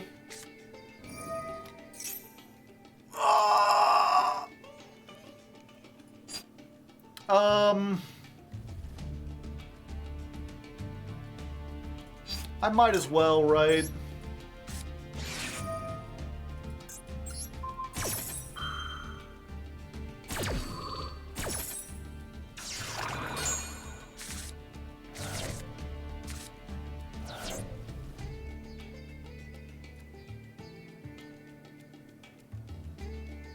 Well, they discarded a Trick Clown.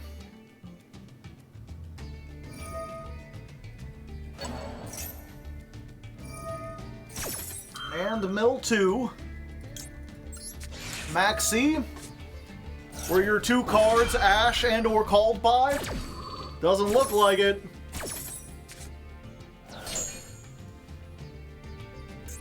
Nice Mills, idiot! Well, there's a one-card starter. Gonna hit him with the sarcophagus.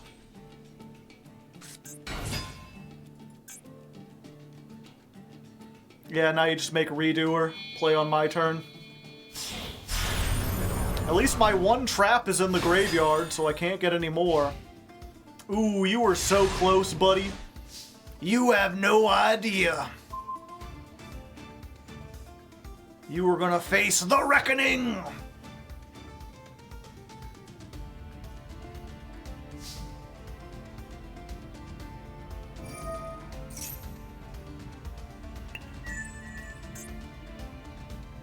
My called by! You asshat!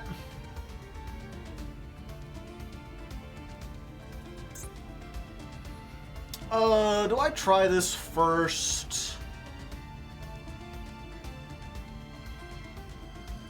Yeah, I think we try tuna first. Goodbye, have a wonderful time.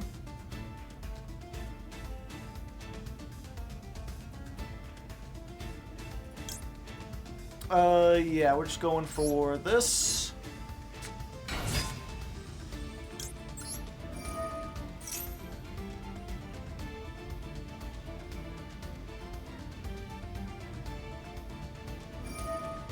Alright, they're going for it.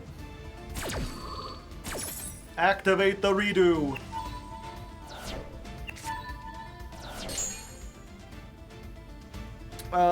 We're gonna send Angler to the graveyard.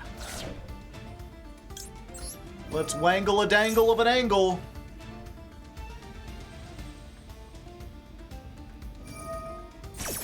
And then they get to do some stuff. They have 2 and a Trick Clown.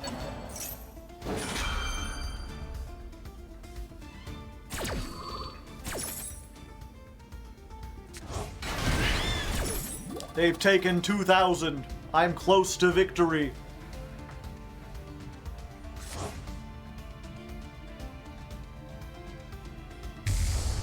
Kid Kalos. Let's get the Nimble and the Beaver. I should have summoned these in attack mode.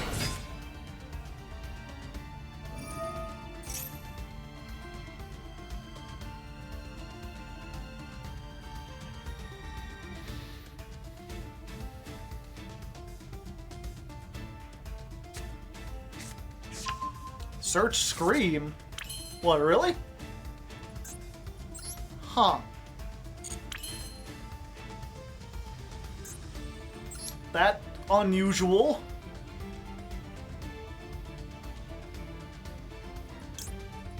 Okay, we're gonna try this.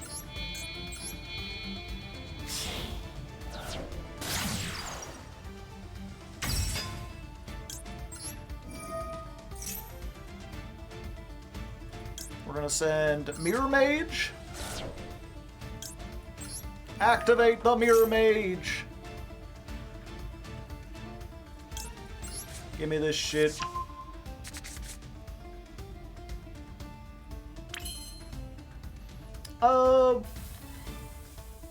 No, I have to do this.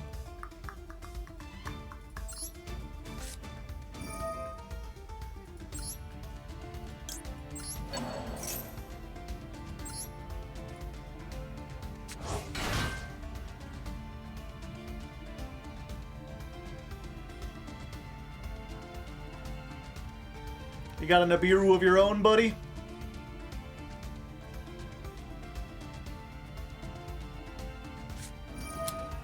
Ah! A superior poly!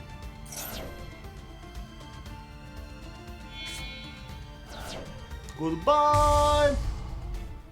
My dragon. Do I want to draw? Yeah, we can put all the Nimbles back.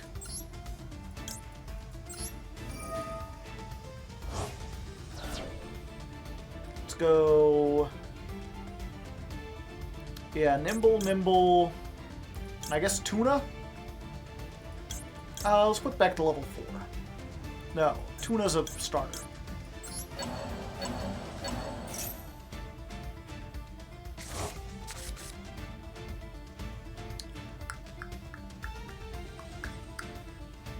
Okay. I don't have any way to get a level 2 on board. Let's go ahead and fire off this. Hit him with the sarcophagus. Sykes.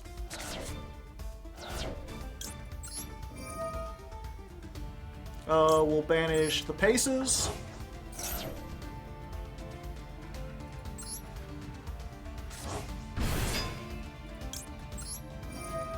Pace effect.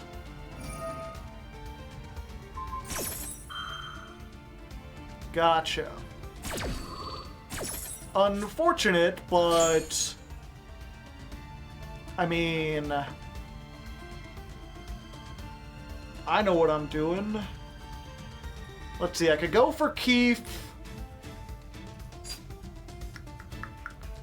Or I could go for... Snopios. Yeah, I think we go for Snopios. Go for Snopios. Banish Snopios. Snopios banishes the shift to come back.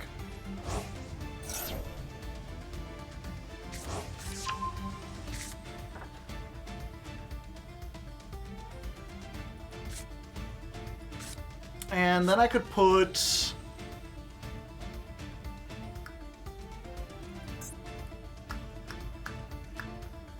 Okay. Oh, this can't be used as link material the turn it's summoned. Okay.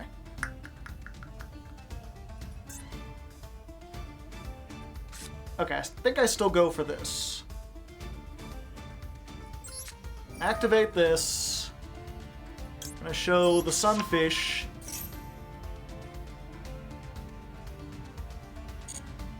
And we're gonna summon the sunfish.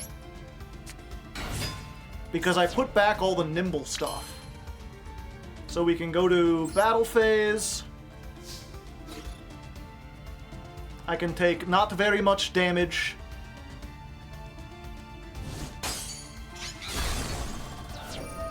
Effects. Send the angler. Special summon a sunfish. Oh, I didn't put beaver back. I forgot that's not a fish. Alright, well I just took 1900 for nothing. Let's get this level 4 off the field.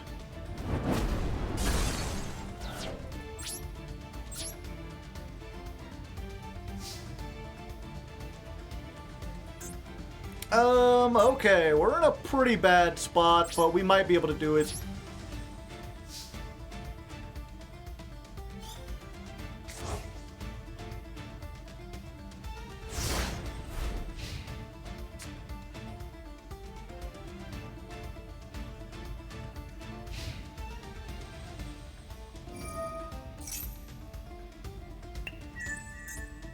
My sea!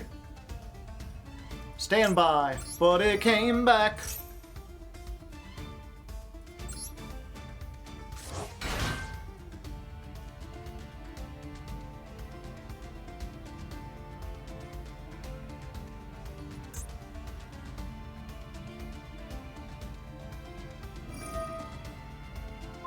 Yeah, that's probably a smart move. Good thing I have another one!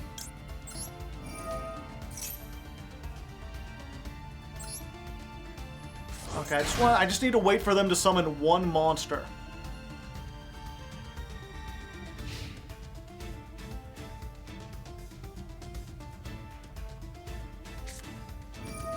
Aw, come on! A second Super Poly! You son of a bitch!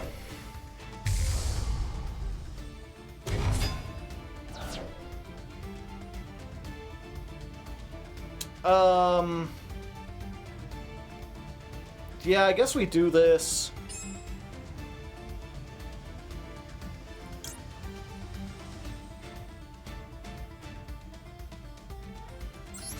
Yeah, let's the mill 5, but I gotta stay alive.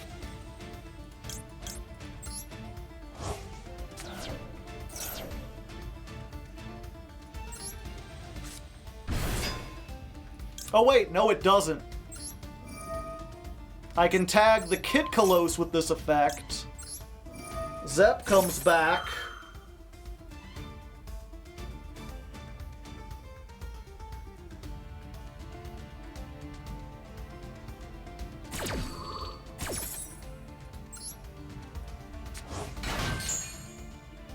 And then we use the Zep.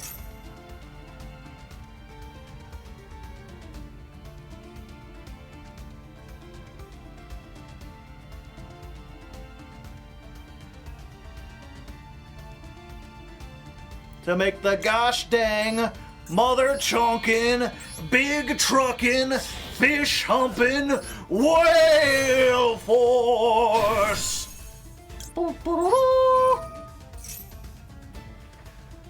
Get him out of here! Get them all out of here! I guess Redoer can stay, fine.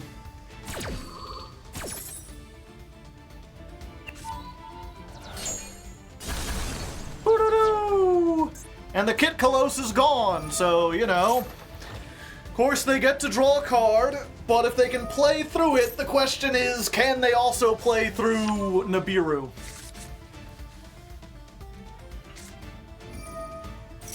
They're gonna scream!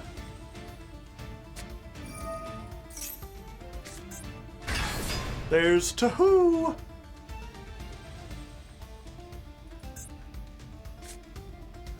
Ooh, damn.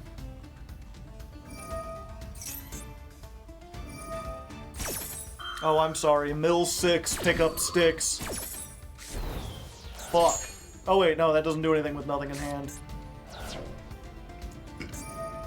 Trivi Karma does, but they milled the Perlerino already. And Heartbeat... They get a Trap back, which they don't have. Because they banished it to do a thing.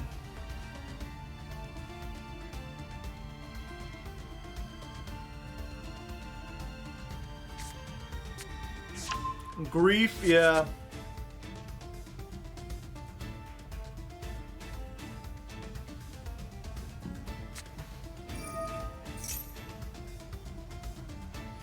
Good grief.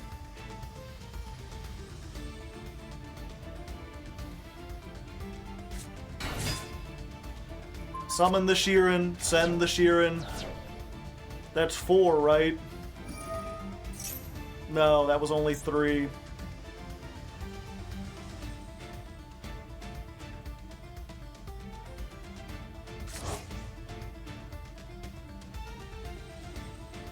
Oh, we're gonna get so close and it's not gonna be enough.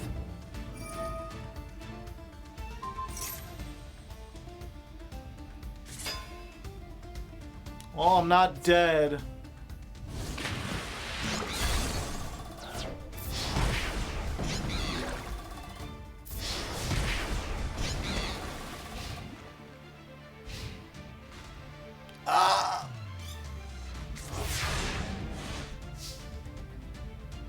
If they made SP, it'd be even worse. But it came back.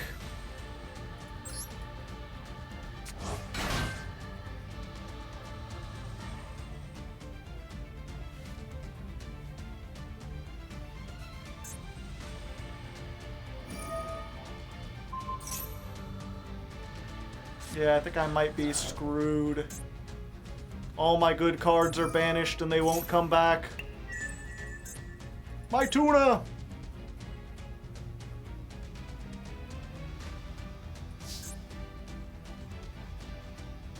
I mean, I could do this.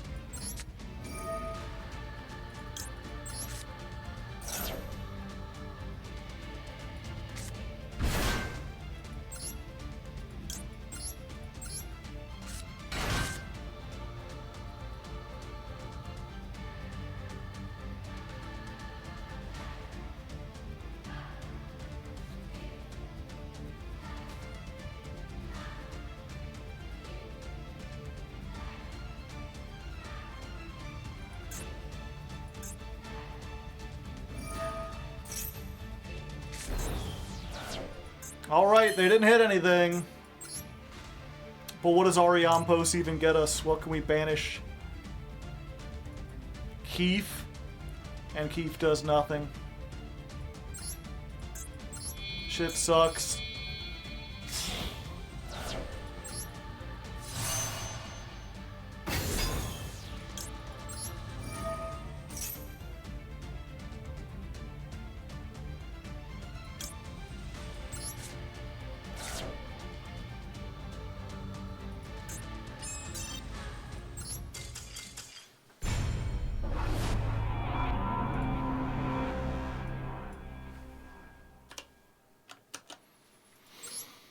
Yep, and that was our rank down, right? Unfortunately. No? I thought we were ranking down. I guess that was last time. Okay, I'll read these Crystron cards. So the one, if it's on the field during a quick effect, you can summon a Crystron from the deck and then make a machine-type Synchro, which lets you make any of the Crystron Synchros. The ones that, like, require...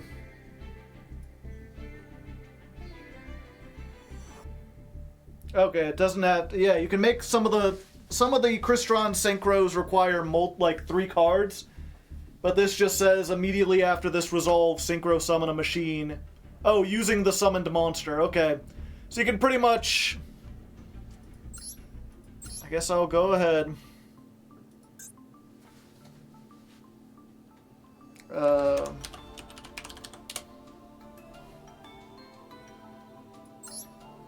Yeah, you can summon Amatrix or Quandax or the new one. This requires 2 tuners. And this requires Synchro monsters. So you can make either of these, but this one is a, whatchamacallit. This one lets you quick Synchro during your opponent's turn. So then you can use this to make some of these other ones. So you just summon a turtle from the deck, make this, or if you want, you make this. I believe they have a new Synchro that's a level 7. So you can get Sulfefnir into the graveyard, make that. What's the 7 say? If this is Synchro summoned, add a Crystron from your graveyard or banishment to your hand. If your opponent's... Oh, your opponent's monsters lose 500 attack and defense while this is in the monster zone. If this Synchro summoned card is destroyed, you can Synchro summon a... Or no, you special summon a Crystron in your graveyard or banished. I guess that's alright. So far, we don't have anything that activates in the hand, though, so adding a card to the hand doesn't do a whole lot. But there was this level 5. Let's see. 2 effects. If this card is in the hand or graveyard, target a Crystron you control, destroy it, and if you do, special summon this card. For the rest of the turn, you can't summon from the extra deck except machines. If this is summoned, you can send 2 Crystrons with different names from your deck to your graveyard. Well, it's a good starter, but it doesn't, it's the hand, the summon effect isn't a quick effect. It's not when this is added, so it's not a, it's not a Poplar. Not a Poplar, it's not a quick, it's just, if you open with this in your hand, you normal summon any Crystron, destroy it, which all the Crystrons want to be destroyed, special summon a level 5, and then send 2 Crystrons with different names from your deck to the graveyard. Which, if you don't know, all the Crystrons in the graveyard, you banish them, it's to do something. Banish this, add 1 Crystron spell trap. Banish this, add 1 Crystron monster. Banish this, you can special summon a Crystron from your hand. Banish this, make a token. Except for this one. This one's different.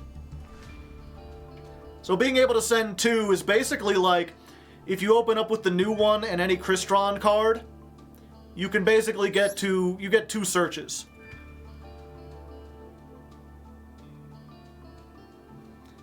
if you put that on the field with the... I don't know how you're getting a tuner. I guess there's other tuners. I guess if you have like Solfefnir, this is in the hand or graveyard, discard a Crystron, special summon this, then destroy one card you control. If this card is destroyed, special summon a Crystron from your deck in defense position.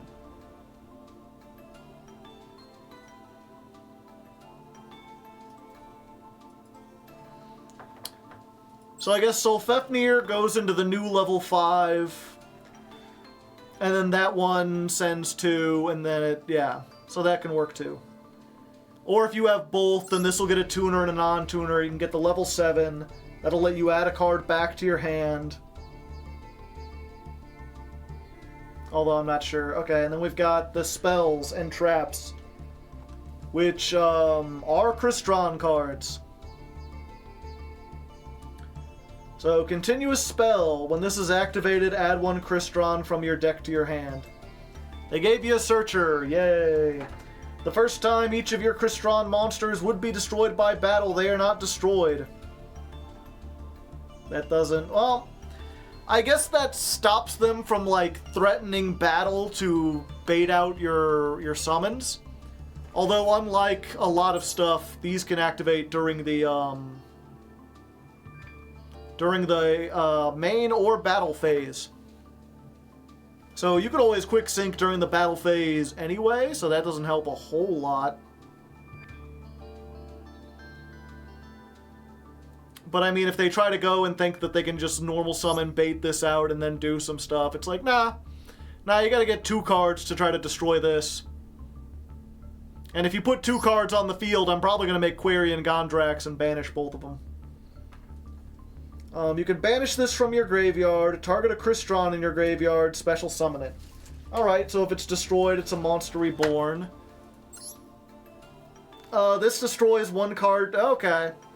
So the spell card's actually pretty great, because the spell card can allow you to, like... Spell card, add Solfefnir discard something, summon itself, pop the spell... And then the spell lets you grab something out. Whatever you discarded, you can get out of the graveyard.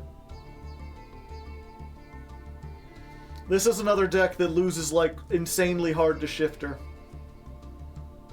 Yeah, like, it's good, it does what you want, but it doesn't, like, it increases consistency, but I'm not sure if consistency was the problem. And then the trap card. Crystrons you control cannot be banished by your opponent's card effects. I mean, in certain formats, that's pretty good. Although it's Crystrons you control. Huh.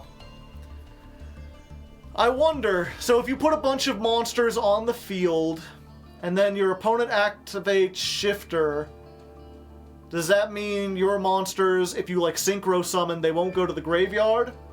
Or is it not your opponent's card effect that's banishing them? I don't know. And then, you can target 1 face-up card on the field. If you control a Crystron Synchro monster, you can target 2. Shuffle 1 Crystron from your graveyard or banished into the deck, and if you do, destroy those targets.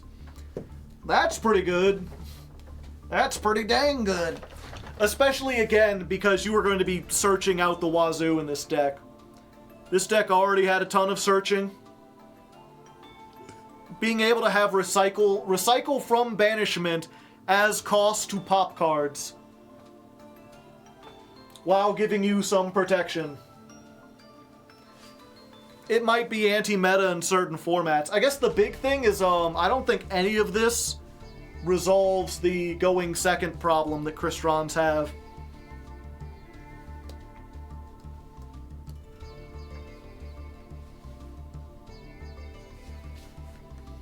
Good cards. Question is if it's good enough to make the rest work.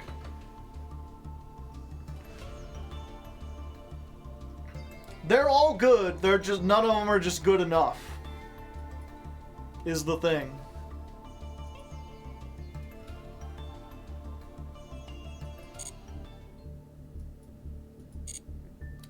Like, I'll have to test them out, but I think that, I think Ghoti's still the better synchro on your opponent's turn deck.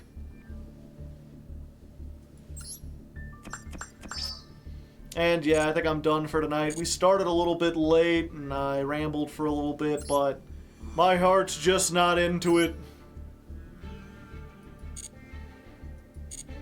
I don't know, it's weird. You wouldn't think, you know, I like Ghoti so much, but, it just hasn't been great this time. The power creep, again, it's, you know,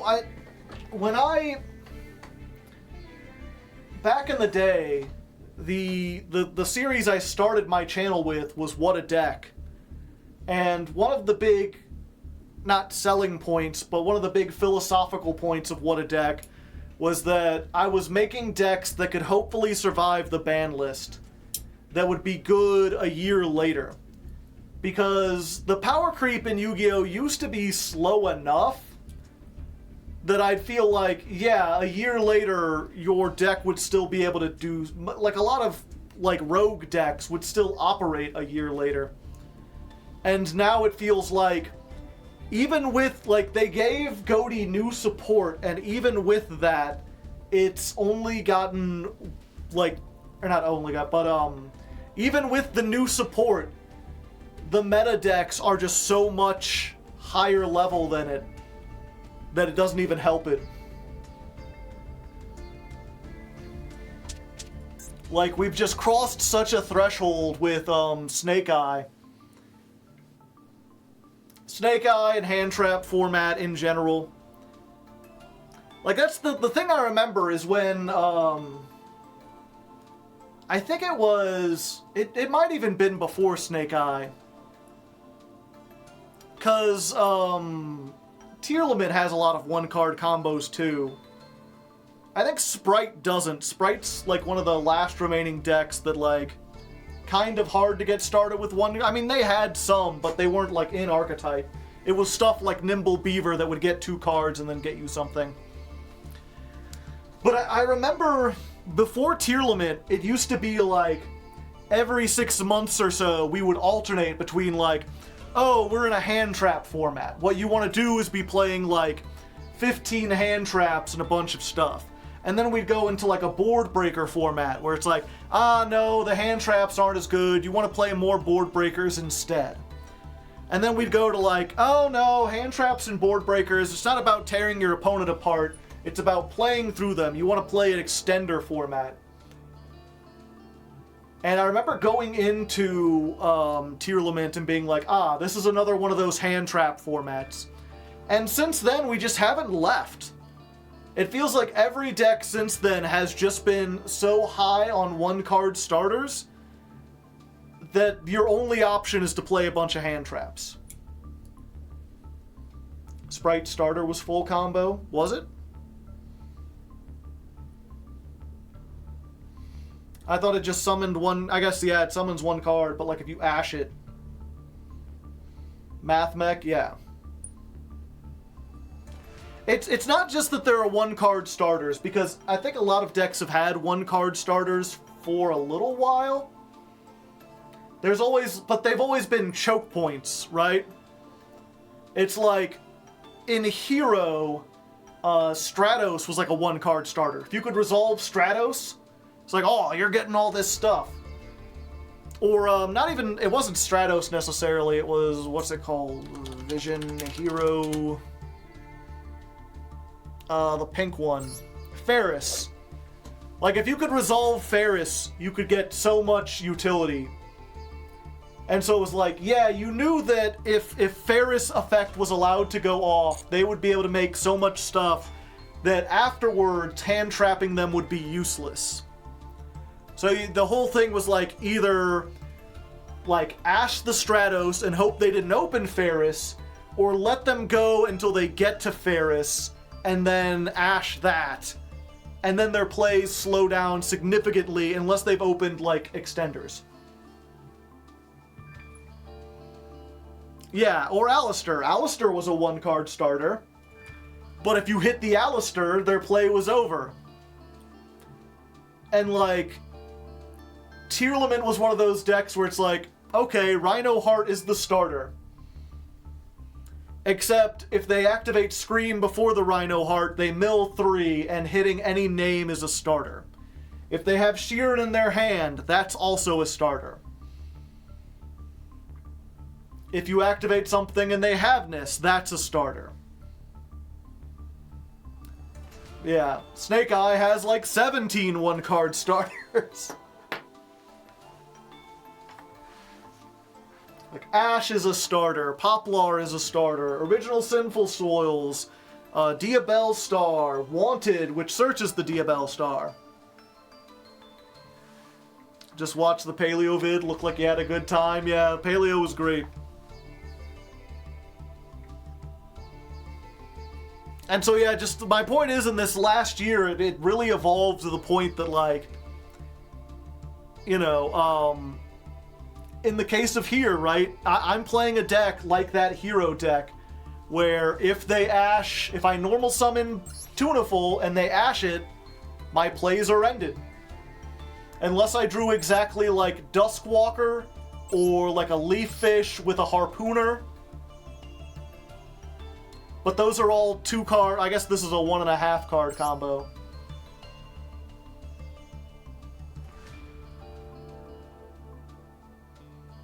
And because I've got to play those, I can only play so many hand traps. We're on 12, and even then I feel like I brick on it half the time. I guess that's the other thing. It's not just that those cards are starters in Snake Eyes. It's that they're starters and extenders. Right? Because it's like, yes, if your Ash gets negated, if your Ash gets ashed, then you can Diabell Star. But if your Ash doesn't get negated, then Diabell Star still searches you some extension. Whereas, like, in this deck, one of the problems that we might run into, and granted, if I get full combo, I'm usually pretty good, but, like, if I use Tuna and I send this and I do the combo and I make the Ariampos, then this in my hand does nothing, because its only effect is to make Ariampos. And I already have an Ariampos.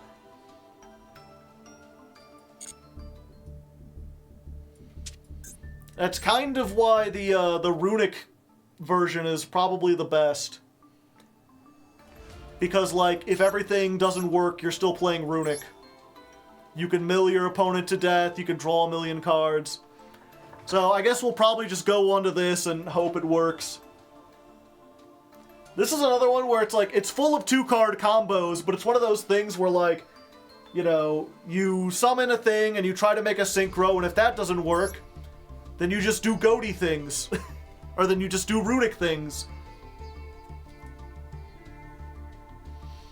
You know, it's a lot easier to stall when you're drawing 3 and you have a bunch of disruptions in your hand.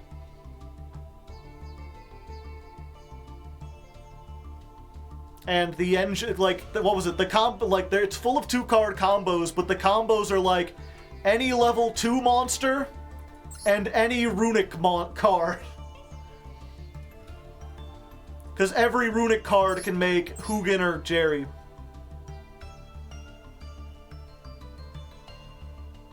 So, we'll see. We'll see. We got a new hat for that, too, right? Yeah. Ugh. I guess you'll get a preview. For those who haven't seen the new hat.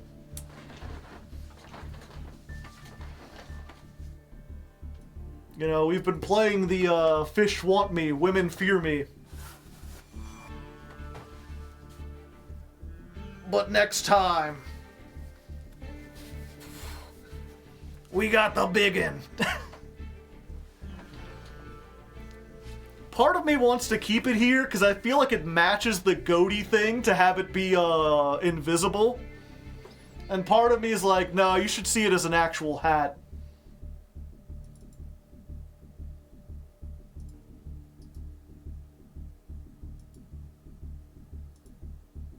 There you go. If you're curious what it looks like. It's weird because the back is like... not solid. It should be see-through. But if I turn that on, it's just like, nope, it just all disappears. This is goated, yeah. Women fear me, fish fear me, men turn their eyes as I walk. No beast dare make a sound in my presence. I am alone on this barren earth.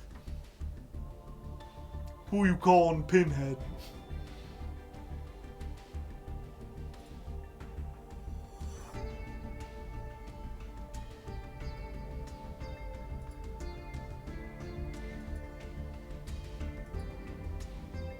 We are alone in this barren climb, yeah. So you'll have that to look forward to. I don't know, maybe I could try to spray paint it or something. At least the bill. For now, though, I'm gonna go ahead and get going, chat. It's been a night. And go catch up on how the debate went. I assume as bad as I could have expected.